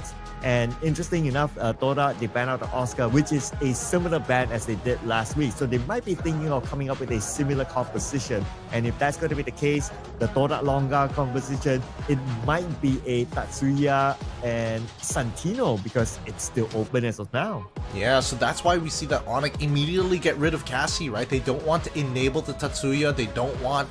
if Santino gets let through, okay, sure, fine. But do you really want to take both of them? And knowing Todak, we'll see whether they go for it. Because again, Chrono is still on the table. A great way to kind of say no without having to need glue walls or resources. Just an active skill card, a click of a button to save somebody's life, or at the very least buy you a few precious seconds. They also lock in the Coda this time round, but Onyx on the next two picks, they're already hovering Dimitri, so it feels like Onyx wants to be on the defensive. Ooh, interesting. On the defensive, or maybe they have not shown their guns yet, because like both Cassie, Dimitri, I mean Cassie will be one of the frontliners as well. So that's your answer, right? So you thought that we're going to play on the defensive with the Dimitri, but the answer is no. The moment they pick up the Zane, they're showing that, hey, we want to strike that balance of like, we want to take the fight head on, but at the same time, if we need to fall back, we have a daddy called Dimitri. Nothing you can really do against him, especially when his abilities are online. Todak, they're hovering over it. Tatsuya seems to be guaranteed here, but I'm surprised that either side have not locked in onto the Santino. Now, going into the reserve time, Todak's deciding whether or not they want to take the Santino alongside with them, or if they need something else to give them the edge. And it looks like Homer is going to be that person. They've got information from Coda. They've got the added, they have the added firepower with Homer to ensure that if anybody is off position, they can look for a huge punish. And right now, Onyx with their last pick, Santino, are they going to lock that in? I mean, if they don't, Ignis is probably another good option, but looks like you can't let the power pick go, right? If it's open, you got to take it, and they're going to go for the Santino. So it's going to be, they have options at the front. You have like the Santino, who's a nice in between the front line and also the back line to just throw out the mannequins as a distraction. And then Zane is just like pure front line while Cassie holds his hands. And in any case, if they need to play in a defensive stance, Dimitri will be waiting behind. So Onyx, in general, they have a very flexible sort of composition in different kind of situations. As for Toda, they're clearly looking like, okay, let's just go for it. Even if it's with the Chrono that's able to provide the shields as well, it can be provided at the front line as well while they are taking fights. So I can still see that Toda is sticking to the philosophy of Todak Langa. Yeah, definitely the Todak Langa strat in play. Onyx can play a little bit slower here, but with the Santino, you mentioned it already, he's really flexible. He doesn't necessarily need to be attached to Cassie, and I think there is counterplay with the mannequin, especially with the Homer. He's able to kind of swap positions in case, and then the mannequin, it can be used as a means to kind of like absorb the initial shock of the first Homer that comes on through. Either way, we'll see. It's a battle of resources here, right? Because Onyx, it's more likely for them to want Todak to walk into them, but more so the defensive plays, I think it's a little too much to deal with. The Cassie, the Dimitri on top of the Zane, it's just a lot of healing and just a lot of armor to punch through that I don't think Todak can get there unless they've got like a 3v1 scenario or they've gotten like more expensive weapons to cut through the raw stats. Yeah, and speaking about armor as well, let's not forget about Zane as well. The moment he gets an elimination, his shields will will be back up again. So he will definitely be a very strong tank. And like what you mentioned, right, cutting through the armor will be a problem here for Tora.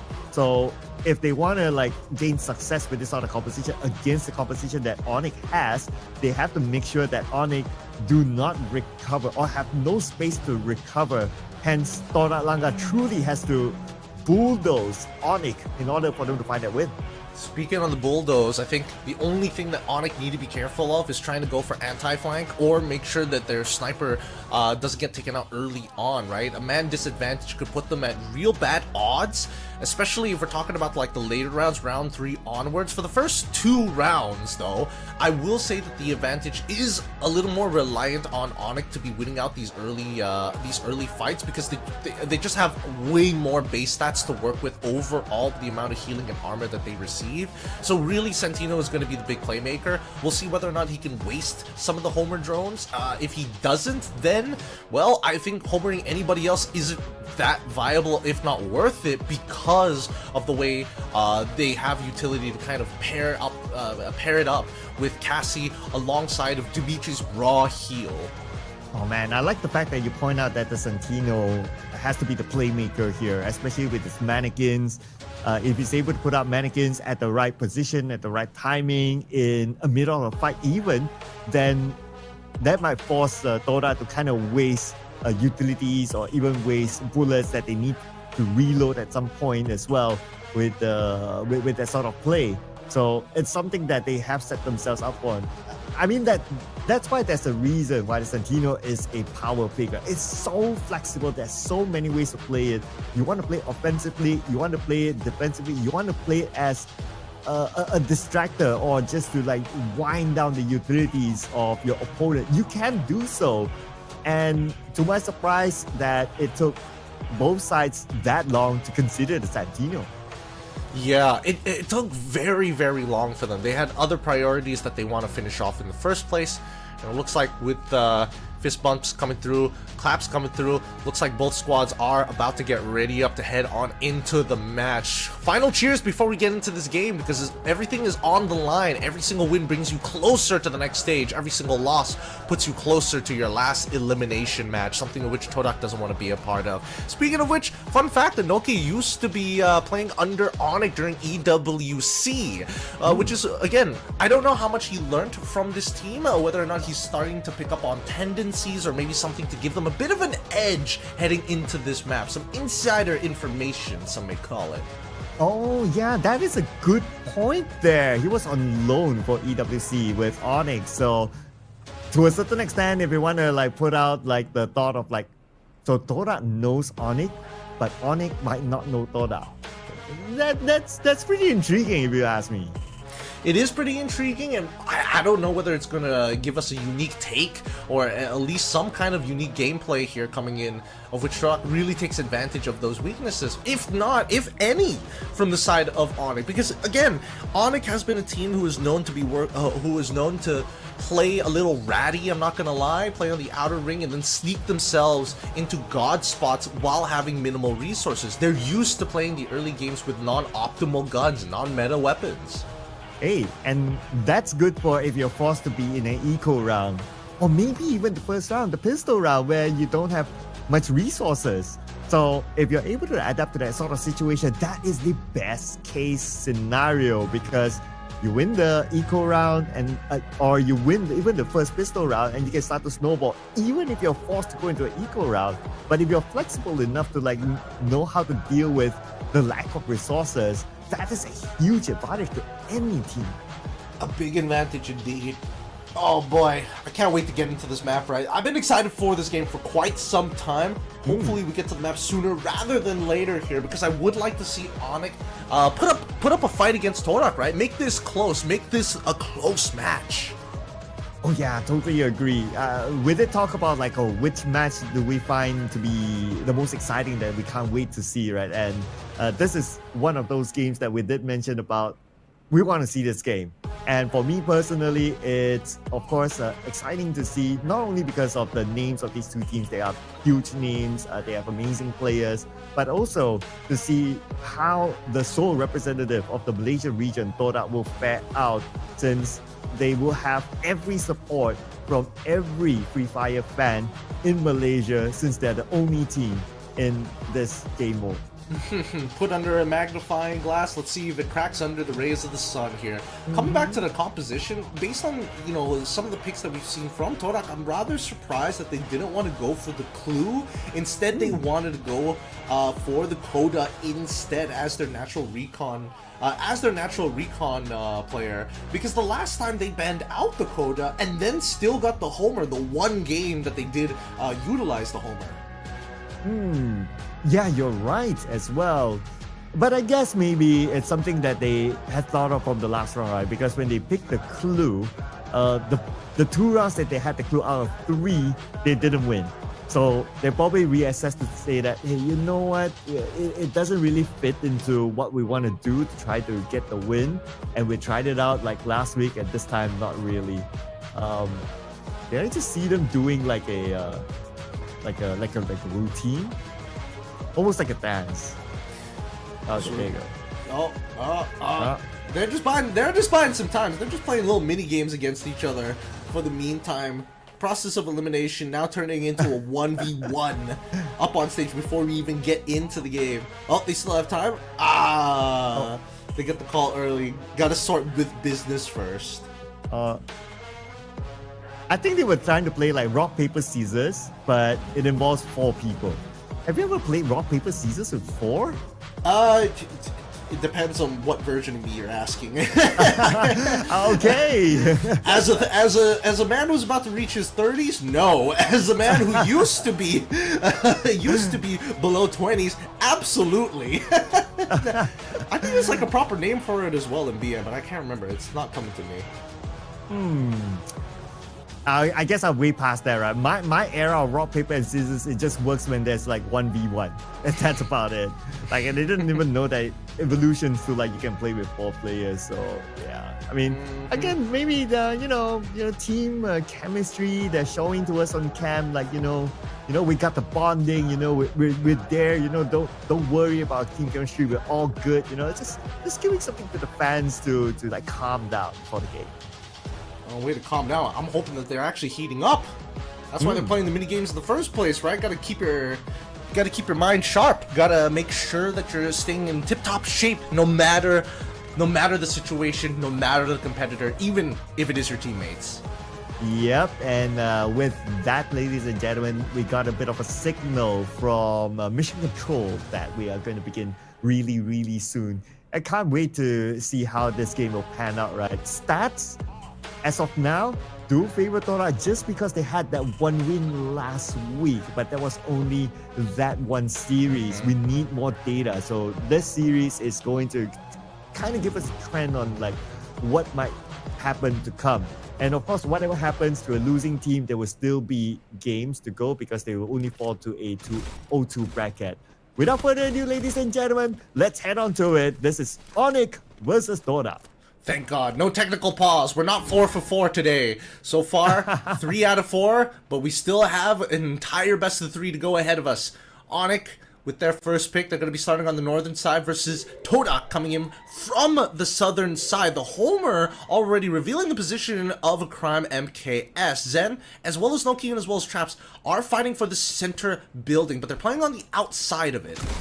Oh, and Traps, okay, he sees the incoming Onyx, but now numbers against him. He has to retreat back, but unfortunately not able to do so just in time. But the fall-off has to happen right now. Noki, the moment he shows up, he goes down, Crime from behind, providing that cover fire, providing that long-range support.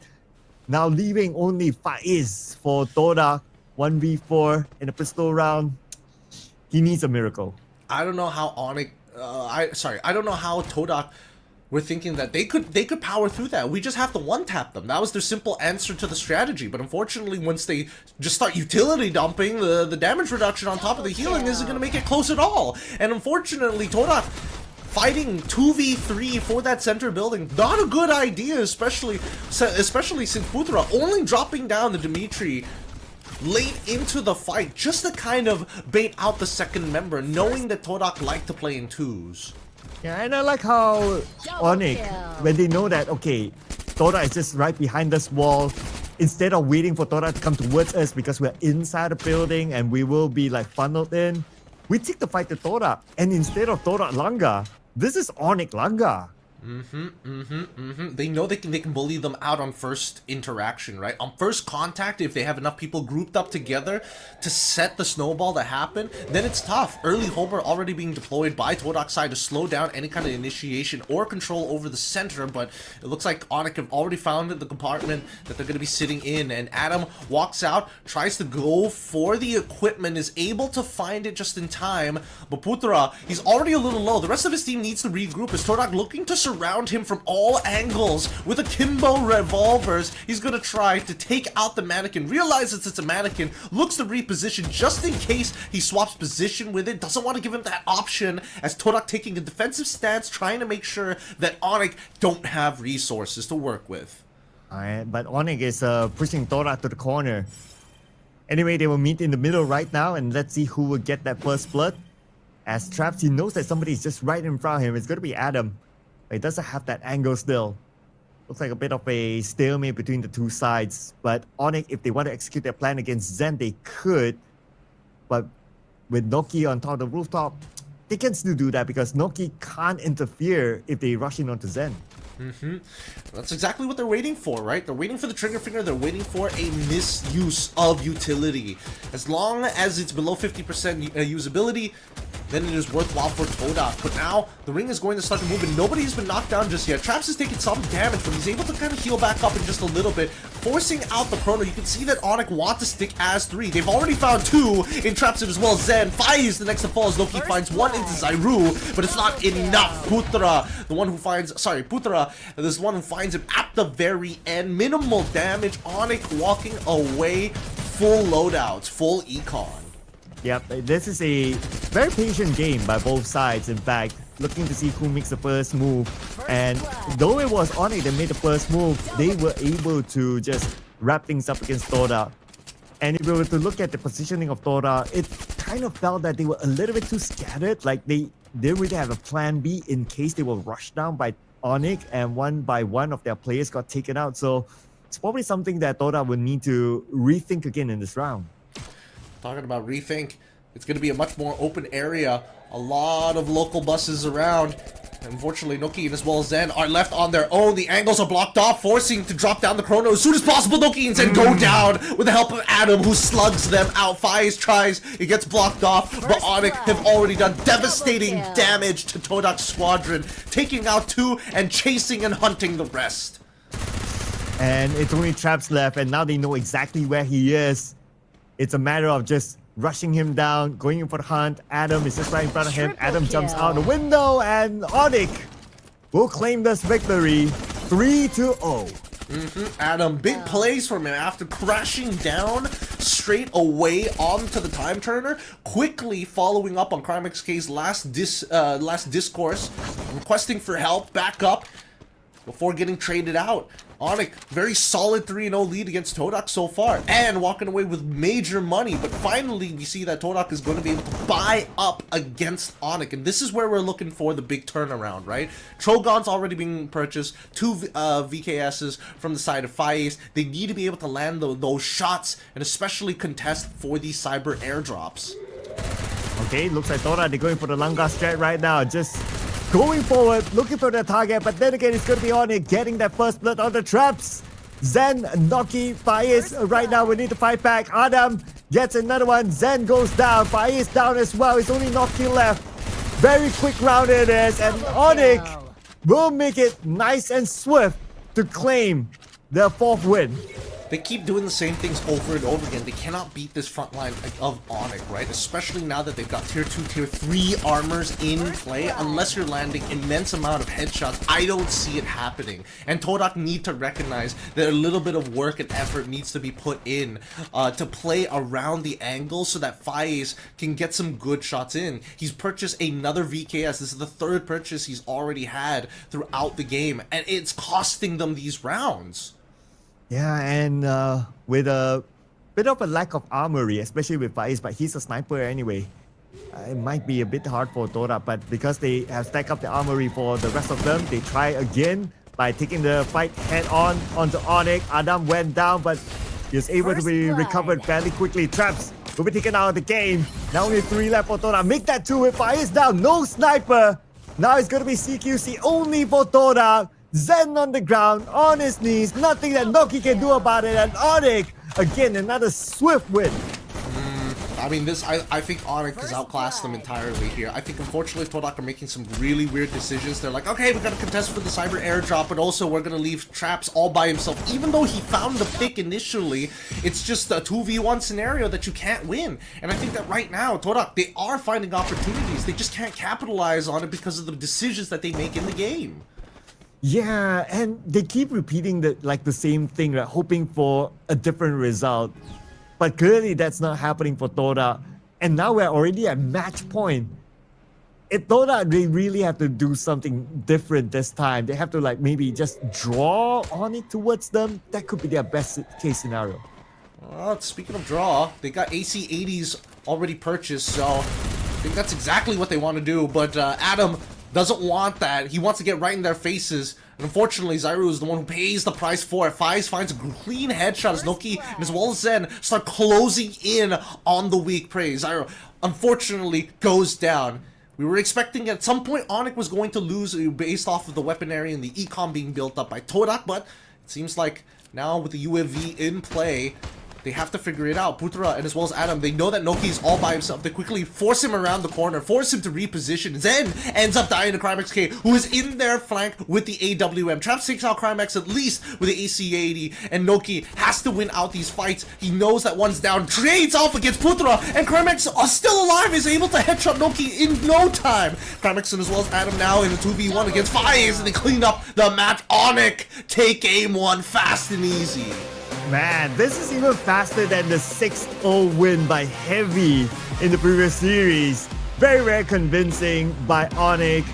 As much as Toda wanted to play the Langa strat, yes, they did, but at some point after maybe the first round, maybe after the second round, they could have considered to kind of switch things up a bit, but because they still kept to their guns of just pressing the forward button, it didn't work out for them. Onyx, they clearly know that Toda is just going to do exactly that, and they were very well prepared for it. They were very well prepared for it. I think that unfortunately for Todak, they're not making enough decisions at the same time. They're very, if we're committed to this, we're committed to this. We're not adjusting the plan. It's not as fluid as I would like it to be, especially since both Noki as well as Traps, even Zen, were finding picks. It's just that the recovery was so much better from the side of Onyx because nobody on the side of Todak was even thinking about going for recovery at that stage.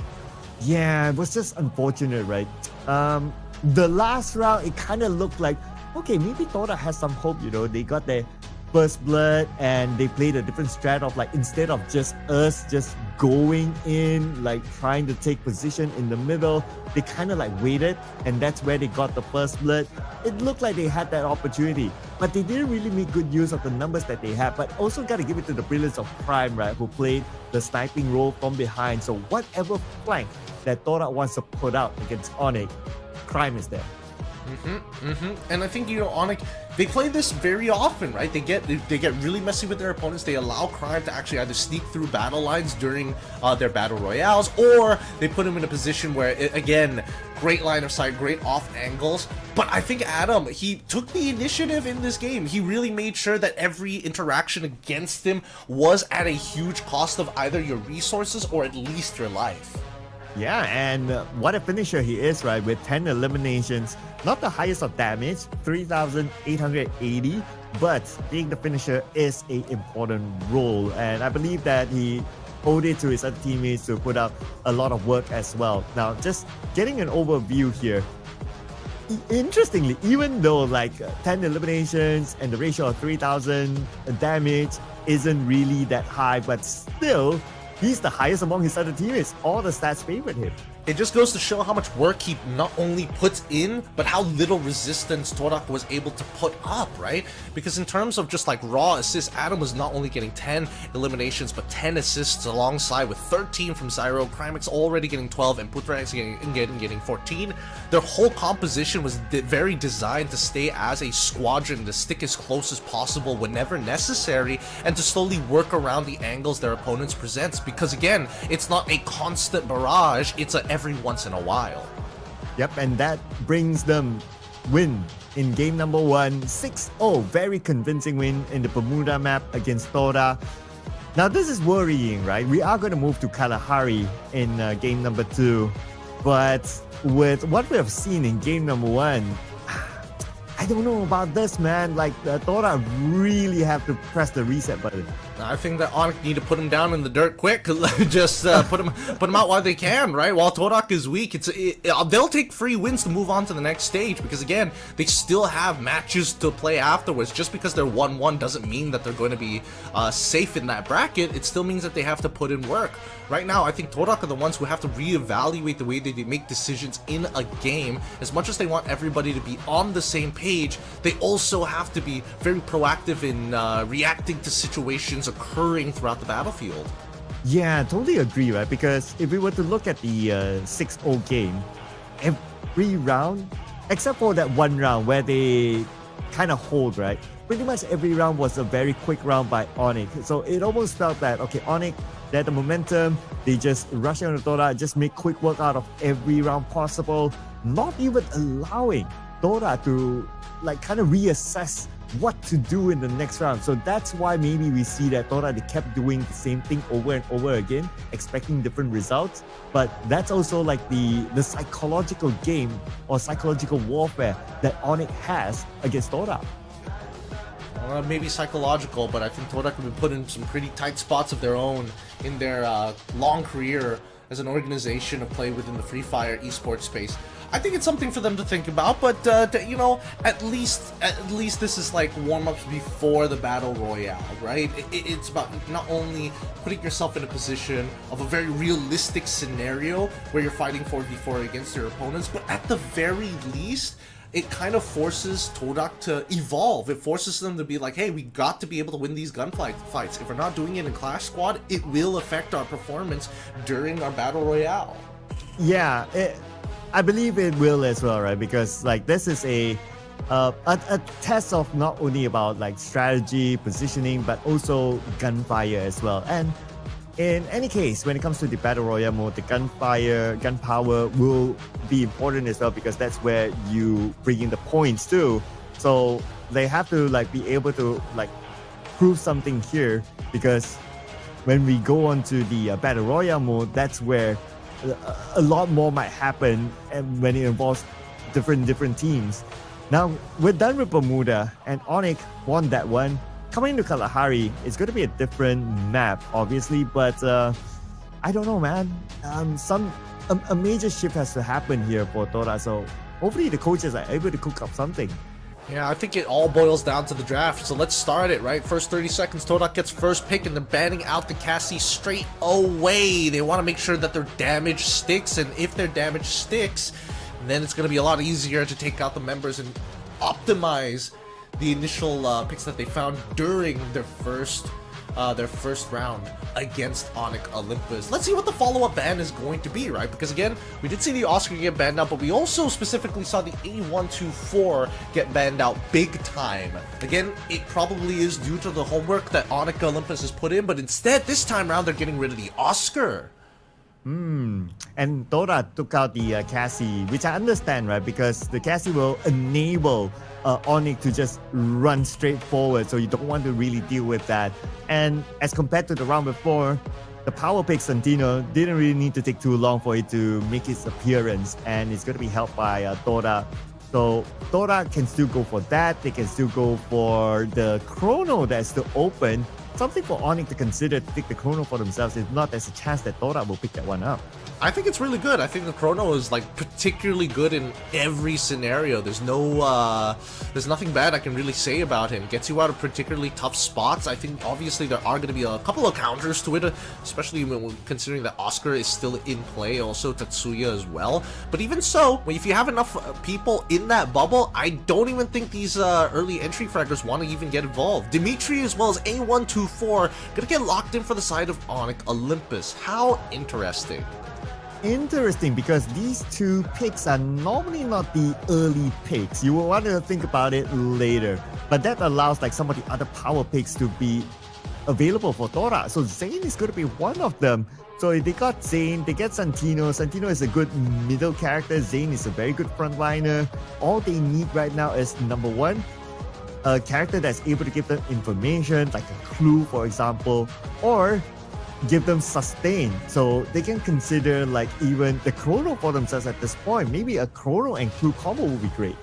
Could be, but it feels like they're pretty adamant on the Zane. If you're going to be running Zane, you might as well go with another rusher, and Tatsuya is going to be the rusher of choice, knowing how Noki consistently gets the Tatsuya. I mean, it wouldn't be too bad. Oh, instead of the Zane, switch it out over to Steffi instead. Interesting.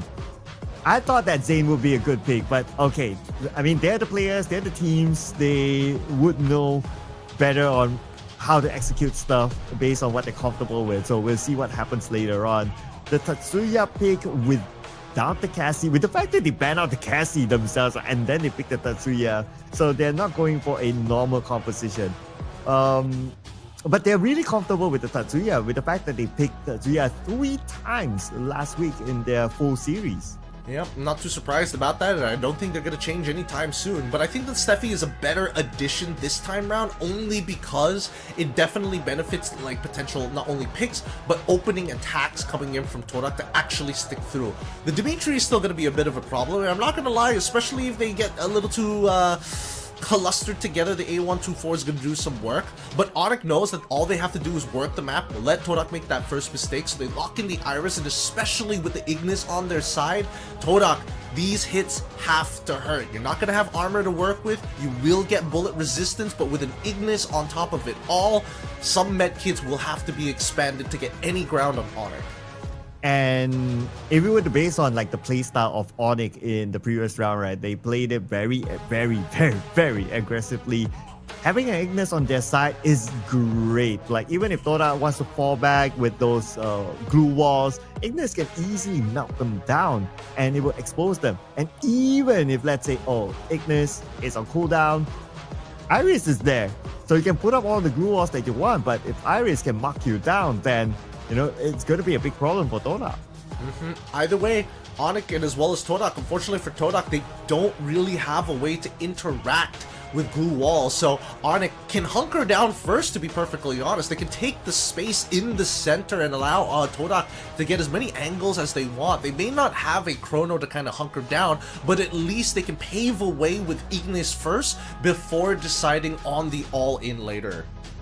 Yeah, and with the fact that Tora has a Tatsuya, so for them to take center stage in the middle of the map, potentially they can do so faster than Onyx. But then again, you need to consider when Onyx arrives, they don't want to put like Tatsuya in an awkward position where he is all alone. So like Santino has to be able to follow up, like Koda has to be able to follow up. So they need to be able to position themselves well enough in case like one player is being sieged down, how will the others be able to support that person? I think Onyx has way better resources to do that in comparison to Torak, right? They've got Dimitri, that song is going to be so important. And I think the aggressive tool from Onyx not only is Ignis, but if A124 just lands that silence, that would be a huge opening for Onyx to just run at Torak. Yeah, that's where Onyx composition is a little bit more balanced, right? You have a little bit of everything in case you need to change the plan. And that's something that we learned throughout the course of the season, right? Is that you need to be able to be flexible. And it's not only flexible, but you need to be flexible quickly because rounds just run really fast. And to set that up is to have this kind of flexible composition as well. And looking based on that, Onyx, they have it on paper. That will be the biggest challenge for Torak here because the challenge for them in the previous round is that they weren't as flexible. They were very one-dimensional. So I don't know with this composition how flexible they can be to change in case a plan doesn't work for them in a particular round. Well, I'm hoping that Torak has some good target priority because as soon as they bust through a house or breach open door, they're going to have to shoot at the same targets at the same time, ideally, to take them out early on before dispersing out and utilizing their mobility, because that's what really Todak's composition is about. It's about forcing a reaction out of your opponent due to open angles given along the way. So we'll see how tight Onyx is going to play, because they've already had a devastating game 1 against Todak. I'm hoping that they keep on the devastation unless Todak have some kind of a good reply. Yeah, and hopefully with some of these power picks, right, especially with the Santino, they're able to reply. And not only power pick, but they also have a comfort pick in the name of Tatsuya. Koda is also one of those picks that they are fairly comfortable with. So hopefully they'll be able to turn their fates around coming soon. But of course, Onyx, they have the momentum and they have won the psychological warfare against Todak, especially with a convincing 6-0 win against Todak. Not only convincing, but it was really, really fast as well. So that's where the coaches will need to play their role to bring back Todak to their former glory state. Yeah, they have to do a little bit of a reassigning here. But I still think that the composition does have some pros and cons. Either way, it's up to them at this point as we start heading into our next map. Hopefully, things are going to be just as quick for either side, because it would be interesting to see Todak go for a 6-0 against Onyx in map number 2 to bring it back for a tiebreaker on map number 3. Oh yeah, it will be super exciting if Todak is able to pull that one off, right? It's like, okay, 6-0 to Onyx and then 6-0 to Todak, and then that final decider game becomes super tight. That is absolute cinema, as the kids say nowadays. That's what people want. They want to see the action. That's why we go into Clash Squads. I'm surprised that the loading screens are this long, to be fair. Hopefully we don't get a word from Zipper that it's a technical issue, and I may have jinxed that, so we're actually 4-4 for today. But I'm hoping for the best. Yep, we all are, right? And plus, this is one of those games that we have been excited for at the very beginning of the day. So hopefully everything's all right there. But if we were to look at what's going to be all right or not, it will depend on maybe the first round result. If the first round still is Onyx, then we can sort of tell that they're still bringing the momentum forward. And that means Todak is in the top position. They are they're honestly in a pretty bad position regardless. Not to mention that their competitors are going to be just as difficult. Honestly, they could come out of like the 0-2 bracket if they do drop this. But with that being said, it looks like the game has already begun between our two competitors here. Let's see them hash it out in our next map. It's going to be nice and hot here in Kalahari. Starting off with Council Hall for round 1. All right, here we go. Who's going to take that first round? And if we were to remember like how it was played in the first round in the previous map, it's just all players just go in the middle and brawl. But because we're at Council Hall, the tactics have to be very different. At Todak, they're taking a very different approach. Look at the flank coming for Todak. They're doing it fast, they're doing it quick. Fires, oh, spots out Adam, misses at the last second, turns the corner, and now it's a full-on fight here. G'day is all doing the exact same thing on towards Noki's side, 2v1ing him straight away. And unfortunately, as much as Todak found the distance, they weren't able to find the big eliminations. Adam goes down, but Faiz is taken up in trade. Zen is wide out in the open, and he wants to get this angle in help with G'day. He knows that Zen has nowhere to be. He doesn't even fight back. Man, I can't really fight back when you have like somebody on top and two people just rushing at you from the front. It is so difficult. And now it's only traps left. It's going to be a 3v1. And G'day is showing off his ballerina moves. Yep, pretty interesting there. But it's going to be interesting to see how Traps will manage this situation. Well, we'll see, because now it's a double peek towards Traps' side. He loses 15% of his HP, is Crime. Looking to go for the far flank here, but again, just no place to play. No play area. They've completely locked him outside of the compound. So really good stuff coming in from Onyx. The opening picks definitely is what set the tone. Worst yet, the recovery from Todak ceases to exist. I still want to give it to Todak, right, for this round. Like, we did ask for, like, okay, Todak, try something different, you know, go back to the drawing board. And in fact, they did, right? They didn't really, like, just go all four straight in, like how we've seen before. Like, this time, they tried to play tactically. They open up the flanks, try to take all four corners. It's just that Onyx, they were prepared for it. And that's where Onyx is just showing the mechanical skills that they have. Speaking of which, it's a fast left flank coming in from Todak's side. They want to try and ruin the position of their sniper, who regains control with the rest of his team. Now open up into the open. Both snipers out and about. Traps finds out Crime finally, but Adam takes out Traps in response. Faiz manages to take out Zyru. This might be an opportunity for Todak to turn this around as the flame walls come on through. Onyx have lost too many members, too many on the ground, and didn't time their abilities in time as Todak finally rips one open. Okay. This time, what changed is that they took out Crime as quickly as possible. You take out Crime, the key support player for Onyx, and now they have the opportunity to take home this round. Only Gade left, 1v3. It's looking good for Tora so far. And looking at how they're surrounded, Gade, I don't know how he's going to get out of this. I mean, it's the same situation as how we saw Traps early on. Yeah, I mean, nobody wants to sacrifice their lives and lose out their entire loadout to spend more money in the following round. Good movement coming in from Noki.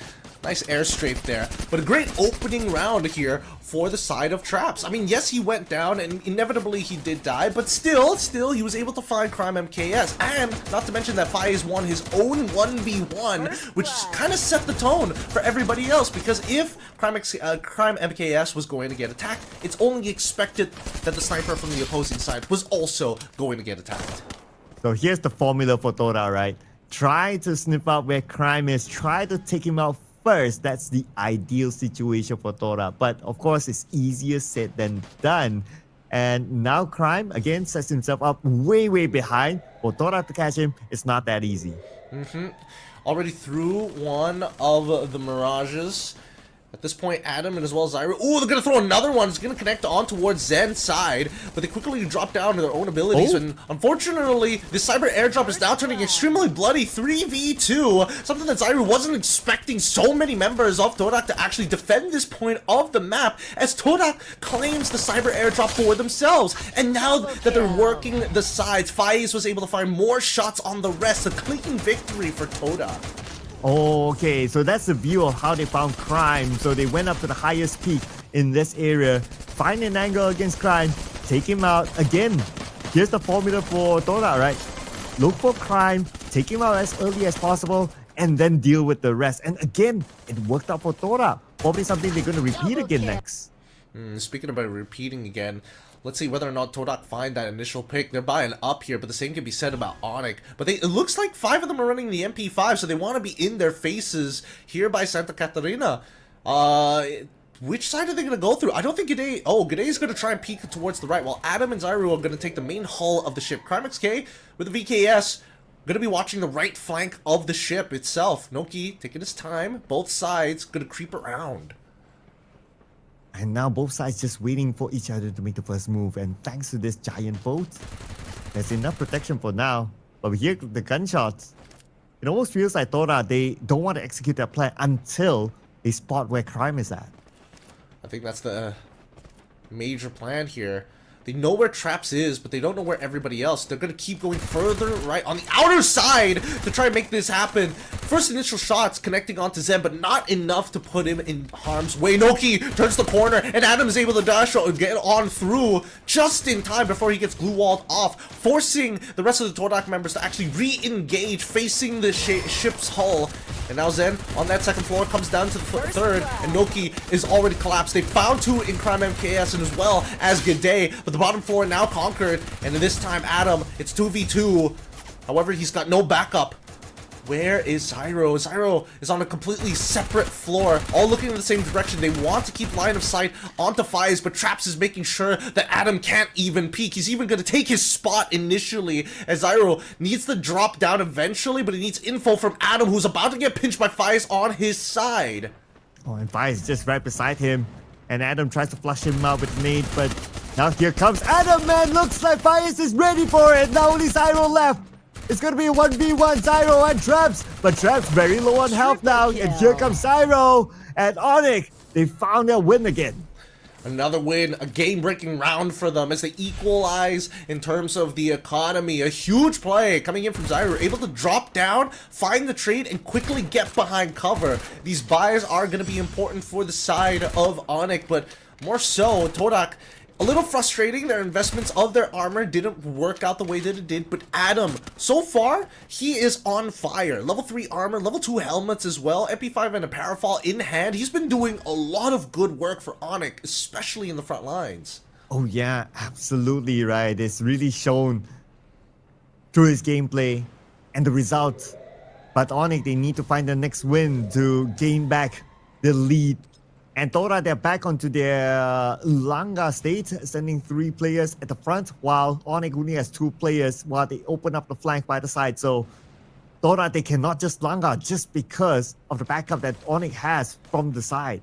It's true, but at the same time, somebody's got to do it, right? Adam as well as Zyro trying to contest for the center compound, and Noki denies him that space as Traps tries. Oh, he gets knocked down! Unfortunate as G'day comes in from the flag. Zen wide out in the open, and Noki realizes that his back is exposed. His sniper can't get into an angle, and it's too late. They've already been collapsed. Great fold from Onyx. And that's the benefit of the 2 sniper comp in this round, where Onyx, they were ready in case Tora just rushes in or tries to go for any flank. They can get the first knock for themselves, and that's exactly what happened. Once they get the first knock, pretty much the rest was history. As Onyx, they had the numbers against Tora. Now, 3 seconds left.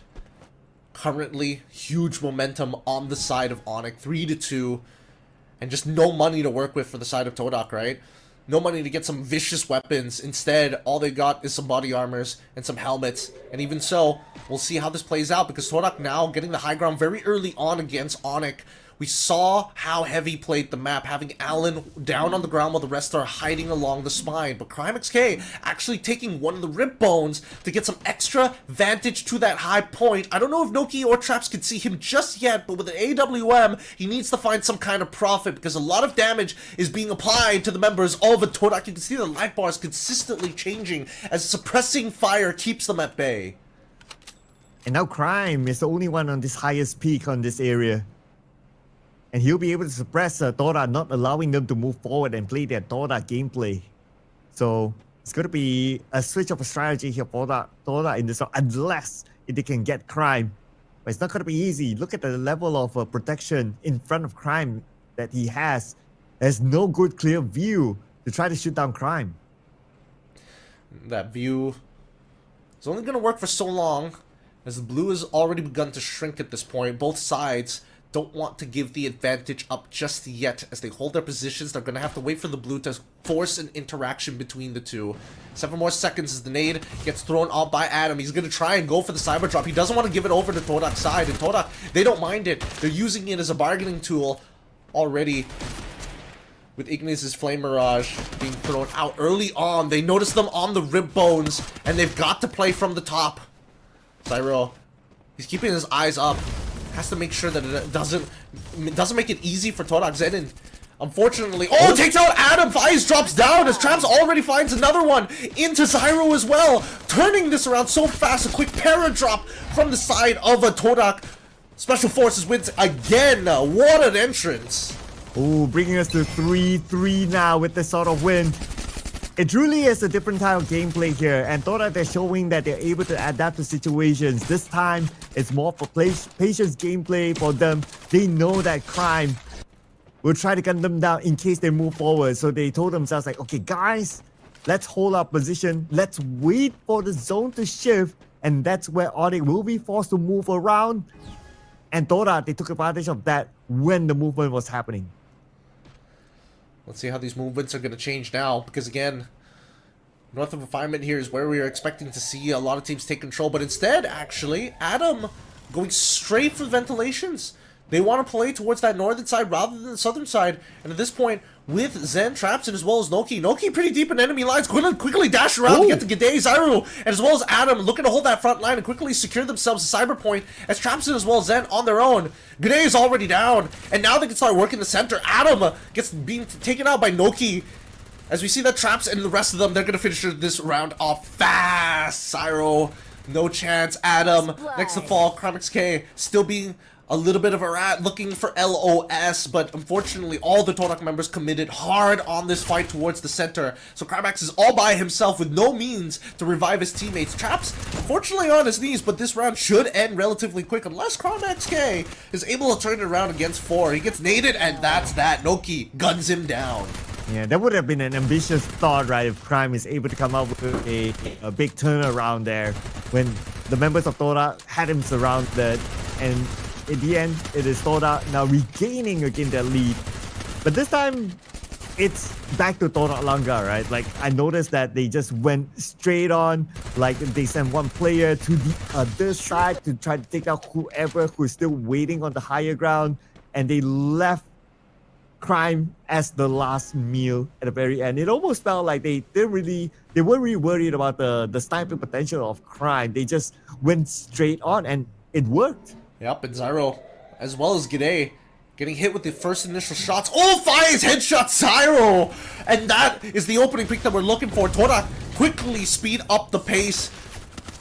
Mirage Fire already being thrown out to blow out the walls. However, the backline is already getting attacked as the Todak members have already spread out far and wide to cause as much chaos along the lines. G'day loses out his life. They got the initial revive onto Zyro's side, but now it's all about recovery. Iris has already been popped as well. They can see through the blue walls, but do they have the weapon area to make sure that it connects? And unfortunately for Crimex K, he's using the movement to finally take out Traps like it was nothing. Noki takes out Adam as Crimex K finishes off Traps, forcing it to it. Oh, never mind. It's now a 1v3. And they know where he is. They're rushing towards Crime right now. Crime, whatever it is, he's able to recover his health, and he will reposition himself behind the building, but he's on the outer side. So right now, even if Todak doesn't want a long guard, you can just wait for the blue to work. They decided to go for it. And Crime now, 50% of health, one snipe by Noki, and this round ends, putting Todak at match point. Good shots coming in from Todak. They really turned this around. I thought that Onyx was going to be able to kind of run over them, similarly to match number 1. But Todak, they've been finding some really good initial picks against Onyx, and I think at this point Onyx need to identify the map and not take the path of least resistance. You know, they keep going through the mid openings to try to get some initial shots, but unfortunately Cyrune as well as G'day, they can't compete right now, and because of the broken economy, Onyx forced it to get some decent weapons of their own, lose out a helmet for Crimex K just so that he can have an AWM. Oh, Traps. Ooh. And it is match point for Todak. So right now, Todak, they know they have the momentum. They're just going to take the fight against Onyx, and they're back onto their Todak Langa ways. But they could start off with both Noki and Zen at the forefront, while the other two members stayed behind in case of Onyx is planning anything funny. But so far, Onyx is also playing the passive approach with the two players at the front as well. As they hold their positions and the smoke finally clears. Once again, Zyro just trying his best, but finds a headshot onto Zyro. Traps already knew exactly where he was, and finally, they quickly find the round, bringing it 1-1 against Onyx Olympus here in map number 2. What a good recovery here by Todak after a devastating 6-0. Now they are back, and they will bring us to game number 3, the decider game, ladies and gentlemen. Man, and because of that sort of comeback there by Todak, they've broken the momentum of Onyx. Now it makes me wonder, who's going to win game number 3? It's a big question mark now. It's anybody's game. The inconsistencies in Onyx Olympus's approach to Todak definitely didn't change enough, especially once Todak got the right ideas about the initial picks and the initial mistakes happening right at the very beginning of the phase. Opening contact is where we saw Todak really get to shine here and slow down the plans of Onyx Olympus. I don't know why, but Onyx Olympus seems to be the one dropping the ball more than Todak this time round, and I think that at least for map number 3, a couple adjustments, easy adjustments can be made to overcome it to get back into that fighting form. But it's strange to see that Onyx lack the independent thought rather than moving as a squad. Once one person starts to fall, everybody seems to start to fall. If everybody is alive, everybody supposedly does well. Yeah, they had a momentum at the very beginning, right? But they kind of lost that one. But we also have to give it to Noki here as our MVP this time with 9 eliminations and 4,240 damage dished out. He could have been the double agent. He could have been. He could have let him know. It's like, fun fact, they're bad on first contact, so let's make it count. And honestly, Noki was doing a lot of good work, right? Because initially, not only was he taking space, but again, Todak like to hunker down once they've kind of taken the space from you, rather than keep pressing the advantage or pressing the space, because eventually they will get punished, and time is a constant reminder of that mistake. Now in the scoreboard, 3-6, overall, the damage numbers are looking great for Todak's side, and especially when it comes down to the assists, the same, not the same issue, but more so for the side of Onyx, same things as expected. If you're going to have eliminations, you're going to have a decent amount of assists. But I think that Todak has also taken into account that they were losing their fights because they were so isolated that they really started to band together on angles that they can work from. Yeah, but the stats also show that Onyx did put up a decent amount of fight. Like, everyone still contributed in terms of eliminations, in terms of damage. Obviously, it won't be as high as Todak just because they didn't win, obviously. But that just shows that they're still able to put the fight out to Todak. Now, Nextera is going to be our final map here between these two teams, and that will decide on who will be moving on to the 1-1 bracket and who will drop to the 0-2 bracket, and that's where nobody wants to be at. Oh yeah, nobody wants to be there. Man, it is quite the day. 4 best of 3s, and finally coming to the conclusion of this 4th one, and we've already spent so much time on these games, man. I can't imagine players, because these games, to them, it goes by quick, like really, really quick, and it must be like a different experience compared to the BRs where, oh, if you bow out early, you're just kind of stuck there for a long time. Oh yeah, that's true. It's like time just passes by for them, right? Like the BR, like what you said, like if you go out, if you're like the first team to go out, it's devastating because you have a lot of time to reflect and sulk and cry at the corner, you know, and maybe your coach sends you to the bad boys chair or something like that. But this one, you won't have the time. It's like, okay guys, whatever it is, next round starts. Just leave the past behind and you just look forward. Let's deal with it later once everything is done. Especially on the next map being Nextera. Remind me if I ever create my own esports team that I have a bad boy chair for punishments. I'll keep that in mind moving forward into the future. But first pick's going over to Todak this time. Here on Nextera, they're gonna go back down and ban out that Cassie. If it doesn't, if it still works, why fix it? Nothing's broke. Yeah, absolutely, right? Like, even though when they played Tatsuya last week, they didn't have a Cassie at all.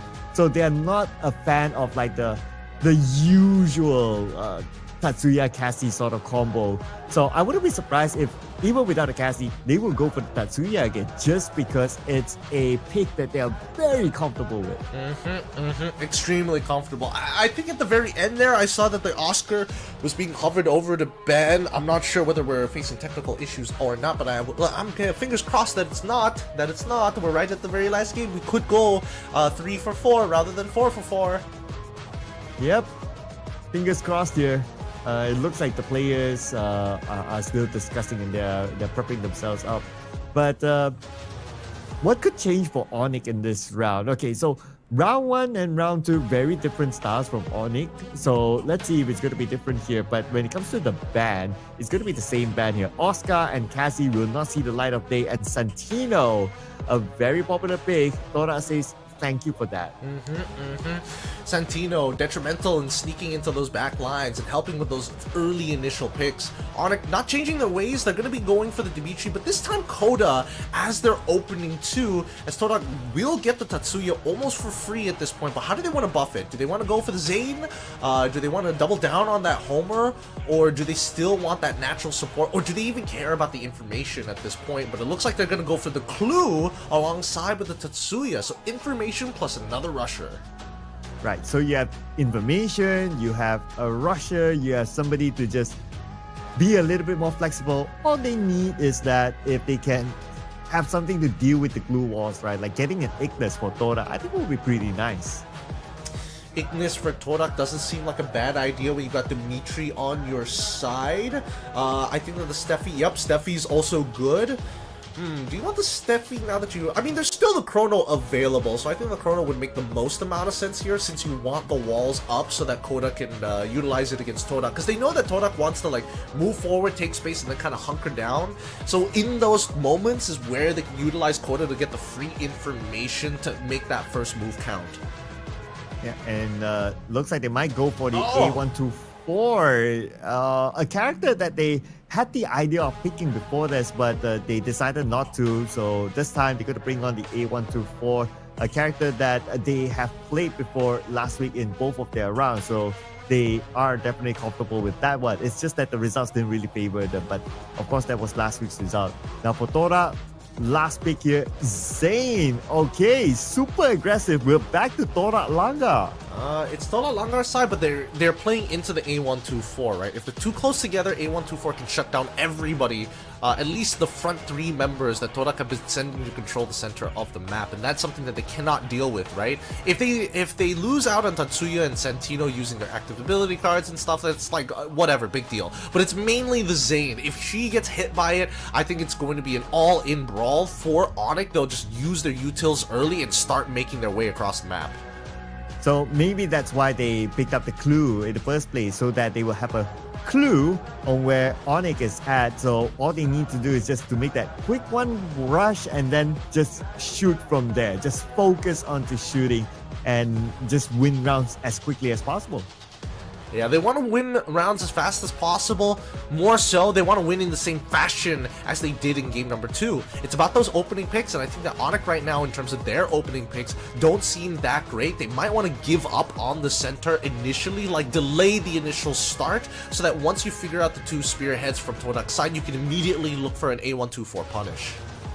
Yeah, and you don't want to group up too early as well, right? Because there's a clue that will expose their position, and Tora can easily just try to find ways to enclose them and try to trap them within a small location. So considering that kind of gameplay might happen, Onyx might want to start off spreading out, and it's not something that they're not used to. We've seen it time and time again from the previous matchup that they're, at most they will do a 2-2 split. Like they don't do a 3-1. 2-2 is what the standard formation is. If they want to go for something unconventional, they can go for a wide spread across the map as well. But for the most part, it's a 2-2, so that's okay to try to counter out the clue. Well, we'll see. We'll see how this plays out, because again, it's all about execution at the end of the day. Oh, with the Santino as well as Tatsuya, I'm expecting a lot coming out from Noki. He already put a stellar performance in game number 2, and I'm hoping that carries on to game number 3. Oh yeah, Noki, the guy who has experience with Onyx during his EWC campaign recently, the guy that is the one that provides information back to Tora on what or how Onyx operates.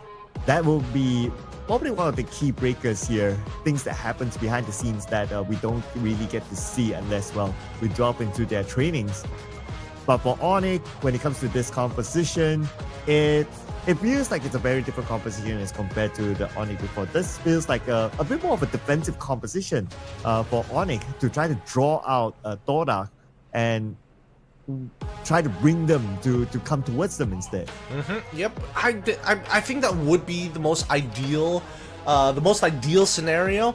As our players start to get ready up here, they've already locked in finally. 100-second cooldowns. Oh my goodness, takes a while before we even get into it, but they need to make sure that the setups are correct, right? Because again, setting up for a Clash Squad is slightly different compared to selecting your inventory for a battle royale, mainly because the situations you're put in is very honest, is very clean. It's about really trying to keep it sophisticated, right? Be good at what you need to do and find those opening picks to give you that combat advantage during a firefight. Yes, and the combat advantage will be very important in this round because it is the decider match between Onyx and Tora on who is going to move on to the 1-1 bracket and who's going to drop to the 2-0 bracket, the bracket that nobody wants to be in because that is an elimination bracket, ladies and gentlemen.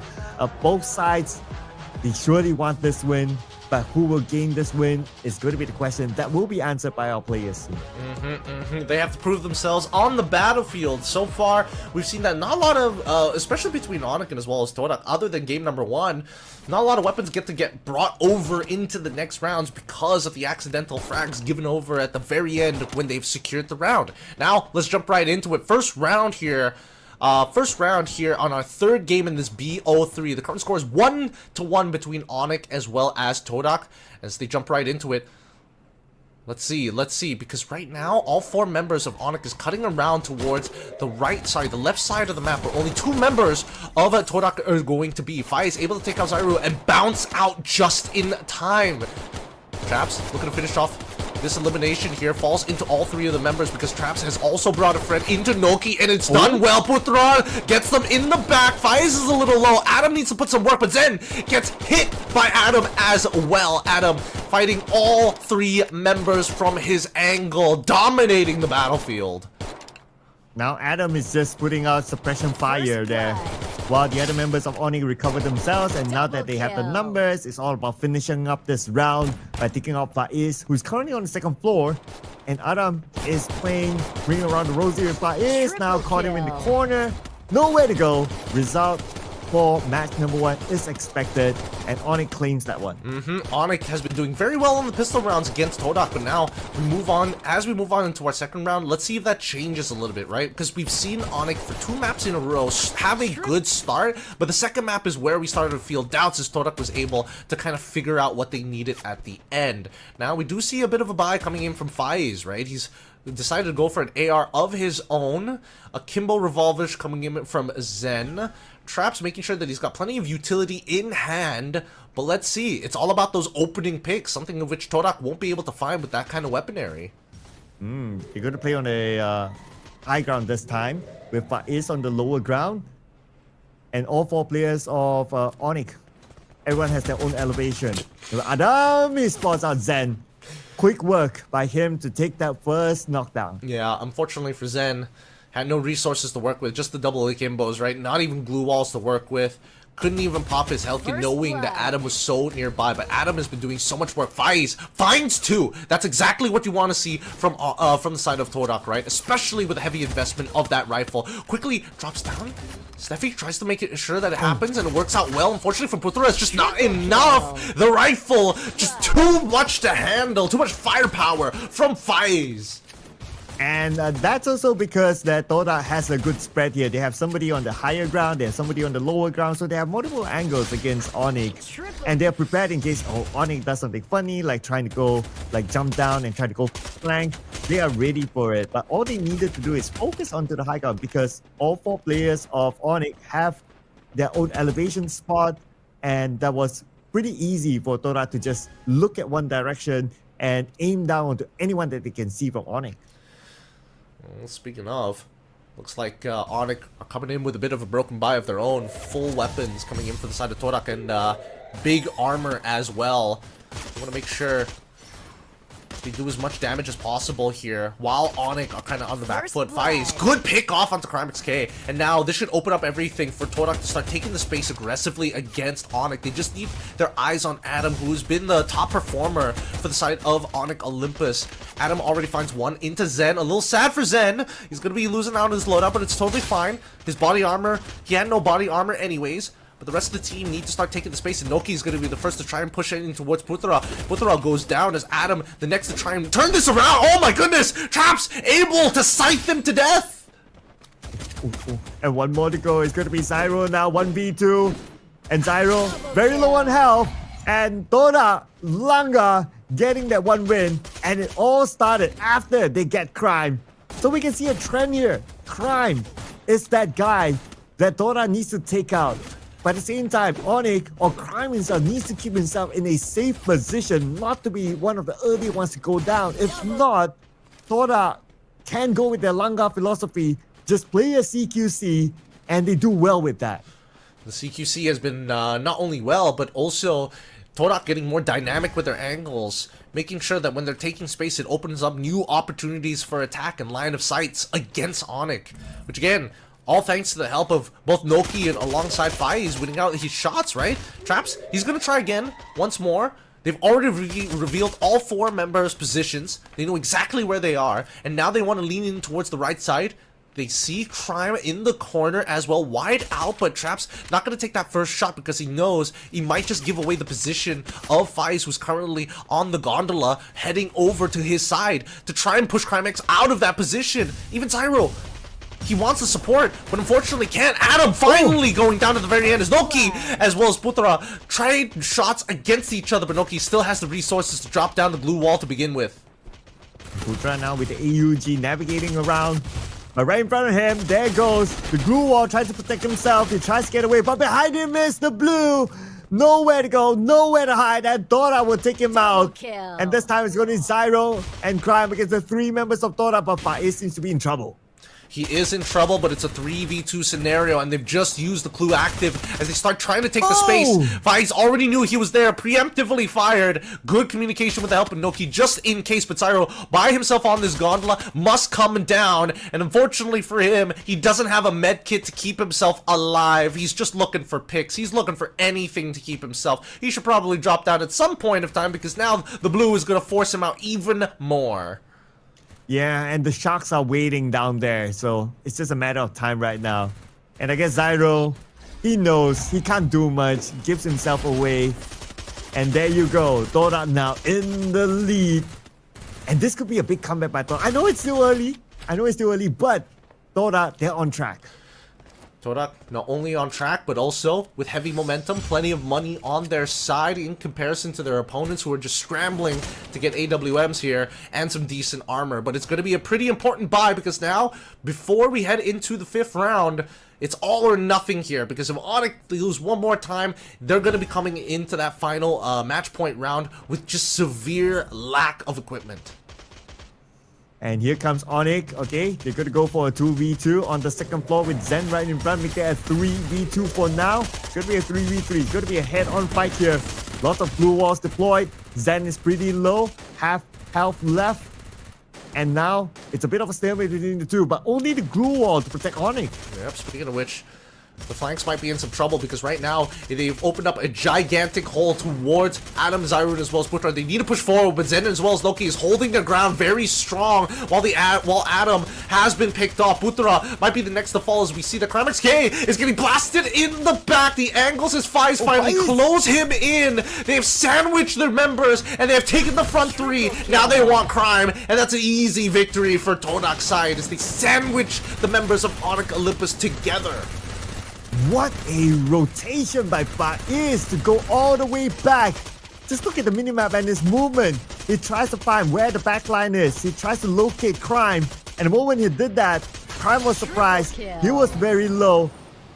And all Dora needed to do is just to finish him off as the final player of Onyx that was still active at that time.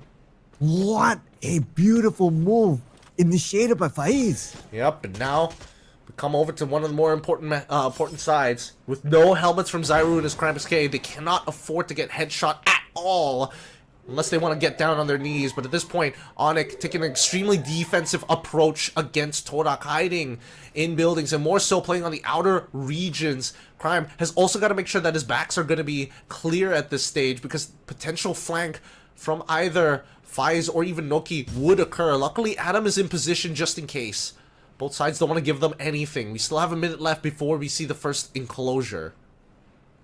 And the first enclosure will favor Dora since they have control of the middle of this map now. The rest of the players of Onyx, with the blue behind their backs, they'll be forced to move. And it will happen very, very soon. So they have to plan out or maybe take the preemptive strike against Dora, but they need the information. They do need the information, but I think they've kind of limited it down to the positions that they can and cannot be. And I think this is the problem right now, because Onyx, what are they hoping for? Somebody has to instigate it. And now with the blue closing in and not on their side, Adam tries to go for the center. Zen, caught sleeping at the wheel at this point, allowing them to make it across. Traps tries as well, but now they just nade spam Adam and as well as Putra. Noki is completely fine. The Mirage can be, they've taken space.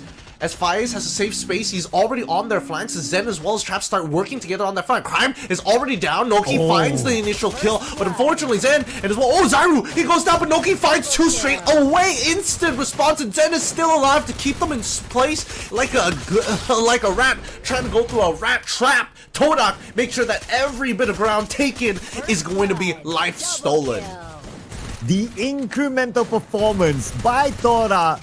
Now they're at match point 5-1. After a brilliant move again, they got Crime as their first blood in this round. Once they spot him out, once they take him out, then the 3 players of Onyx, they start to falter from there. That's how crucial Onyx is to keep Crime alive as long as possible. Speaking of for as long as possible, match point for the side of Todak with 2 cyber airdrops to their name to nothing. AWM's already purchased big boy weapons, tier 3 armors, everything under the sun Todak has already purchased. Onyx, they've got some decent weaponry on their hands, but CrimeXK luckily hasn't been headshot too often. It justifies him not going for the helmet this time round, as we see that Adam, oh, making the turnaround, tanking so much of the Blues damage, and if Traps dies here, it will all be for naught, and it was for naught. Adam finds him, and this is the opening pick that they were looking for. CrimeXK loses his head regardless, and turning this into a 3v2. AWM still in play here. As now as the Fire Mirage going to start melting away the glue walls in the center of the map. High ground controlled by Todak.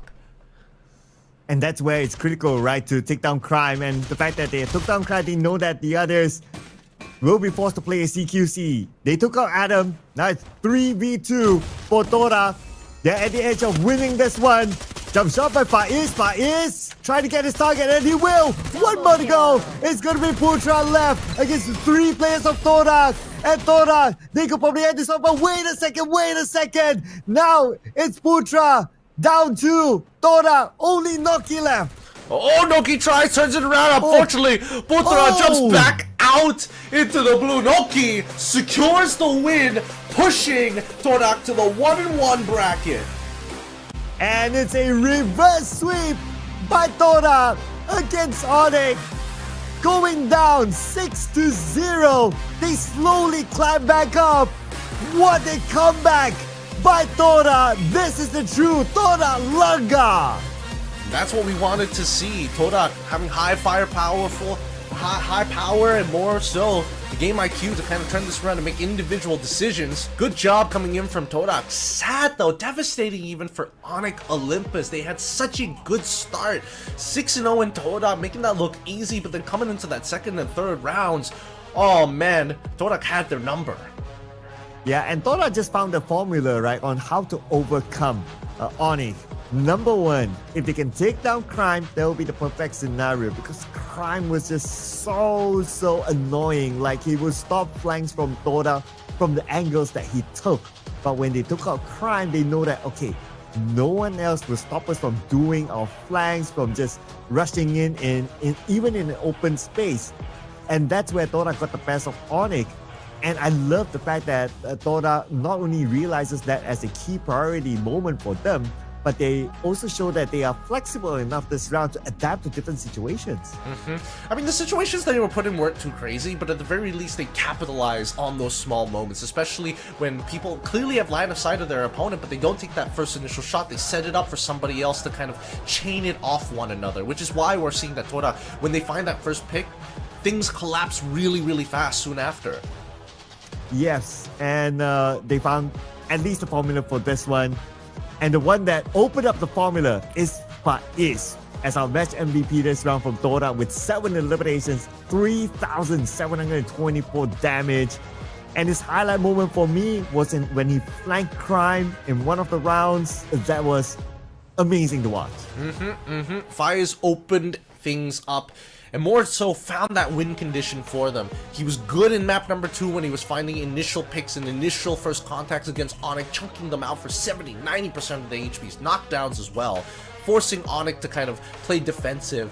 And then in map number 3, he gets even more aggressive, winning out important 1v1s, but look at the number of assists he has been influencing all the fights across the map. Yeah, 13 assists. Wow. Okay. and of course bringing the eliminations together with the amount of damage. But on the other side, as much as Crime was influential in their 6-0 win, unfortunately no eliminations at all for Crime this round. And that's because Tora tries to take him out as early as possible, not allowing Crime to be able to contribute as much as he would like to the team.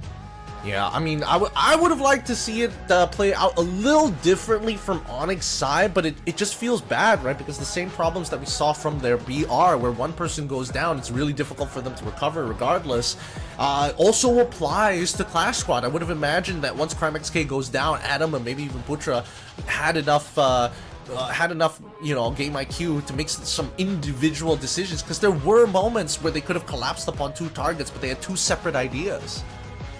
Yeah, so I guess the separate ideas is something that they will need to align moving forward, right? Not the end of the world. Again, for Onyx, they lost 1-2 to Torak to a reverse sweep, but they will still be playing in a 0-2 bracket moving forward. So fans of Onyx, do stay tuned to that. But if you just join us, ladies and gentlemen, just look at the results here. First game, 6-0. And it wasn't just any 6-0. It was a fairly fast 6-0 that Onyx won. But in game number 2, Kalahari, Tora started to climb back with the 6-3 win. And then the compounding momentum that they had was brought to Nextera. That brought them the 6-1 win in the best fashion possible for Tora between this matchup of these 2 amazing teams. So great work for Tora. What a comeback. Which is pretty shocking that it ended up like this. Strong statements, but the power creep keeps on going up. Sometimes teams are just not feeling it for that map, they just get better in the rest of them. But with that being said, that does kind of conclude our 0-1 bracket, and now the next best of 3s are all elimination pieces from here on, from this point onwards, which is not the most fun for anybody in the 0-2, but at least it gives you a chance to maybe turn things around for yourself to make it into the double eliminations. Yeah, and somebody's going to go home. Well, not technically home because there's still the Battle Royale mode, but for this mode, somebody's going to be eliminated. So yeah, stay tuned for that one. And because of the stakes are that high, that makes the next 0-2 rounds or the upcoming 0-2 rounds, we're going to watch at least 2 of them, ladies and gentlemen, even more exciting. Just that much more at the edge of your seats, and hopefully so far it's been good. No more technical pauses for the time being. Hopefully that has been all fixed up, because these next couple of battles are going to be important, and I don't want these teams to run out of steam or momentum because of one, because so far we've seen that teams that have momentum, there's such a different shade to them when they play. Oh yeah, absolutely right. And I do like to see like the evolution of strategy, like from week 1 to now week number 2 so far. We are towards the end of it. We only have like 2 more games to go, and we start to see like the teams putting out like different strategies almost every round, and things are starting to shape up, right? So the challenge is going to be even bigger as teams progress, because there's a lot more data being put out to public, and people are starting to see patterns here. So the challenge will be for teams that move even further to try to be creative with how they're going to play this. But ladies and gentlemen, we're going to check out an interview here with one of the players of Tora. We're going to hear from them. How do they think about their performance? So let's go on to our interview. Take it away.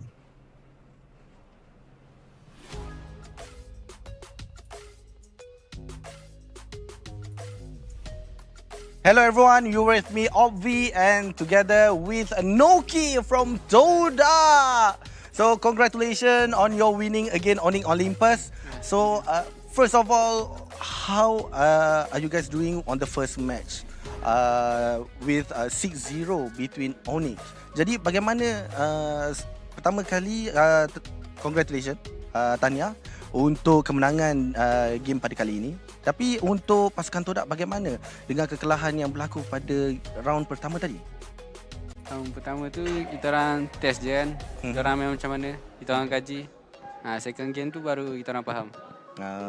So they try to understand the gameplay coming from Onyx. That's why from game 2 onwards they improve during the gameplay as well. So for the next step, does Todak immediately can bring in to proceed the winning for the next bracket. Jadi adakah untuk pasukan Todak boleh untuk pergi kemenangan untuk bracket yang seterusnya? InsyaAllah boleh. InsyaAllah boleh ya. Jadi adakah skill yang akan digunakan tu sama dengan kemasukan Zen sama sekali? Kita akan ubah sikit. Sikit. So they are confident about winning on the next bracket, and of course with bringing in Zen, they will try to adapt with the skills as well. And thank you for Noki for being here as well. And now we're back to the casters. And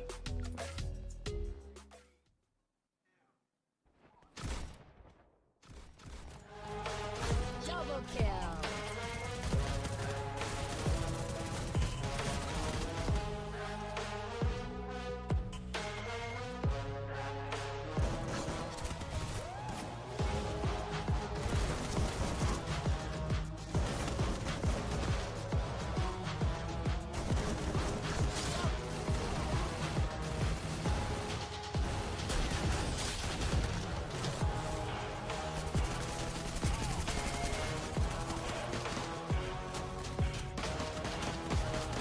First blood.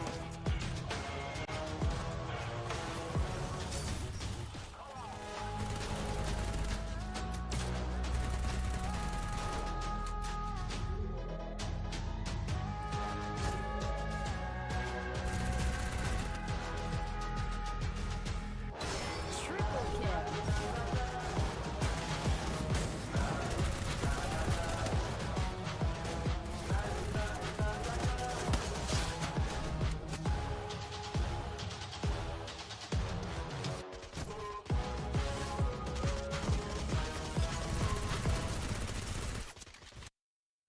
And so on. To advance, a team must get 3 wins before they lose 3 times. Lose 3 matches, you're eliminated from the Clash Squad mode. Matches continue round by round until exactly 8 teams reach 3 wins. Those 8 teams move on to the double elimination round. Double elimination format. Every team starts in the upper bracket. Lose once, drop to lower bracket. Lose twice, you're out. Through 3 intense rounds, winners rise, losers fall, until one team punches their ticket to the grand final. The other finalists will emerge from the semi-final bracket, and then it's all on the line. The last showdown decides the Clash Squad champion of Free Fire World Series SEA 2025 Fall. This is where every skill, every pick, every round matters. Where legends aren't born. Garena.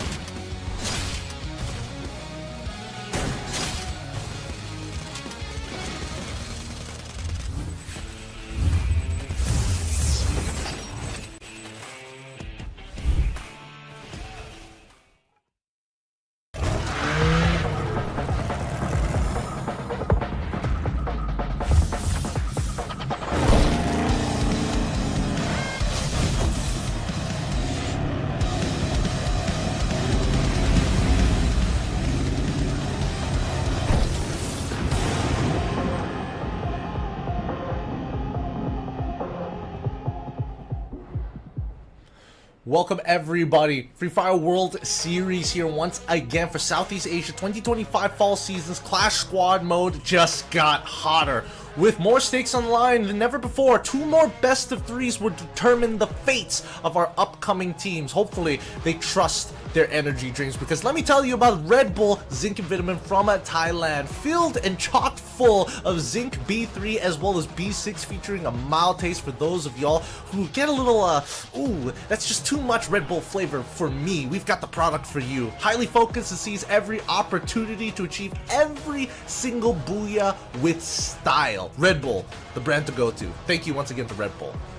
Yep, and our upcoming teams will need to win it with style, because we are now in the O2 bracket. That means whoever who loses this one gets eliminated. So nobody wants to get eliminated, of course, but then again, it's a tournament, it's a competition.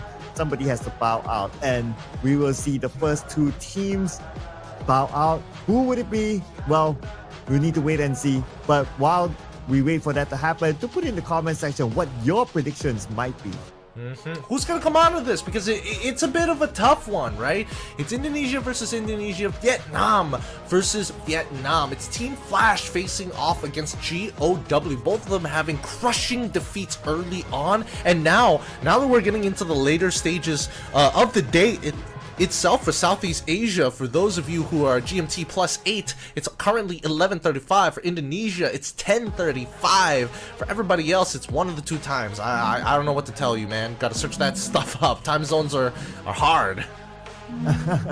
Yep, and well, for us, it's getting really late. But then again, the action doesn't stop here. We really want to try to see who will be the 2 teams that will move on and who will be eliminated. Of course, we're going to start off our O2 series here between Team Flash and GOW. So, based on the current stats for these 2 teams, they have yet to win a single match between these 2 teams. So, looking to turn their fate around. Yeah, again, GOW and as well as Flash both having slightly slower playstyles. I would say that Flash more surgical with their strikes in comparison to GOW, who again, I think they need to find those first picks to create these advantages, right? The raw decisions being made by both of these teams are top-notch. However, the execution is where it becomes a little difficult. ABCD has done his best, but Hwangam getting taken out early on, one of the few weaknesses that maybe GOW might look to exploit. Yeah, and they need to find ways to exploit the maps coming up soon. We're going to start off with Nextera, followed by Kalahari, and if needed, it's going to be Bermuda as game number 3 here.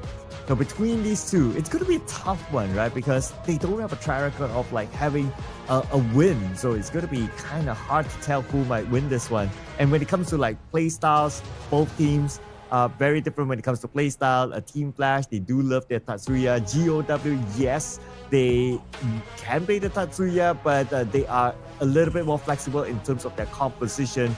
And they have even picked a A124 before this as well last week, especially.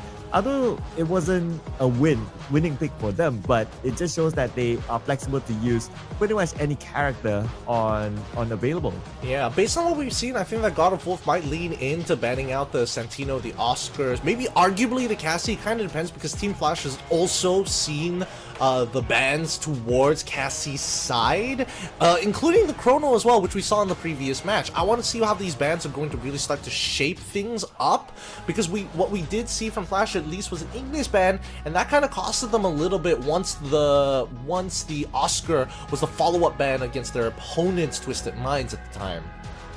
Yeah, speaking about the bans, I think we can expect like some of the hot bans, right? Like the Santino being taken out, and maybe even the Chrono as well to be taken out as well. The Cassie ban might be a strategy to just try to break out the traditional combo of having the Cassie and Tatsuya together. But speaking about the bans, we're going to get into the draft right now, and Team Flash is going to start off with the first ban. So potentially, historically, Chrono, Cassie might be the first one. Well, let's see, because first bans will lead into Flash's side. Oh no. They're calling it a second martial. That's not a good sign. That's not a good sign at all. Please get this ban through. It's already cutting into the reserve time since the 60-second countdown has already begun. And from the looks of it, looks like we might have an issue already. 4 for 5. As we look at the opposite side, they're looking at them and they're like, we're all in the same studio. We know what's about to happen. Yeah, they're just looking across at each other. It's like, oh, okay, something's happening there. Oh, okay, that means we have more time to discuss. Yeah, I guess that's good news for the teams. But of course, we'd like to get our games going because it's an exciting match. This is the first elimination match, so it's super exciting to kind of like set the tone of what's to come. And I think especially for GOW, they don't look too stressed about the situation. They still, looking as normal as ever here. As they look to set this draft up once more. Our marshals are already on it, so don't worry. They will handle this professionally as soon as possible. They just need confirmations from the marshals on the opposite side to get the green light. Oh, now we're gonna have a second marshal showing up as well. Hey, they're just checking. It's like, hey, you guys set Okay. the lobby correct, right? You guys didn't give any slight advantages to them, right? And lobby creators, I'm keeping an eye out on y'all. Yeah. Okay, final checks, I guess, here, just to make sure that everyone's in the right lobby, out of the millions of lobbies available, maybe. But okay. I guess they're pretty ready right now, and I'm sure they want to get things on the way as well, right? Especially with the fact that they both have not won a single game, so they want to try to okay, can we get the good vibes by winning that one game, right? And of course, one of these teams would win their first game, and that's where they will start to get the good feels, and maybe they will be able to roll that onto the following matches. Oh no, tough to say, man. No, somebody else has a technical problem. No, I'm hoping that it's not the case, and maybe I'm just reading into the situation a little too much. But Team Flash are the ones who are okay now, but it's now God of Wolf who could be having a technical issue. Not entirely sure, but we'll let our marshals handle it in the meantime. Either way, both of these teams are eager for that win. That good vibes, good times will come once they achieve that victory to keep themselves afloat. But from this point onwards, every single one of these Clash Squad best of threes is going to be a do or die once you've reached that 0-2 bracket. Another elimination causes you to bow out of the tournament. Another win gets you closer to that scoreline of 3-2 where you make it to the double elimination stage. Oh man, it's a scary thought, right? Like, this is the round that somebody gets eliminated after playing at least two series, including this one. It's going to be a third series, just to be eliminated as early as this. It's just sad, right? And you have to come from the same region as well. You gotta think about it. If you're a fan from the Vietnamese region watching this one, and you're thinking to yourselves that, oh man, one of my boys is gonna go home. It's not a good feel. No, it feels really, really bad, especially since I've been singing the praises of Vietnam because of their performances during their battle royales, because they do well. They do very, very well during their battle royales. Some hotter than others, but it really depends on the day. They've improved their initial, well, I call it Clash Squad right at the very beginning when they get hot dropped anyways, because they've been winning a couple of those out. I thought it might translate for a deeper run here at the Clash Squad official tournament. Yeah, and I guess it's not the same story for everyone, right? For these Vietnamese teams, like what you said, we expect them to go a little bit deeper, but that's not the case. But if we were to translate the same thought of how about the powerhouses like Team Falcons, like Blue Ram, like AG? Well, yeah, they did really well. So we'll see them. Some of them moving on, some of them very comfortable up there as well. So whatever their performance in a battle royal mode does translate here. So I guess it's really like a 50-50 sort of thing, right? Yeah, it definitely is a 50-50 sort of thing.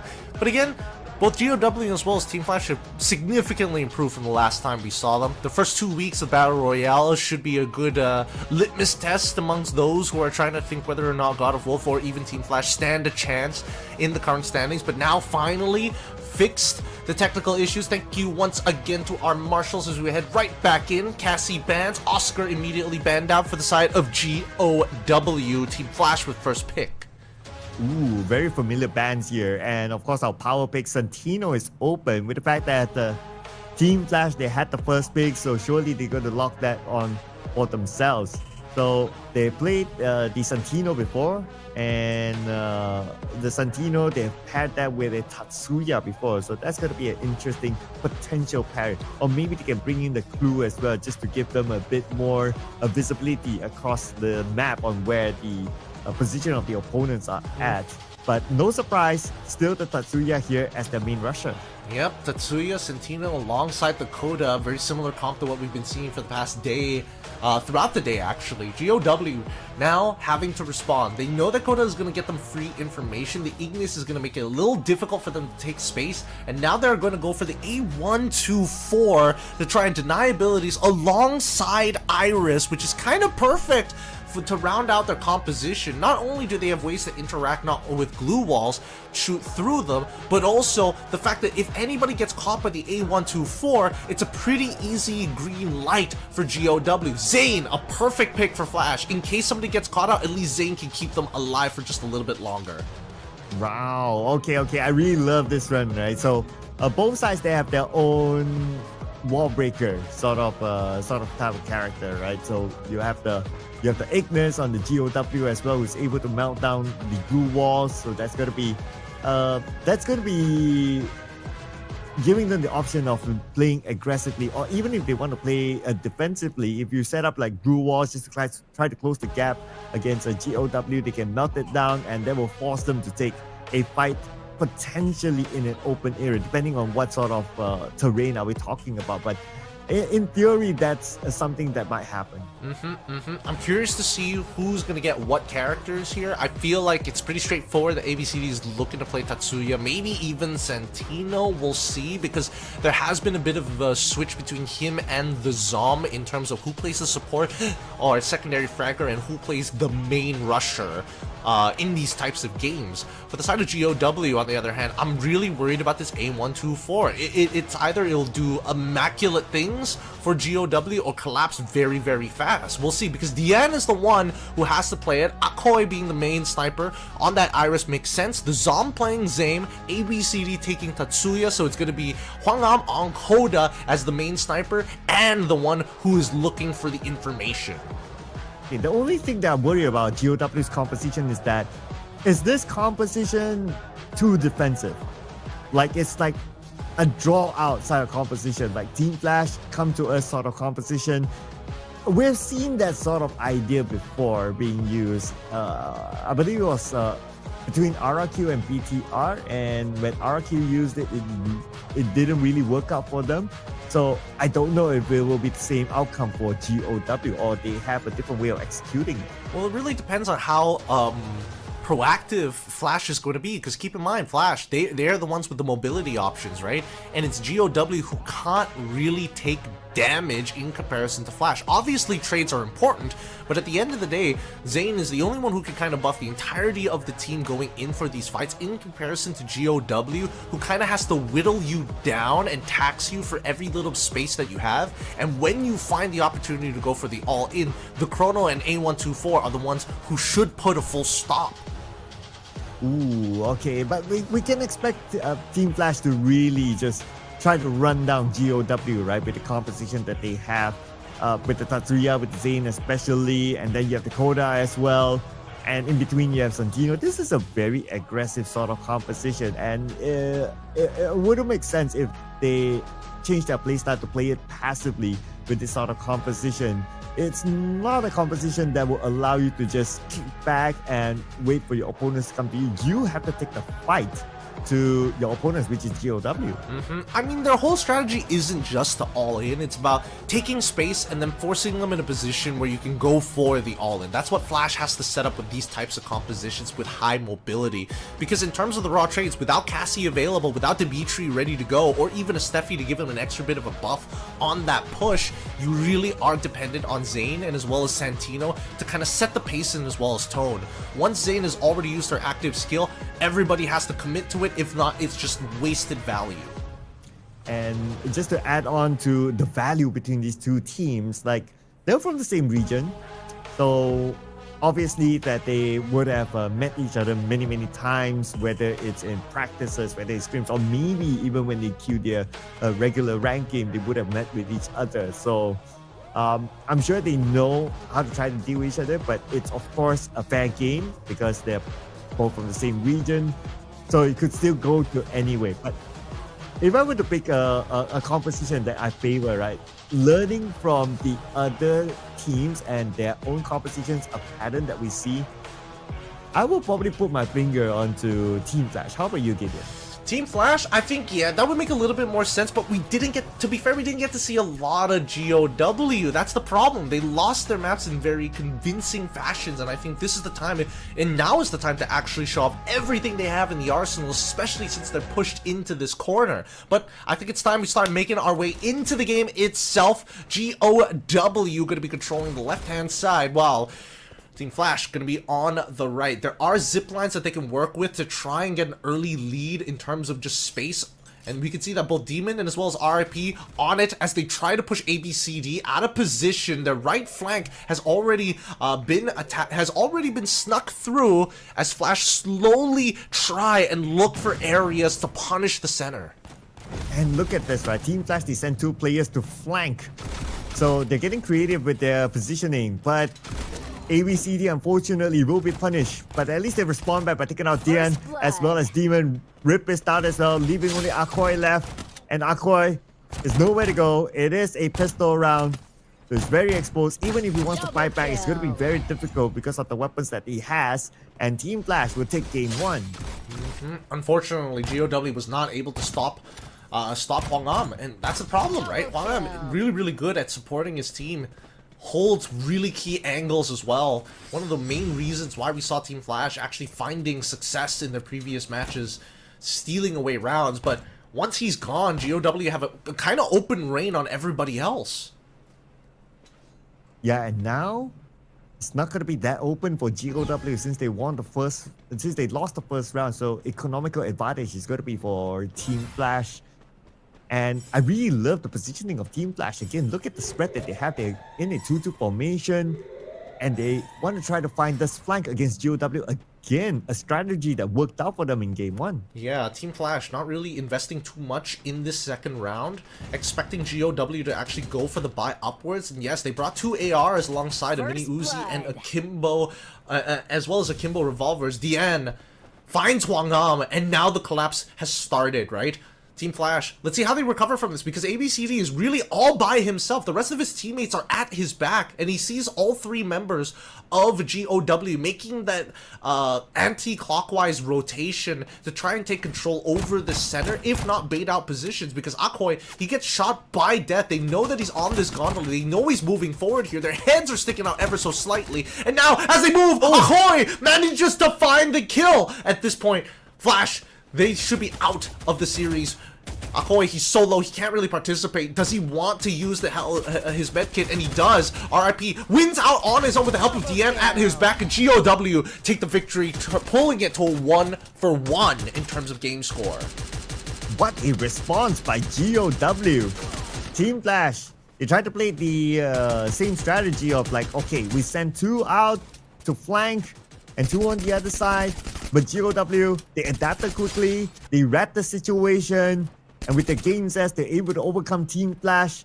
Plan that Team Flash had earlier on did not work out for them. Yep. Time for Team Flash to switch it up. I mean, Team Flash, now is their time, right? They saved in the previous round to have some bigger econ here and some better equipment. When talking about better equipment, I'm talking about FGLs ready to go. They've got a Powerful on death. They've got tier 2 armors. I think that's a tier 3 on Hwang Am, and as well as ABCD, who are looking to be the ones who takes the most amount of aggro from GOW. They themselves who will also provided a bit of armor, but now the front lines are getting pushed through. Ignis already throwing out the Flame Mirage, breaking only one of those walls, but this time turner is actually working perfectly as GOW play around the Flash walls. Death manages to get Akoy. Doesn't see Demon, unfortunately. It's a 3v2 scenario with Dian already so low. It's not looking good. Hwang Am turns the corner, tries to get the man in front, but gets beamed regardless. GOW, unfortunately, just don't have the health. Yeah, and nobody was really dealing with death on the other side. The GOW, they were all clumped up onto the same corner. And Death was just at this long range, other side of the building, having free shots. Nobody dealt with him at all. couldn't deal with him. Wish they should have dealt with him. Now, in terms of the economy, 6,100 to 5,000. Not too big of a difference between the two, but so far, at least for Flash, they're walking away with some better armor in comparison to GOW. Dian and Akoy don't have any armor to protect themselves with. Hopefully that won't cost them this upcoming round. As Team Flash walk in with an economical advantage, they notice the members of Flash. They're going for the 2-2 split against Flash's 3-1. Yeah, again with the split. Interesting. Both sides actually kind of mirroring each other. And looking at the current situation, GOW looks like they will lose 2 players. Double kill. And that's going to be Akoy and Demon out. Only Gan and Rip left. They don't have the numbers against Team Flash, but they try to respond back. This time they learn their lesson. They take out Death first. Yeah, they got to make sure that they secure these knockdowns. They come out and just keep on moving positions and leave them to rot, because at some point, Team Flash or even GOW could look to pick them up later down the line. Oh, the Zom getting some pretty good shots, and unfortunately, the Chrono does not come out in time. RIP, gone for good. Dian, the last one available, and unfortunately, with just the Kimbo revolvers, ain't gonna be able to get too much done. Hwangam, he is kind of low to be fair, but Dian takes him out regardless. And that's going to be a win here for Team Flash. And I would say that they just kind of repeat the same strategy as before, right? Like, they trust the process here. We go for a split at the very beginning. We try to go for the flank. So happened, GOW, they did the same thing as well. And when they did the same thing, that means they split out their manpower, they split out their damage potential output. And Team Flash, they saw that, oh, so you guys split. Okay, let's try to take out one by one, because we are more used to doing that sort of movement. And they got the best of GOW.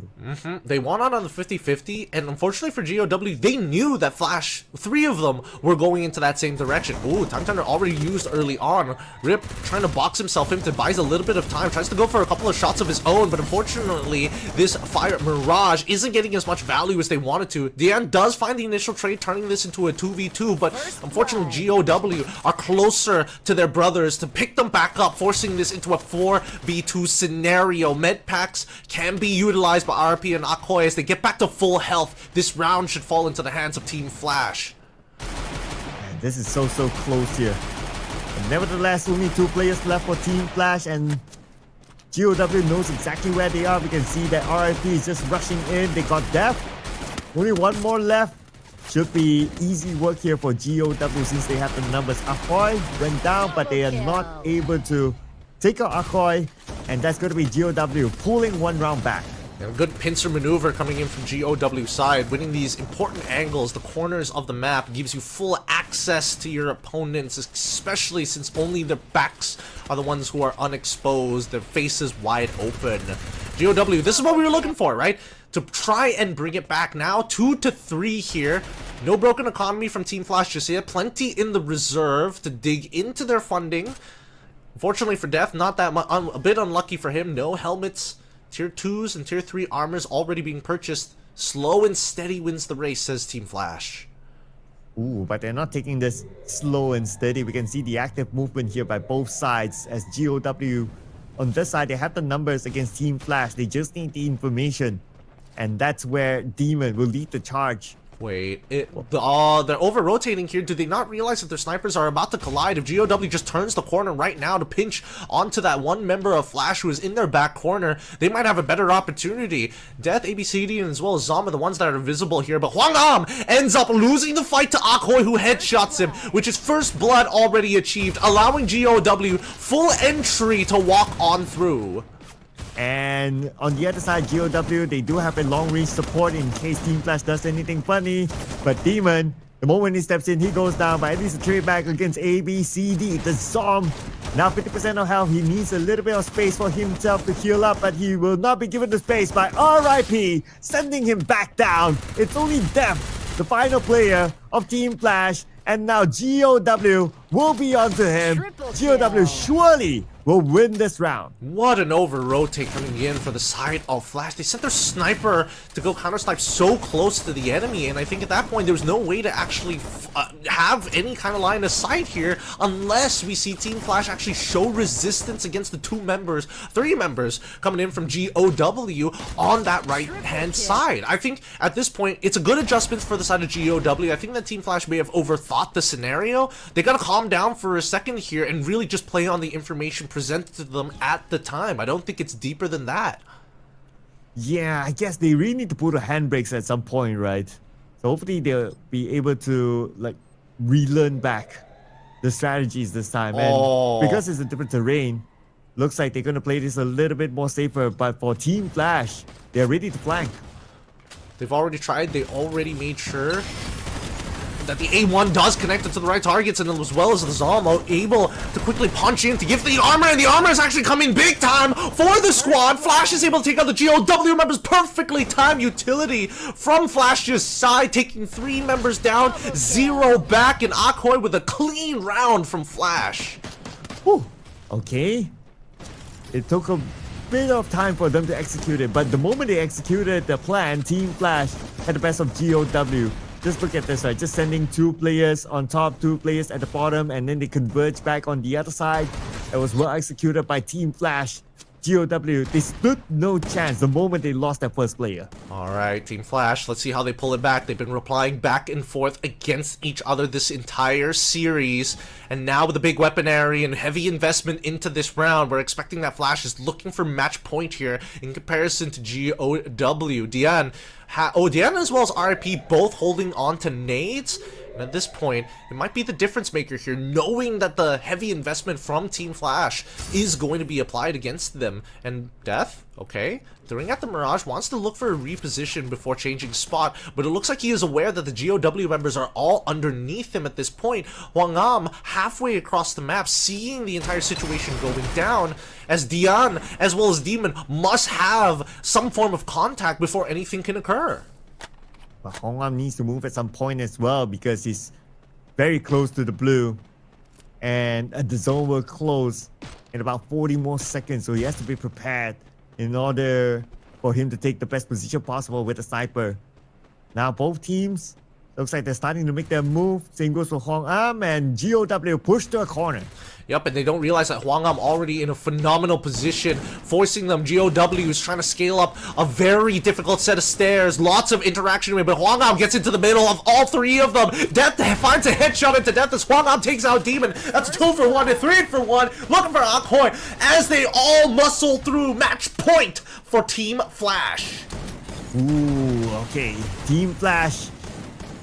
Patience paid for them in this round. It was a rather slow rise compared to the ones before, but then again, it's a very strategic round, I must say, for Team Flash. Just to wait for GOW to make their move while they slowly close in on the GOW. And by the time towards the end, they caught GOW at the very corner. There was not much space for GOW to go. They're all clumped up together. And Team Flash, all they needed to do is just to focus onto a piece of the map and finish off GOW altogether. This is a pretty difficult position for GOW because they have to win the next 2 matches with the loadouts that they have, right? They've invested everything while Team Flash has 18,000 to work with. So they don't, even if they drop this particular showdown, at least the following one, they're going to be re-equipped with the same thing. So, Hwangam getting taken out, but the Trogon coming in from Demon almost straight away. They figured out where he's been standing this entire time, but the Trogon is tough. The Zom, unfortunately, losing a majority of his armor, is able to heal back up just in time, but has to worry about 3 members as he blocks it off. Needs to quickly shift away, losing 50% of his HP. Now sending the rest of the members. Demon has already followed. ABCD gets blasted in the face by Akoy. Okay, there's the response by GOW. So far so good as Dian rushes in, sees one, but the shield is protecting his opponent, and Team Flash, they fire back. The only Demon left. Team Flash, they could wrap it up. Demon, what is he going to do about this current situation? Everyone's onto him right now. He can go and pick up Dian, but no! The opportunity is not given. Booyah to Team Flash. Good use of the Mirage, giving Overwatch while sending the Mirage to walk halfway across the map just to get right under their noses. Cancels out the initial revive to close out game number 1 in dominating fashion. Great use of resources from Team Flash. Yep, congratulations to Team Flash. They won their first game. Finally, it took them a while. But the mission is not over yet because it's a best of 3 series. They have to win one more game to make it happen and to avoid elimination. But now the pressure is on to GOW. They have to win. No nego as they say. They have to win their next match. Yep, they have to win their next match. If not, they're going to get eliminated. It's sad to see. It's tough to say, but GOW, I think they're slowly trying to figure out how this team actually operates, right? Because again, Flash is known to operate off of protocols, and once they have the rulebook on, well, at least the list of protocols that they have, at least then maybe they could influence the movements across the map. Because so far, they attack Hwangam, they found success in attacking Hwangam, but they don't know how to respond to the next 3 members who are literally the core of that front line, which is what makes Flash so devastating to begin with. Yeah, and speaking about the core, right, I wonder who's going to be the MVP this round because frankly speaking, right, for Team Flash, the way that they've coordinated themselves, it is a team effort. It's not only about that one player who stood out. For me personally, you have to work as a team to be able to do that 2-2 split and at the right timing, come out with those flags and try to find the right target to get the best out of your opponent. But of course, we still need to award the MVP to one player, and it's going to be the Zom. Yup, part of that front line alongside with ABCD.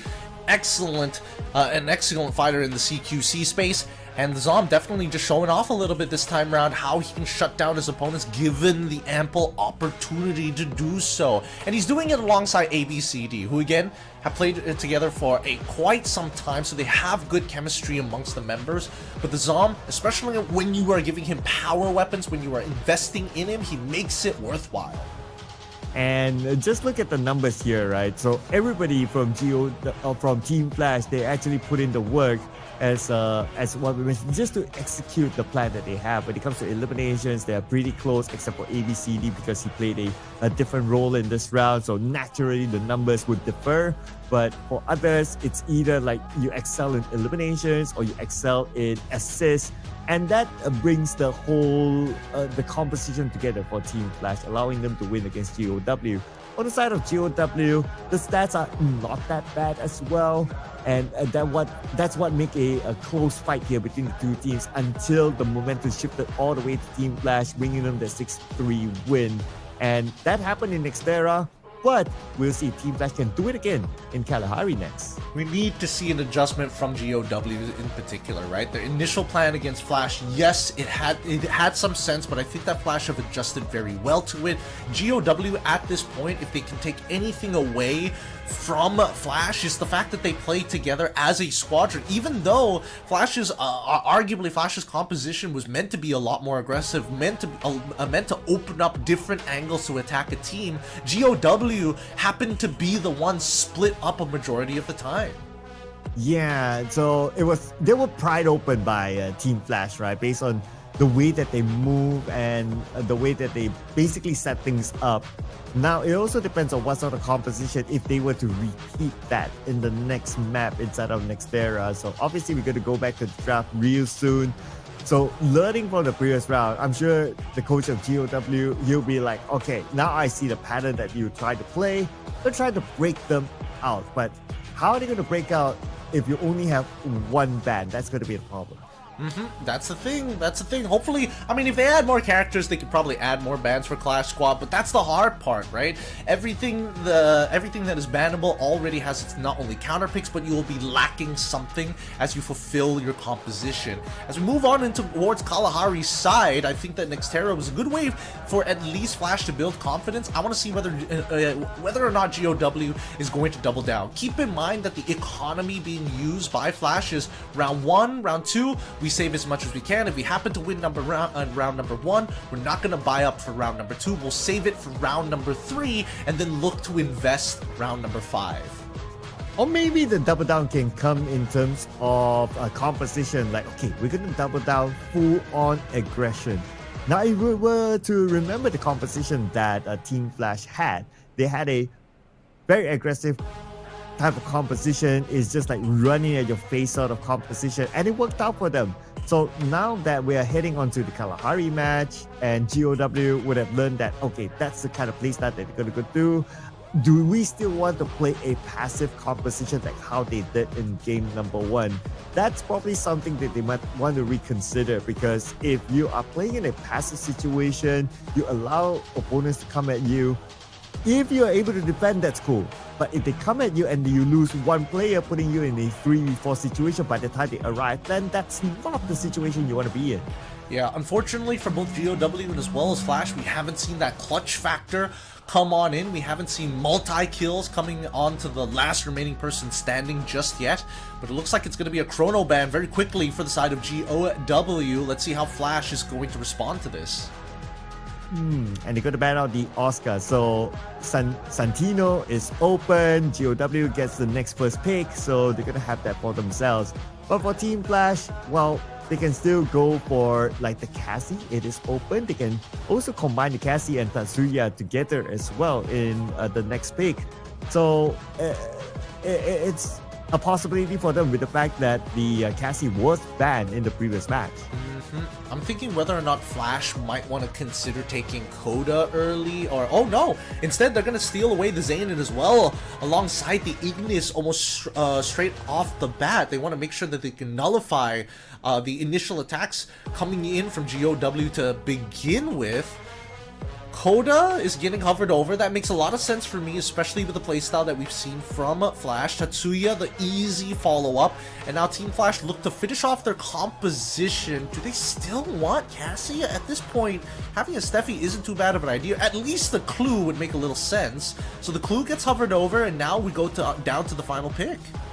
Well, for GOW, having the Cassie would make sense, but for Team Flash, maybe not so at this point, because you can still combo with the Tatsuya, because Tatsuya, he gets very vulnerable when he dashes forward, so at least you want to have an insurance policy by having the Cassie as the support healer together with the Tatsuya at the front line.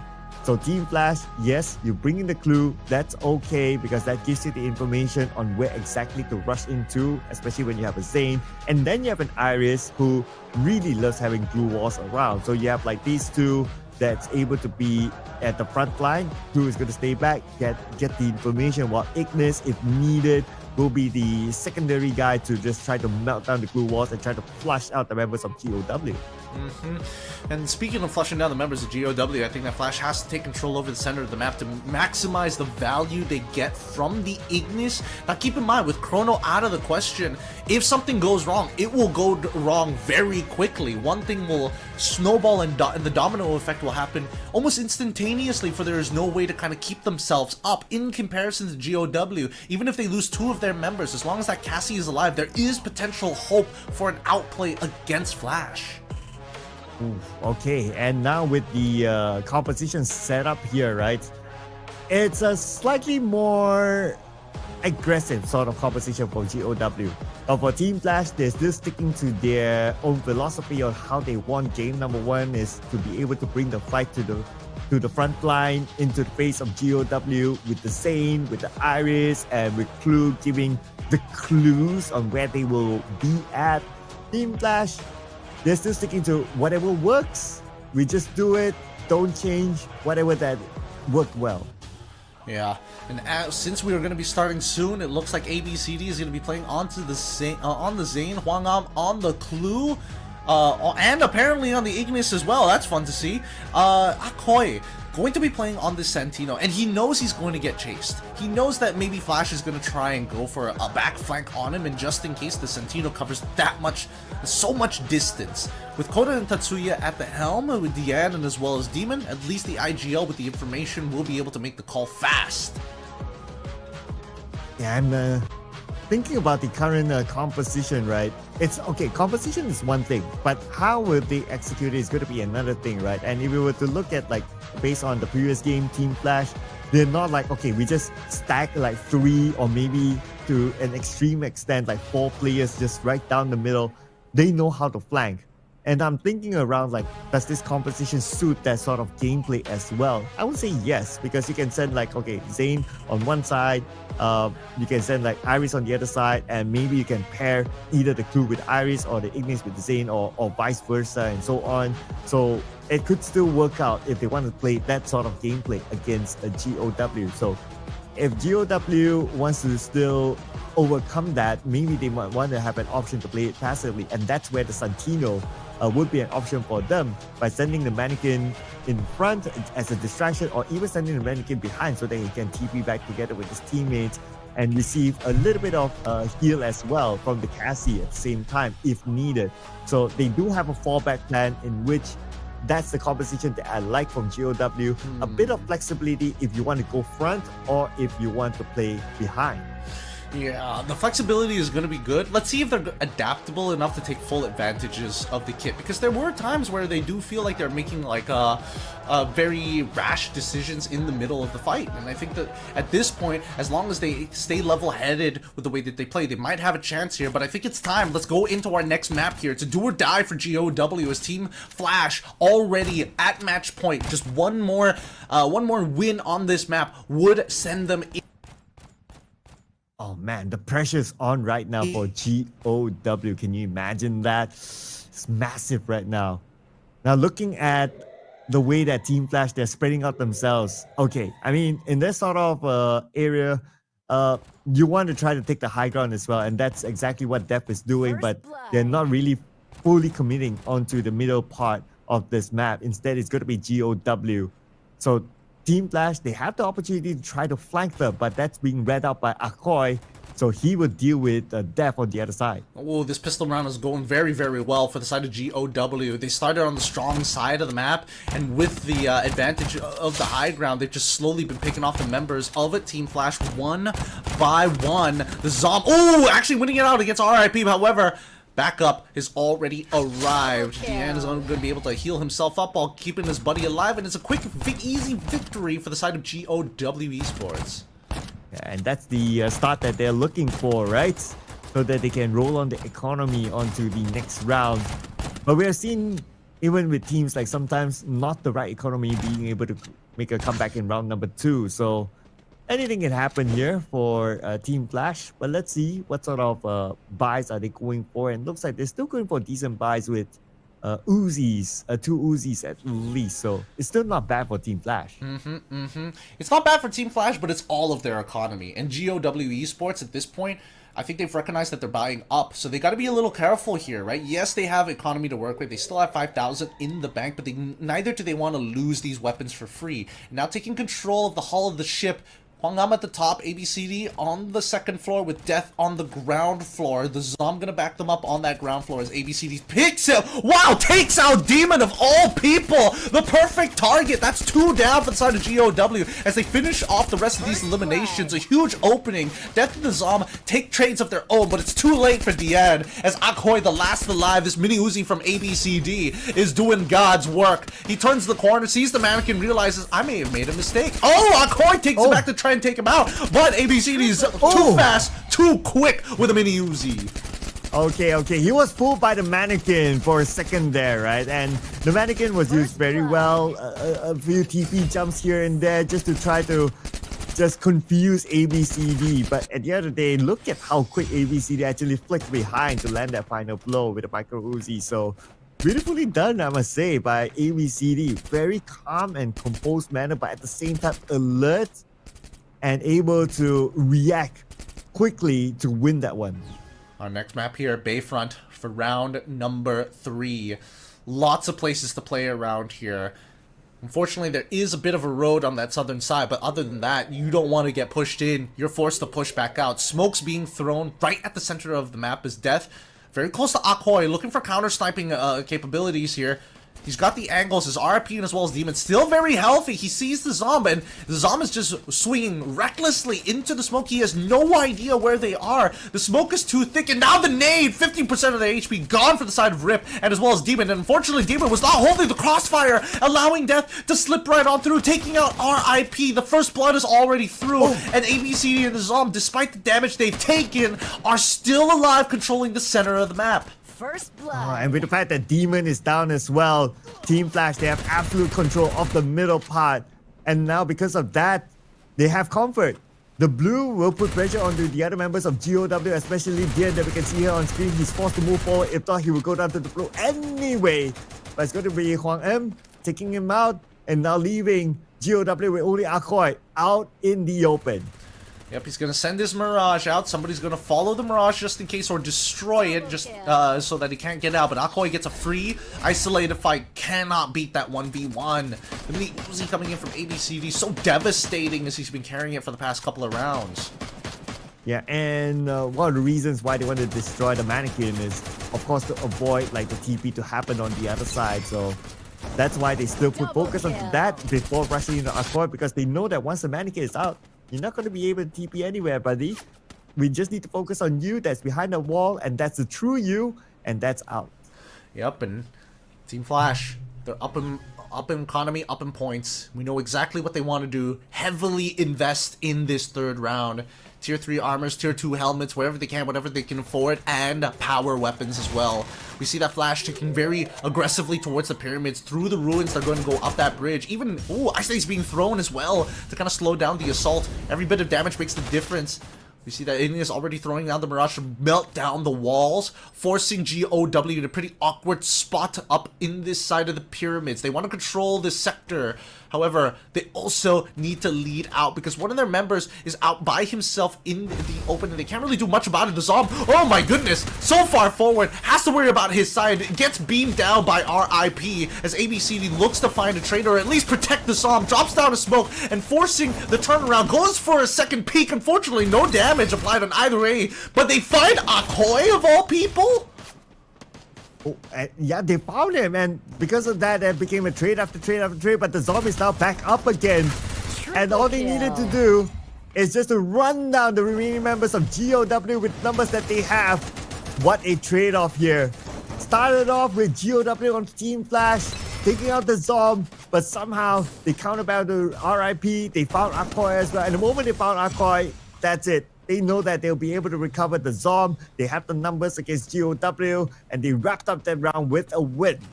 This is the second break point here for GOW Esports. Their one opportunity, if not, Team Flash is going to take it away with too much econ on their sides. Doesn't matter how many rounds Team Flash lose. If they lose this round, sure, it's going to halt them in their economy gain. But so far, GOW, Akoy finds the pick that they were looking on into the previous MVP.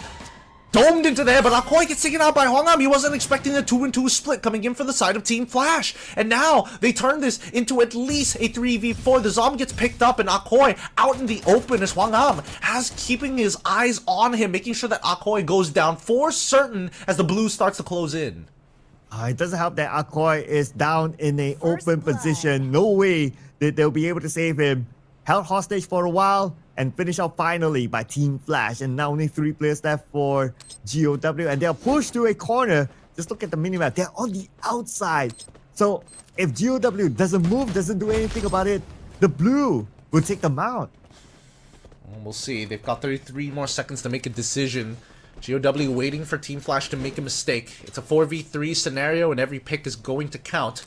So far, not much clutch genes in them just yet, as Dian is going to start instigating, walks through the center, 2 nades, don't connect onto anybody else. The Zom making sure that the left side is going to be covered here, as the center is going to get contested. Cyber dropped achieved, ABCD trades, same goes for Demon. The Zom takes it one back, but he goes one step further. Unfortunate for Demon, but another round, and I think that's the game-winning round for the side of Team Flash. They have too much economy moving on into the 5th bout.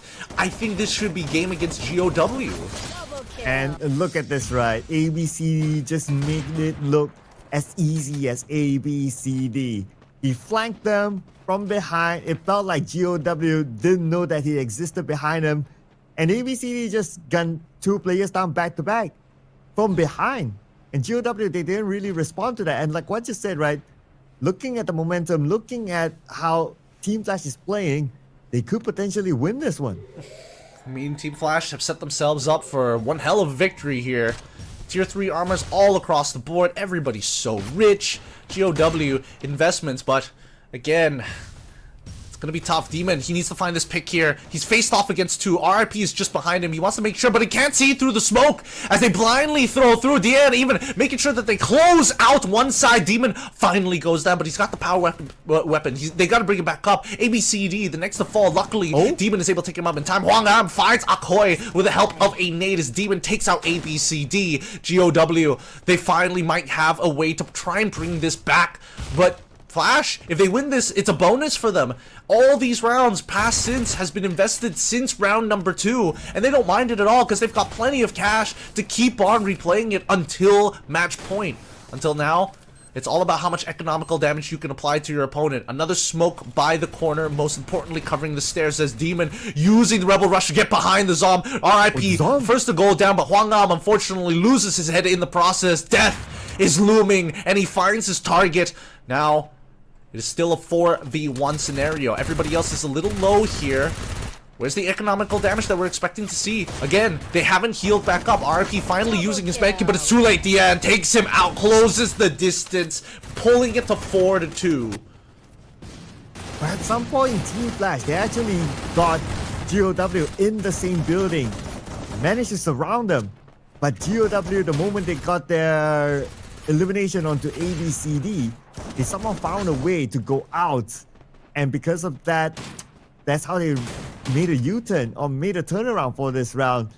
If only ABCD was kept alive, then the storyline would be very different because there's nowhere for GOW to go at some point.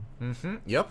Getting pushed into a corner is not ideal, but worse yet, Team Flash take no economical damage. If GOW Esports, especially with 2 AWMs on their side, if they don't win this round, Team Flash are setting themselves up for a very, very good financial health by round number 8.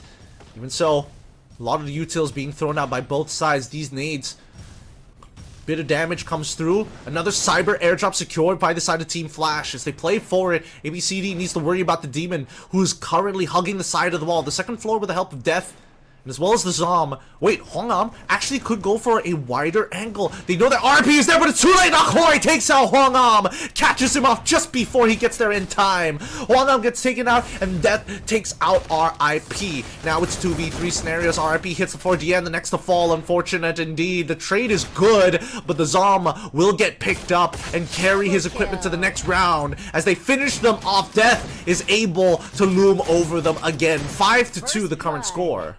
And the next round will be match point for Team Flash. They are one step into surviving the 0-2 match to move on to the next round.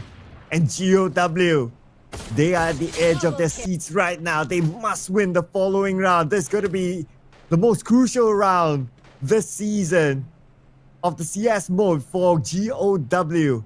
Now they have to get back to the drawing board. They have to be able to counter the flanks by Team Flash. And Team Flash, they know the formula to win this. They're going to do it again. They're going to try and rinse and repeat the process here. Hella weapons from the side of Team Flash. GOW, they don't have the tier 1 weapons, but it's good enough. At least they've got the armor to survive the initial shots. They got to make every one of their resources count here. The nades come on through. Akoy ends up getting picked up by Hwang Am, who decided to run at his face with the MP5. It's upgraded as well, so it has an insane fire rate. With Akoy cut off from the rest of the team, they want to go for the revive, but unfortunately Team Flash are not making this easy whatsoever. Hwang Am gonna apply pressure as Demon tries to push them away. RIP as support, holding that back, making sure that his flank is clear. They push the fight towards the left-hand side, down the slope of the hill, but ABCD is Hwang Am working RIP to death, takes him out. The Zom finally goes down, and despite the economic damage, it's a victory for the side of Team Flash, moving on to the 1 and 2 bracket and eliminating their opponents, GOW. Unfortunately for GOW, eliminated, the first team to go out of the season. But GG, well played to them. Congratulations to Team Flash. They survived to play more games moving forward.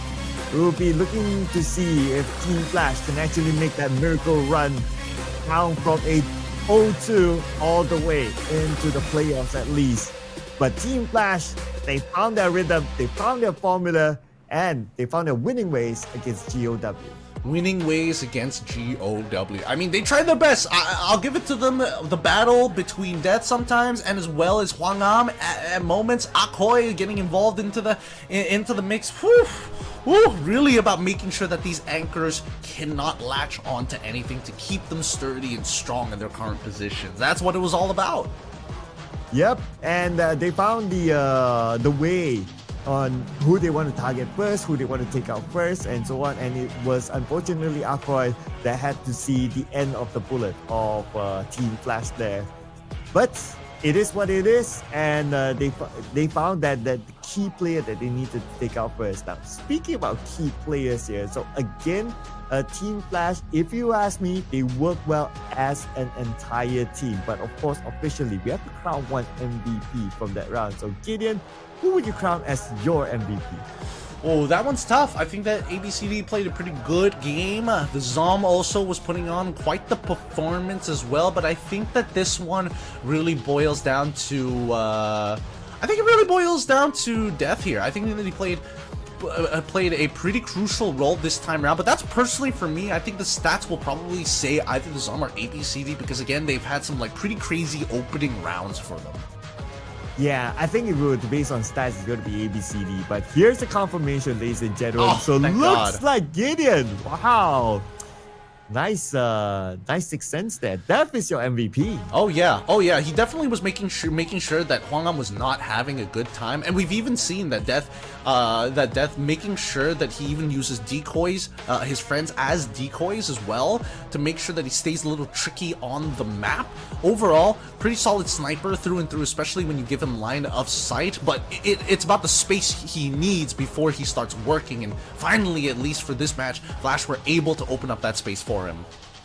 Yeah, and besides him, I am still in the opinion that the entire team worked well, right? And we're going to see this here through the stats. Okay, ABCD, 12 eliminations. Wow.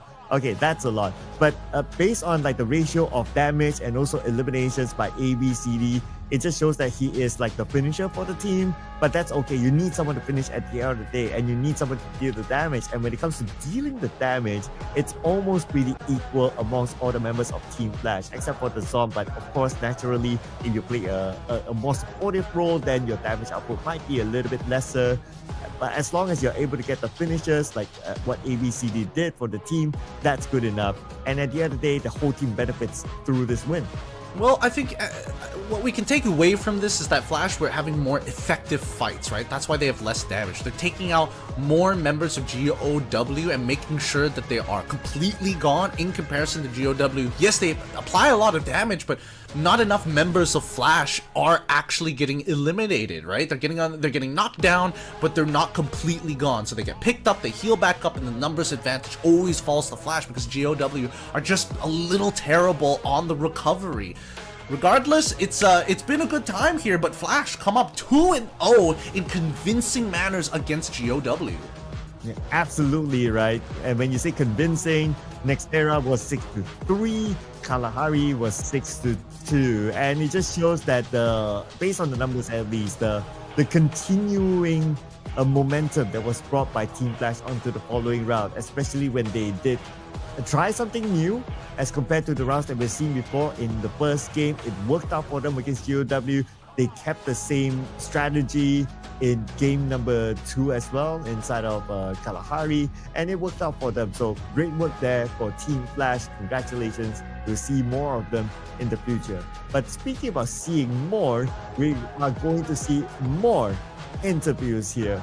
After this, it's going to feature one of the players of Team Flash, ladies and gentlemen. So we're going to send it on to our host. So please, take it away, Team Flash and the interview.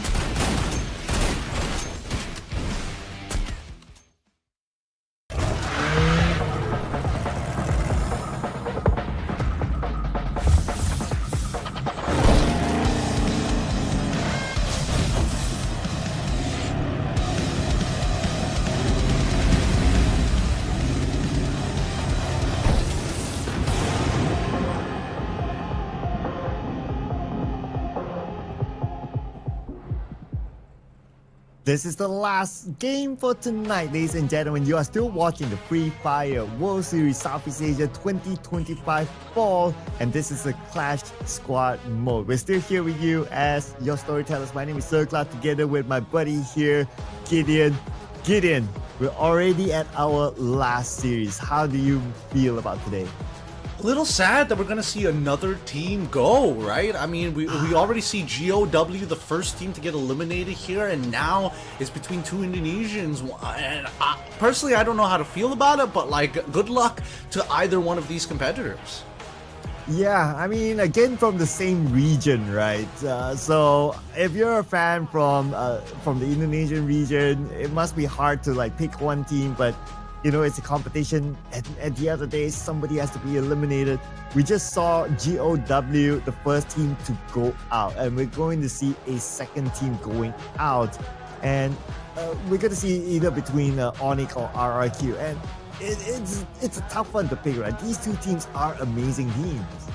They are amazing teams, but Clash Squad demands the best out of you each and every time you hit that field of war. And I think for Onyx this time, they really have to change up their strategies, right? Because it seems like it's easily collapsible. It's feasible to do, but difficult to execute. RRQ on the opposite hand, they had a couple of good ideas, but it doesn't mean that they don't have firepower. It's just how do they enable that firepower?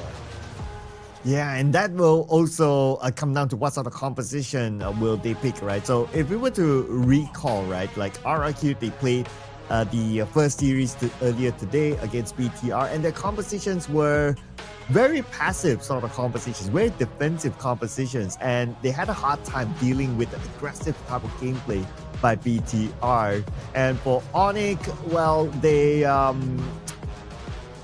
won the first game very convincingly, 6-0 against Tora, just to be reverse swept by them. So I don't know how much they will affect their confidence coming into this game as well. I think it's affected their confidence a little bit to be less reliant on their natural strategies and rather to rely on their raw instincts, because we know for a fact that these guys can actually fight. They can play it out individually if necessary. But Clash Squad asks something completely separate, and right now I think that RRQ might be walking in with a little bit of an edge, but it all depends on their compositions, right? Because we saw some weird compositions coming out from either side, some that they're more comfortable with, others who aren't. Maal, big standout here for RRQ's side. The same can be said about Crime MKS, as they will be playing Nextera first, then Kalahari, then Bermuda. Yeah, from what we learned from the match between Onyx and Tora is that they have to keep Crime alive as long as possible. There were many times when Tora, they found the exploit, which is to take out Crime. All they needed to do is just aim for that, take out Crime, and the rest of them, they're vulnerable. So Onyx, they know that, okay, whatever it is, Crime needs to be taken care of, or maybe Crime himself needs to take care of himself, not to be one of the earlier ones in almost every round to be eliminated. Exactly, and I think that RRQ need to take into consideration the times that Onyx did collapse was because, yes, not only did Crime MKS go down, but they were able to find, teams were able to find opening shots against Onyx very, very early on to kind of stop them in terms of taking that ground. Something which RRQ must keep in mind as we go into the pick and ban phase. It looks like RRQ going to be first up here. Wants to deny information with Coda? No, decides not to just yet. 5 seconds left before we start pulling in to the ban reserves, and it looks like Cassie is going to be executed. I'll have a few questions if they actually spend a ban on Dakota, but spending on the Cassie, I guess that's okay because you want to break the potential Tatsuya Cassie sort of combo. So no chance for Onyx to potentially even do that. Now Onyx turn to choose a ban, so they can still go for a Chrono ban, they can go for even a Santino ban as well, and it looks like they picked the powerhouse Santino to be taken out, but that leaves Oscar open, and RRQ will be glad to take it up. Easy choices for RRQ. Instant Oscar lock-in for the side of RRQ, and Onyx looking to respond, because now it feels like they have to be the ones that take the Tatsuya away from RRQ's side, and maybe another support. We could get a clue. We could also, to be fair, we could also get an Ignis as well. I would much rather defensive options against the Oscar where you're not reliant on the glue walls to begin with. So Ignis is the way to kind of control and kind of help divert attention for RRQ to play towards one side of the map. So the Tatsuya gets hovered over as they're already going into their pick reserves. They want to go for the Dimitri as a means to defend against the Oscar in case he penetrates through. Wow, planting their flexibility very early on, right? Tatsuya, as a rusher, Dimitri is going to be the one to stay back to provide the extra support to their team. So that's good composition there, at least from the first two picks. But on the other side, you have not only Oscar, you also have Zane. So there's a lot of aggressive potential here. But they also balance out with the fact that they pick up the A124 in case Onyx goes overly aggressive onto them. They can still stop Onyx or at least buy a little bit more time with the A124. Yeah, I think they could go for the Chrono. It's a little risky to play it into the Oscar. Worst yet, getting hit by the A124, but I think it will give you some defensive options in case Dimitri is under lockdown from the A1, or if, you know, one vice versa, Dimitri comes to save you if you get hit by the A124. You just never want to be together. The clue to get the information, and as predicted, they're going to be locking it in. Onyx Olympus with the Chrono and the clue. And well, they haven't officially locked it up, but I don't see them changing it. And it is a good pick at the end of the day. But looks like they thought to themselves that, you know what, we might be dealing with a lot of glue walls coming up, so let's hover around the Ignis and lock it in at the end of the day, which I think is fine as well. Ignis is one of the characters that we did talk about when they first started the draft, that it is a high potential pick for Onyx. It is, but it allows RRQ to lock in the Iris, right? Which is the big issue. I think that Onyx, as much as they want to like move forward, have opportunities to withstand the first wave of assault, first contact against RRQ, this Iris is going to be a little bit of a problem if Onyx is forced to play defensively and hide behind their blue walls, which is the main issue here, because the more they hide behind their blue walls, the more value we're going to get from Oscar, the more value we're going to get from Iris. Yeah, so it's kind of like this trade-off, right? Like, it's either you go for Ignis or you go for Iris itself. I think both of them is kind of okay as well to either side of a composition. But now that we have locked in everything, overall, RRQ, it seems like they are going for a way more aggressive composition, especially as compared to the game against BTR. So this is the type of composition that I would love to see from RRQ, able to take the fight against your opponent. And that's where Onyx, they're kind of ready for it, with the fact that they do have a Dimitri, they do have a crew as well, just to give them the extra information when RRQ might potentially siege them down. And they also even have Ignis as well. Even if they want, RRQ wants to come closer and closer towards Onyx by building glue wall after glue wall, Ignis can just melt them down and just expose RRQ, maybe even out in the open. I think that the pistol round is the very first round here between RRQ and as well as Onyx is going to be by far the most important. We've seen that Aikal has been a huge proprietor for the way that we've seen value be generated from RRQ's side. Onyx Putra is also one of those that we have to keep an eye out for. Zyron as well as Gide have been the underperformers, but Zyro has always been putting himself in some very great flank angle positions, especially posted up in that front line. If they take it nice and slow and wait for those Ignis charges to come back up, then they can really control the direction of where the fight that RRQ wants to bring Onyx to in a particular direction. And of course, the key person for Onyx is going to be Crime, from what we saw in the previous rounds.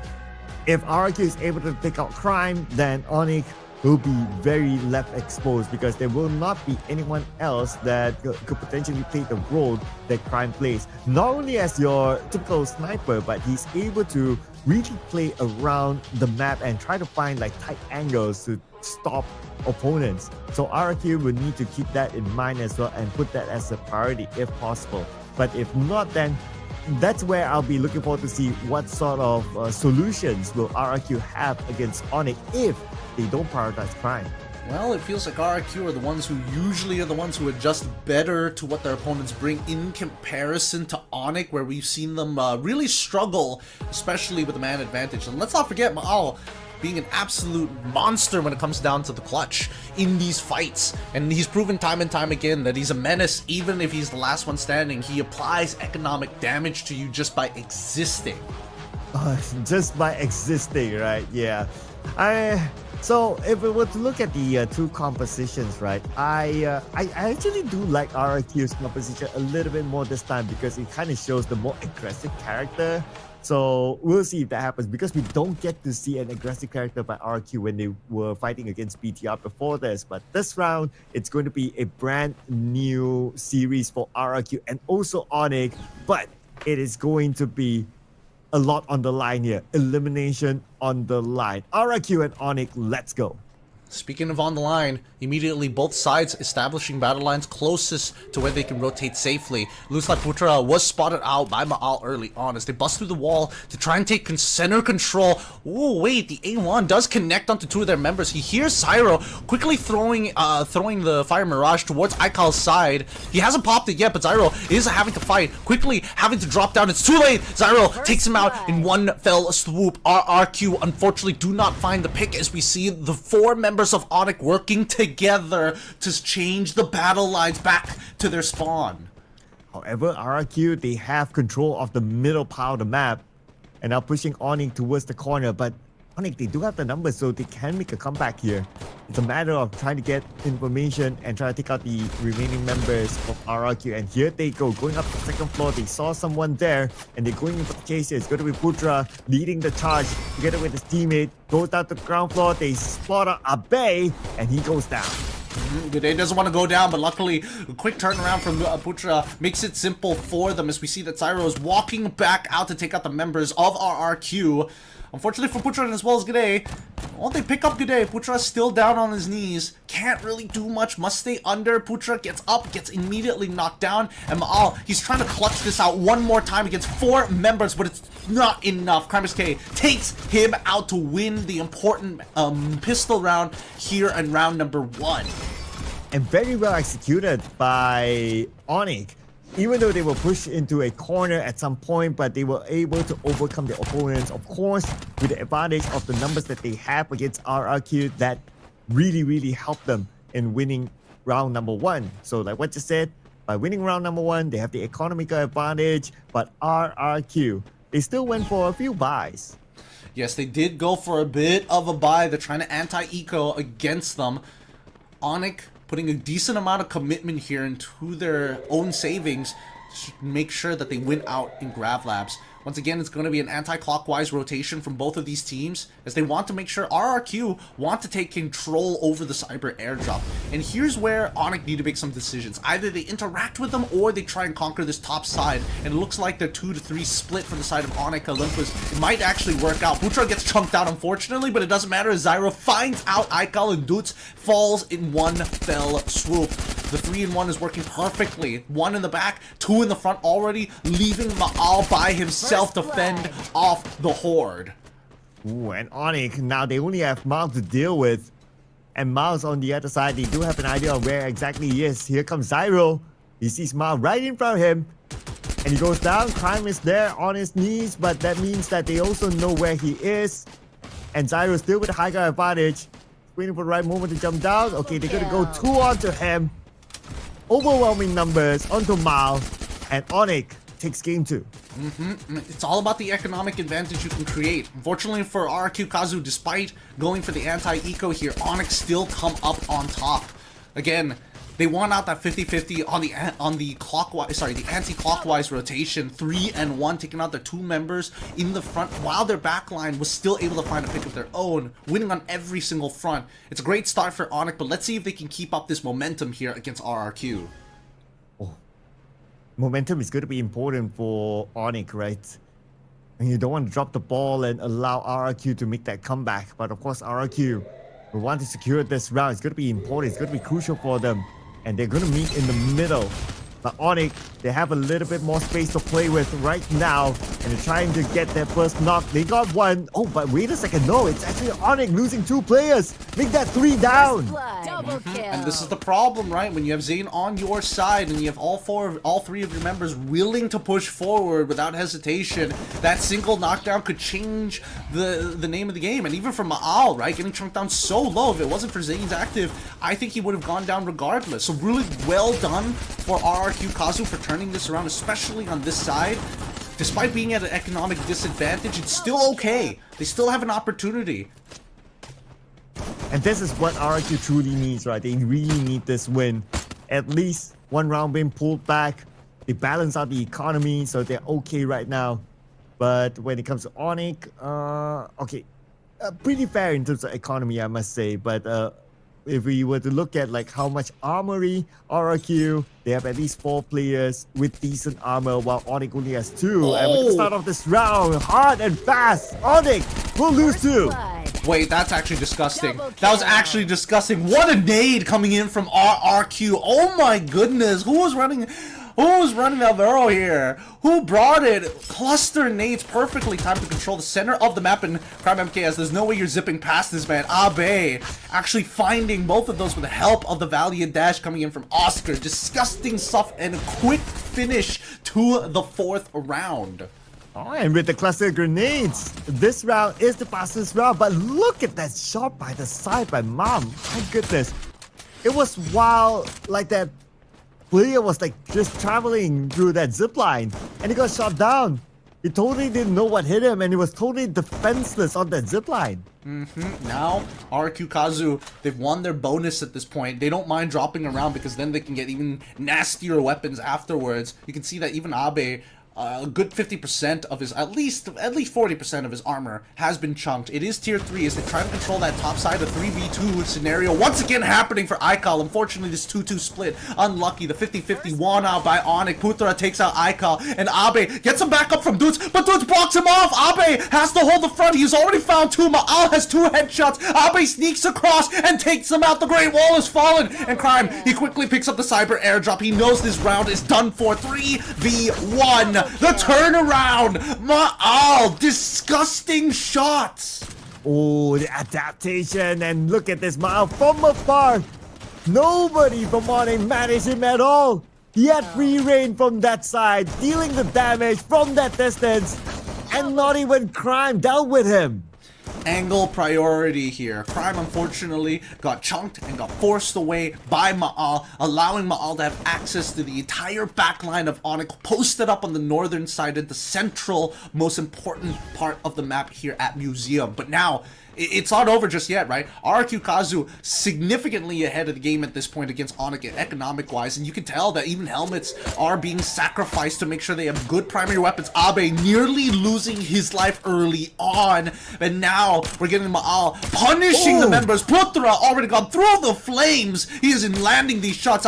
Will needs to stop going for this revive. Unfortunately, he loses his life because of it. Putra able to get onto the gondola in time as Crime MKS finds the angle onto Maal's side, but he's got his number and he's patient and he's sending 2 special unit forces to drop down on him. Paratroopers are here, and unfortunately for Crime MKS, he's wanted and finally down. Again the same formula. RRQ Maal from an angle that is not dealt with at all by Onyx. Look at this again through the highlights. 2 knockdowns back to back by Maal, and nobody did anything onto him. Nothing they could do, especially when you have Iris on your side. It makes the job a lot easier for Maal to spot exactly where you are. Something which Onyx keeps on forgetting. But at this point, now just before the match point and heavy investment coming around for the side of Onyx, they're trying to save in case Kazu gets into that last round. They want to be able to buy up to challenge them at full fighting strength. And speaking about full fighting strength, they're going to fight on this high ground. Crime on the other side. My eyes is on the Maal. He is on an off angle, but Ika is the one to go down. Same goes for Putra as well. First blood. They've already found it. Trading 1 for 1 is already great. Putra Still has a chance to live. Gets brought back up just in time, turning this into a 4v3. Not looking good for RRQ so far, as they've already lost one of their most important members. The one holding the Ignis to be able to kind of blow through these walls anyways. And so, the control from Onyx side, securing another cyber airdrop for themselves. The center of the map is wide available. But worst yet, dropping down that UAV to know exactly where the members are. Does RRQ want to continue forward? Because it makes a lot of sense that Onyx just hunkers down. And Ma'al not able to show what he did best in the previous round just because these glue walls are still active. And Onyx, they found an angle to not allow Ma'al to bring those free shots onto them. So now a bit of a stalemate, but that could change anytime soon because of the zone starting to close right now. And Zyro burning down the glue walls. Here comes. They're going to try to siege down Ma'al. Ma'al jumps down to safety. They flush away the verticality of the map here. Abe on the opposite side has already shown himself towards Zyro, but unfortunately it's really hard to sneak in any shots at this point. And I think that RRQ need to make a decision on which side to play on. It's either high ground or low ground. And right now they've decided, you know what, low ground might just be better. We need to make these rotations fast and quick. And we see that Abe even using the Valiant Dash to get across. They can't afford to lose any members, and they can't afford to lose so much health. Ma'al already down. Putra finds him, and now it's going to be an all committal from the side of Onyx Olympus as Crimac K finds a headshot onto Dudes. They will close out this round in a victory 4-3. This round took a while, but it was worth it for Onyx. Not like they dealt with Ma'al earlier on, but they found an angle that Ma'al was not able to interfere onto Onyx at all. And slowly, when the zone starts to shift, Ma'al, he had to move as well. They kind of know where Ma'al is at. They try to put him in a awkward position on the lower ground and chase him all the way inside the building to finishing off together with the rest of RRQ. Speaking of the rest of RRQ, at this point they want to get to match point, and they now have to delve into their savings with Onyx, and the help of that cyber airdrop is going to keep their economy healthy. Decked out this time, they're bringing it full force. They want to be able to take this investment all the way to match point. Unless RRQ stops them, unless they find that pick. But Al decides not to go with the helmet. As Aikal, he's been caught off a majority of the times, right? It's a battle of information, one that they can't utilize Ma'al with because he needs to be a little selfish on this Iris. If he can find MKS, if he can find Zyro, that would be the game changer. But they kind of locked down the map in a pretty awkward manner. Every little bit of resistance here, and more importantly so RQ with their 2-2 split, they want to make sure that they control the top side of this map with fighting numbers. They're even bringing Dutz along to break out of that formation to guarantee that they make it through.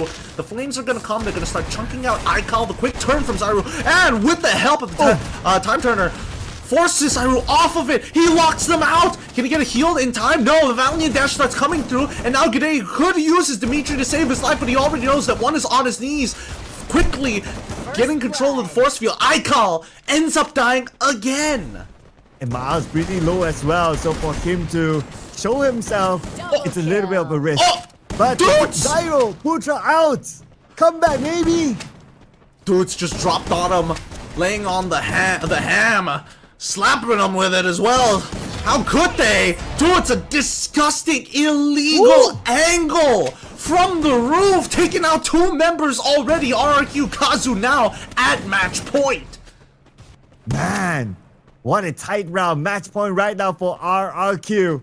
And that round, Ma'al, yes, he was in an angle, but then again, it was all these other teammates that did the work. So this is the balance in all things here that RRQ found. If Ma'al's suppressed, he can't do much. The other members are able to step up the game, now putting themselves into match point now against Onyx. Full buy coming in from the side of Onyx, and even if they win this round, it's still going to be a struggle because RRQ Kazu only committed half of their entire economy to try and beat out, saving a majority of their weapons from the previous round. Ma'al looking to try finds it! Headshot into Putra as they try to control the center. Cyber airdrop already claimed dinner by RRQ Kazu here. And now worse yet, Crimex K, he finds one into Abe. Unfortunately doesn't get the rest. A single shotgun shot. Aikal is able to buff up his teammates to secure them a win. And that was a really, really fast final round here. RRQ with a win. against Onyx.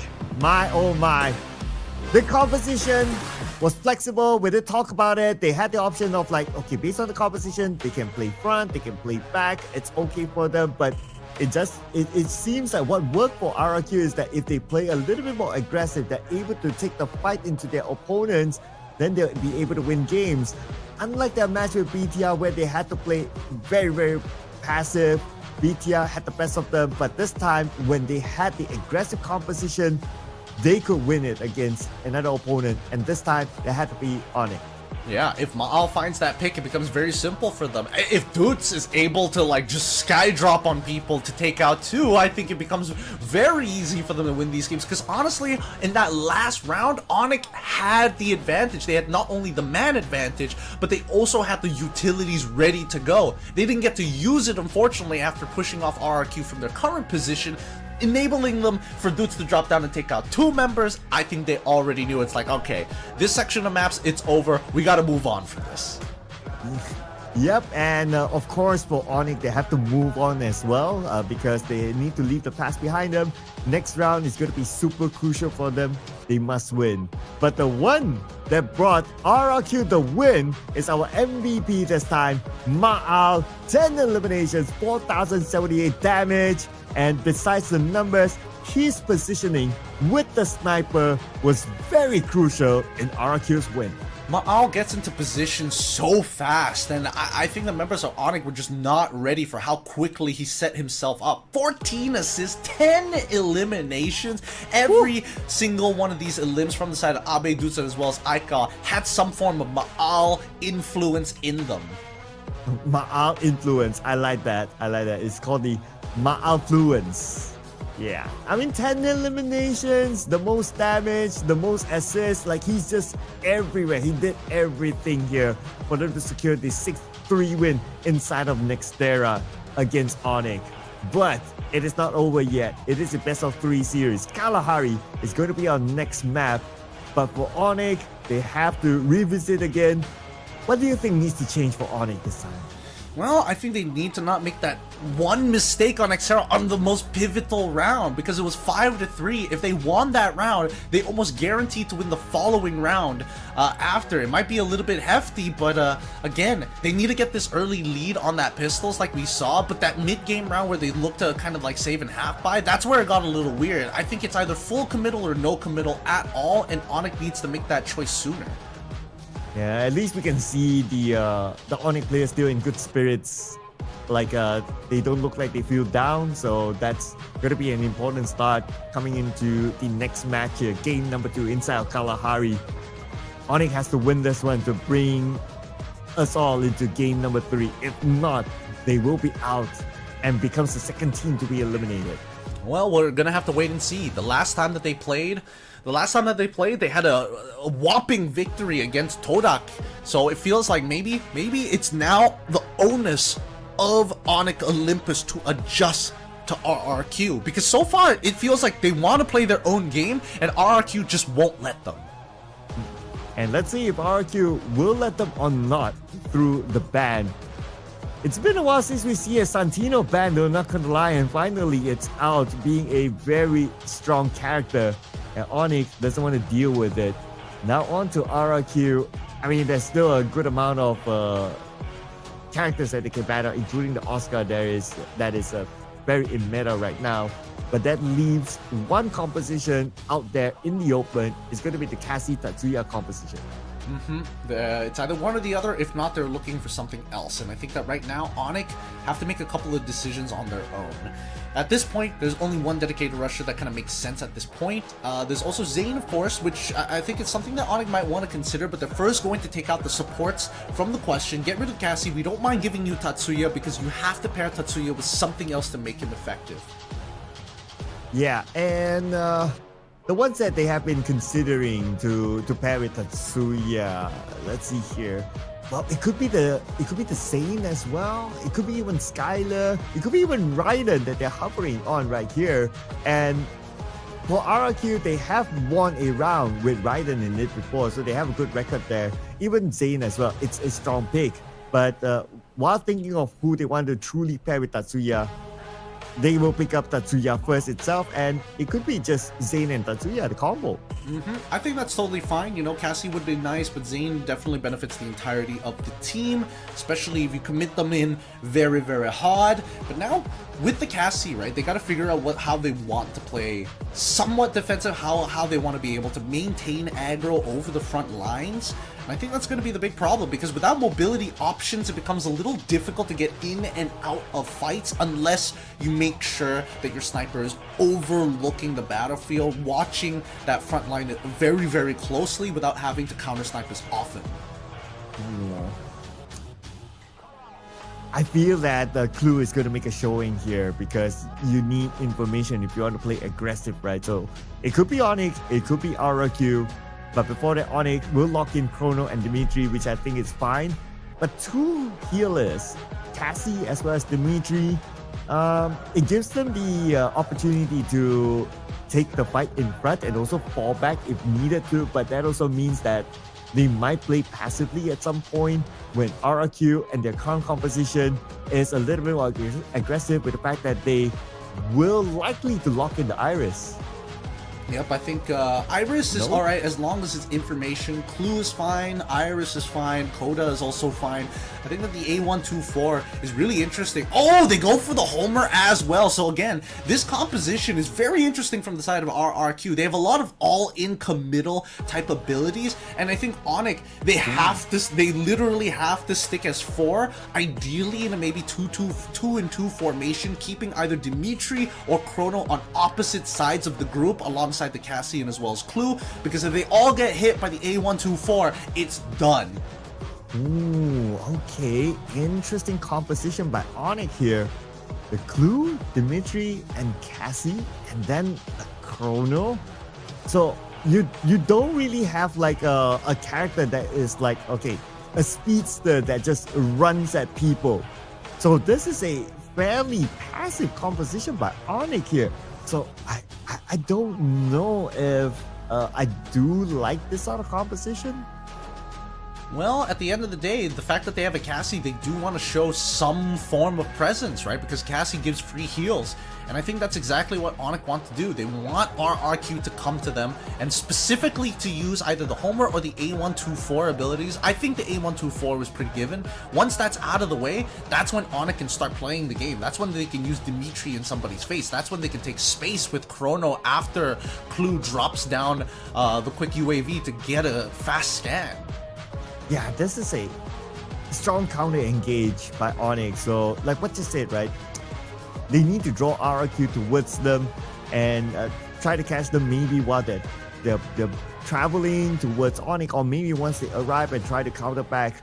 Because I don't see with this composition that it's set up for Onyx to bring the fight towards RRQ. And I'm pretty sure RRQ knows that, looking at the composition. I'm thinking that maybe Onyx just wants to render A124 not as useful as RQ would have thought. And that makes a lot of sense, because A124 was already doing a good bit of work for RRQ at completely shutting down Onyx timings. And as long as Dutz is, very aware of how Onyx is going to approach, that's totally fine. I am surprised that Maal decided to go for the Homer rather than the Iris. I think now, again, this is the adaptation plan, thinking one step ahead. Onyx wants to ruin his position, and worse yet, Maal is the MVP of the previous match. So I think with that in mind, Onyx are going to be out to get him. With no Santino in mind, I think with this Homer, it gives immediate value to Maal without having him to commit too hard onto anything. Yeah, and it's great for Maal, right? Because based on his playstyle from what we saw earlier on, he's definitely going to play the sniping role, but at the same time, he's very intelligent in terms of how he positions himself, what kind of angles that he takes that is low risk to him, but high risk for his opponent. So by having this sort of also composition and also character for him, I think it will fit well to the playstyle that he will be comfortable with for what we saw in the last round. I would have liked to see him play the Iris one more time, but you don't get everything here. Too much candy is unhealthy for you here, because RRQ is so sweet. Well, let's jump right into this game, right? Because again, I want to see how this is going to play out between both of our squads, and I think that RRQ might be overthinking this a little with the Homer, but then again, they could be cooking up something that I don't see. Well, let's see how will they deploy that, and it will prove their point. Now, both sides, since it's a pistol round, naturally two teams will just try to hit onto each other, but a decent amount of damage onto Onyx, but they were still rushing here. Zyro's in trouble now, only 10% of health left. Today will go down first. Only Crime now, all the way behind, all alone against the 4 players of RRQ, and it's going to be a quick victory for round number 1, given to RRQ. I'm sorry, how did everybody whiff there? Everybody whiffed. Even Dutz whiffed. Even Aika was in the middle of that fight. Abe was in that fight for way too long. Way too long. And I think a bit of a misplay coming in from Onyx side. They probably could have taken him out on that second peak when he comes back into the time turner. But at this point, gotta put the mistakes behind, gotta focus on what's ahead. With Onyx losing out on that very first fight, RRQ Kazu walking in with ARs, walking in with mini Uzis as well. They want to be able to end round 2 fast. I only have one answer for you, Gideon. It's been a long day. It has been a long day. Yeah, man, especially if you're RRQ, like you played the first game today and now you have to play the last game, so yeah. But so far, even though it's been a super long day for them, they seem to still be able to bring the momentum across here. Starting off by taking out G'day, but the counter comes in. Abe, Mal, Ika down, only Dukes left. Awful trade from the side of RRQ, and Onyx fully punish it. Nicely done by Putra. Keeping Zyro, making sure that Zyro just keeping up with the rest of his squad, making sure that the supports are ready to go. Prime MKS doesn't want to reveal his position just yet. He doesn't have an angle on towards Dutz's side, who's currently only rocking the pistol for himself. At this point, Prime MKS just again peppering him down and finally bringing the score 1-1. Okay, it is tight though, but how do you all start? Again? Okay, is to identify who's the key player here for RRQ. And of course, it's the MVP Mal. And Onyx, the moment they took him down, they know that, okay, no off-angle support anymore. Mal is down. Let's now hunt for the other players. And that's how they did it. Pretty straightforward from there. The same formula applied. Find the key player, Mal. And now they go back at it once again in a very familiar landscape. Both sides putting their full force. Maal actually going off for a very long off angle. Sees Zyro just the butt of him, forcing him forward into Icon as well as Abe. Dudes, he's got the nade, he's ready to go. Hopefully he doesn't nade himself on accident. As Putra tries to come out to drop the chrono a little too late. He goes down. Abe takes him out. And now they're trying to secure the cyber airdrop, but unfortunately there's just too much firepower going through to successfully channel it. But the nade from Dudes finds 2 and puts the other and 1. A quick finish here for RRQ as they win round number 3. Wow. Okay. I was looking at the timer and it's not even like 20 seconds and we're all done with this round. Very fast indeed by RRQ. A very straightforward round for them. Just take the fight head on. But now with both sides, okay, especially for RRQ, economy-wise, they're obviously very healthy. Onyx, unfortunately, not that healthy. We might expect to see a similar gameplay by RRQ this time.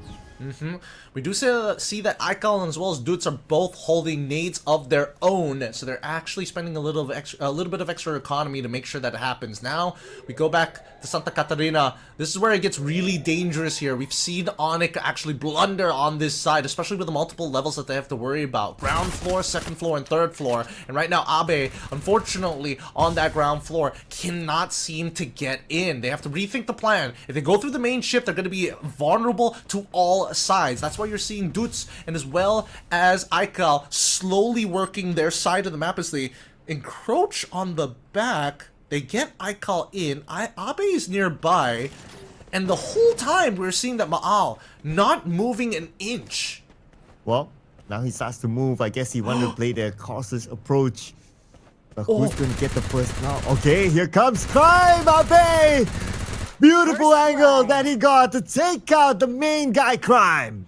He still remembers some of the old tricks to scale up the sides of these walls. And worse yet, the blue is going to take that angle away from him. Putra still stuck at the top of the deck here. And now RRQ with the man advantage and also the finish. There's no revives for the side of Onyx. They have to face the danger head on 3v4. Abe clearing out the inside, but already finding the headshot, now turning it into a 2v4. And this should be some clinical cleanup from the side of RRQ, just like in Battle Royale. They move forward, take the space, knowing that maybe Gade is in an off angle. Putra goes down, but Gade is hiding for his life. Nobody is giving him a free isolated fight, and Abe is now going to utilize the information as Maal takes him out, no problem.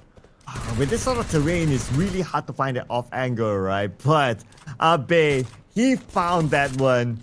And he kind of knows that, okay, that's going to be the sniper's position. If he does that move, he is going to find Crime. And in fact, he did. Same formula applies. You take out Crime out of Onyx, and you know that Onyx is in trouble. RRQ, after doing that, just take a straightforward fight against the other members of Onyx. And now they are 3-1 up. Oh, and it looks like they're going to approach the exact same side of the map. 3-1 with Crime MKS in a very powerful position of his own, but the Homer is going to reveal it straight away, and now it gives RRQ, knowing that they doesn't have line of sight on this left-hand side, are going to quickly start collapsing on through, trying to force out Doots in a different position. He wants to get Maal, but unfortunately... Oh, Maal! He gets shot in the back, unfortunately, but Abe was doing the exact same thing to Crime! And now, with Aikal dead, and as well as Gade on 1 HP, Crime MKS out of the question. It's 3v3. Crime. What did you do to Abe? Did you borrow his money and not give him back? And Abe just like, I want you. I'm going to take you down every single round. And still, Abe did that against Crime. But now Abe is looking for his next target after taking out Crime. And he sees one right in front of him. Takes a bit of time to heal up. Dudes needs that space as well. He does. Everybody needs the space. It's a 3v3 and Gade doesn't have a medkit to work with. He ends up going down.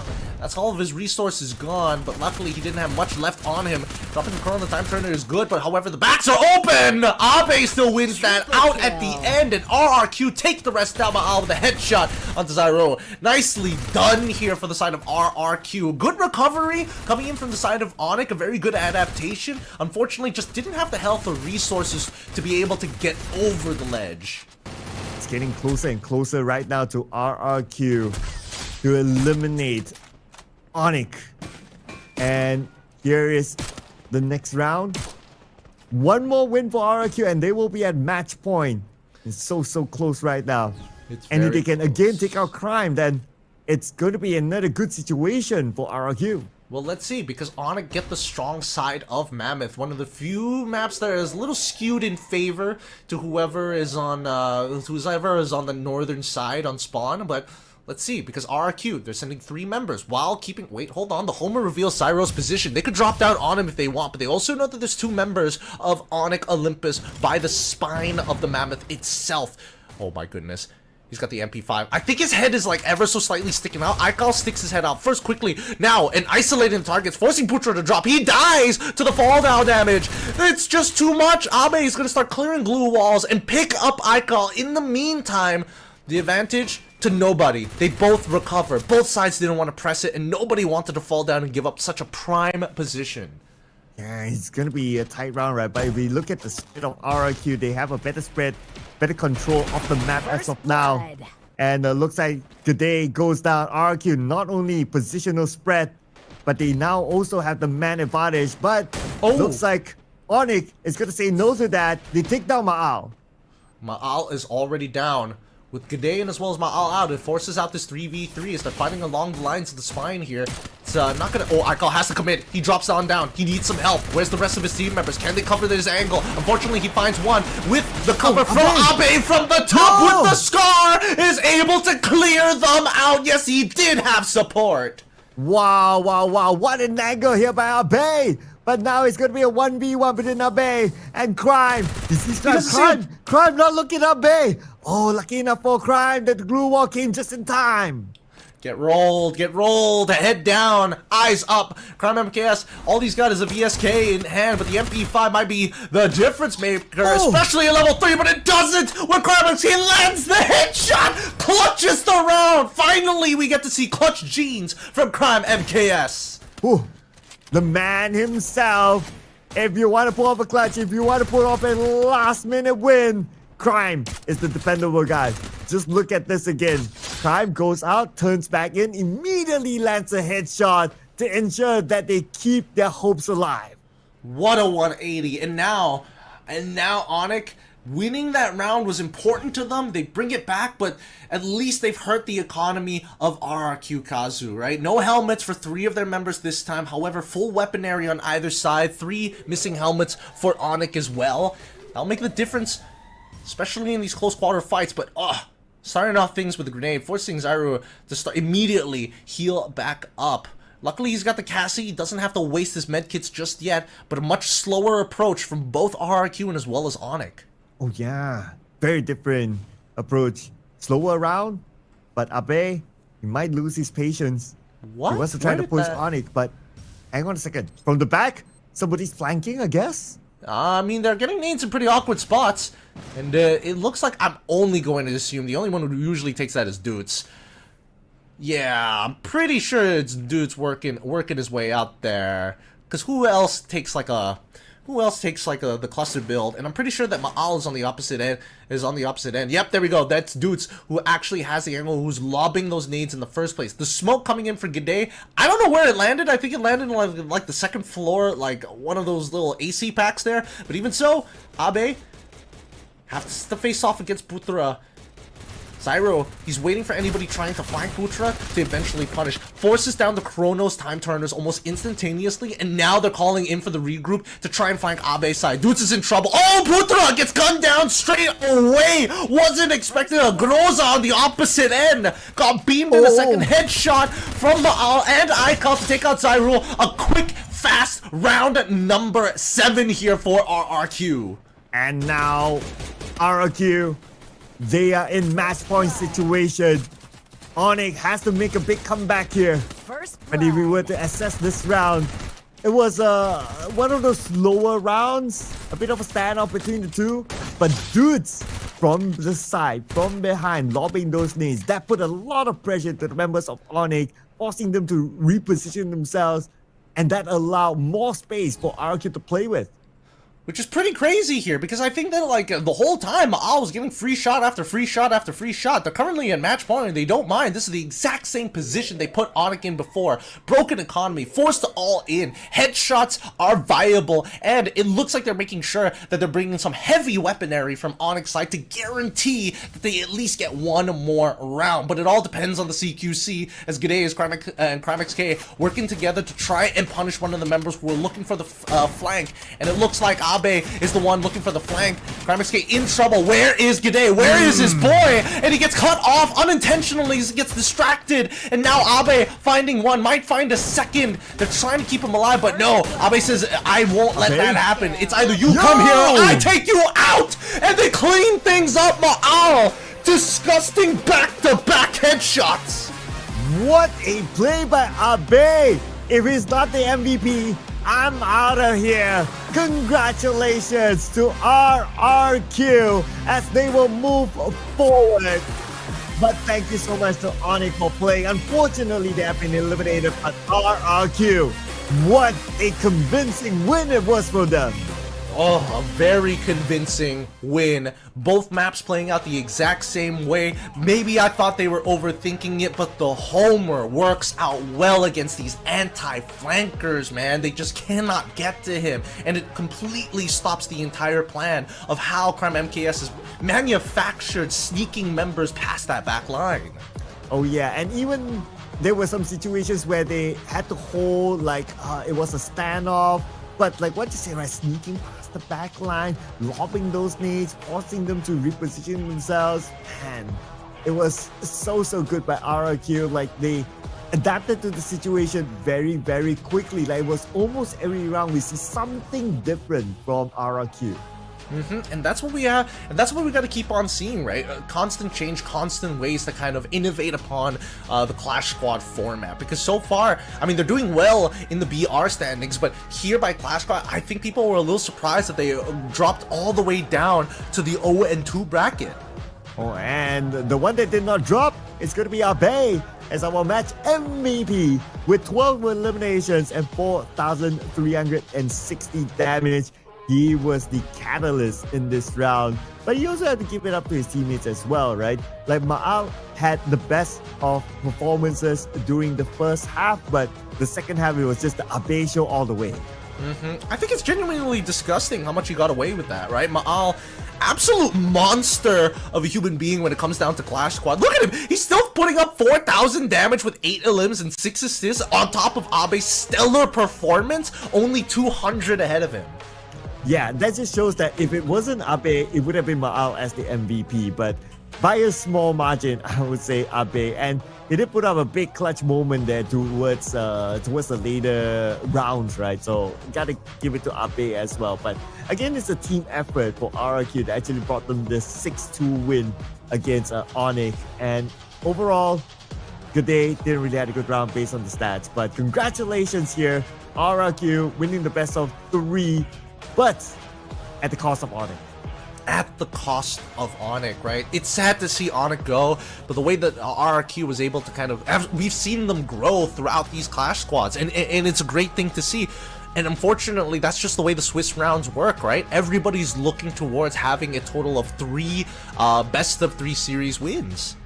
Yeah, and I just want to point out that it happened to come in the from the same region, right, between RRQ and Onyx. So, well, it is what it is, right? But at least for RRQ, they move forward, and I like that the fact that they changed their play style as compared to like how they started the day against BTR, very, very passive. And this time they play it actively, they play it aggressively, and it brought them the dividends that they were looking for, a win across against Onyx. But if I were to think about Onyx situation, right, they lost through a reverse sweep against Toda. So probably some of that was carried forward onto this game, and that kind of affected the mentality side of their performance. I think not only the mentality side of things, but it also kind of toughened their resolve of, oh, the way that we are playing is kind of okay, right? Because Toyota, they figured something out. We can patch up those holes, and then it just means that our composition is going to be strong again. But they didn't find that early lead that they were looking for in the majority of these matches. Maybe in match number 1, which I think was the closest, but the only blunder was at the very end on that match point for RRQ. Game number 2, I think that RRQ played an almost flawless round. Yeah, so I guess it's also consistency, right? Like what you said. But we also have to give it to the brilliance of how RQ executed all of that as well. So I mean, there are a lot of factors, right, to how a team wins or how a team does not win as well. So we got to give it to both sides as well, especially RQ, who is able to adapt to situations every single round. So yeah, great work by RQ. And this is where I'm curious to know their thoughts, right? So I wonder if we have an interview with the members of RQ. I really would love to hear from them how they feel starting the day with a loss against BTR, and it was the very first game, and they had to wait until the last game to play, but still able to keep up with the pace and the fatigue of just waiting. Yeah, that must have been pretty stressful. But I also think we could get scammed for all intents and purposes with that interview. Who knows? We might just see more highlights. But with that being said, the Swiss stage continues on. We have 3-0 teams who have already scored it. WAG alongside AGAL, who advanced since yesterday. Today's elimination games meant that GOW and as well as Onyx Olympus had to bow out, which also means that the 1-1 bracket has been predetermined. Virtus Pro, Todak Twisted Minds, EVOS Divine, Heavy, Bigatron by Vitality, Kagendra, and as well as P Esports have to battle it out even more. And tomorrow we're going to focus on to the 2-1 bracket and also the 1-2 bracket as well. And when it comes to the 1-2 bracket, again, we will see teams eliminated. So tomorrow is going to be another day that you don't want to miss out, because who knows who might be eliminated because we have so many amazing teams still in the game. Yeah. With that being said, thank you everybody to be watching the show. This is the Free Fire World Series Southeast Asia 2025 fall season. My name is Gideon Q. This is Sir Cloud. Thank you so much for watching the Clash Squad mode. It's been one hell of a time, and you guys have been awesome. See you next time.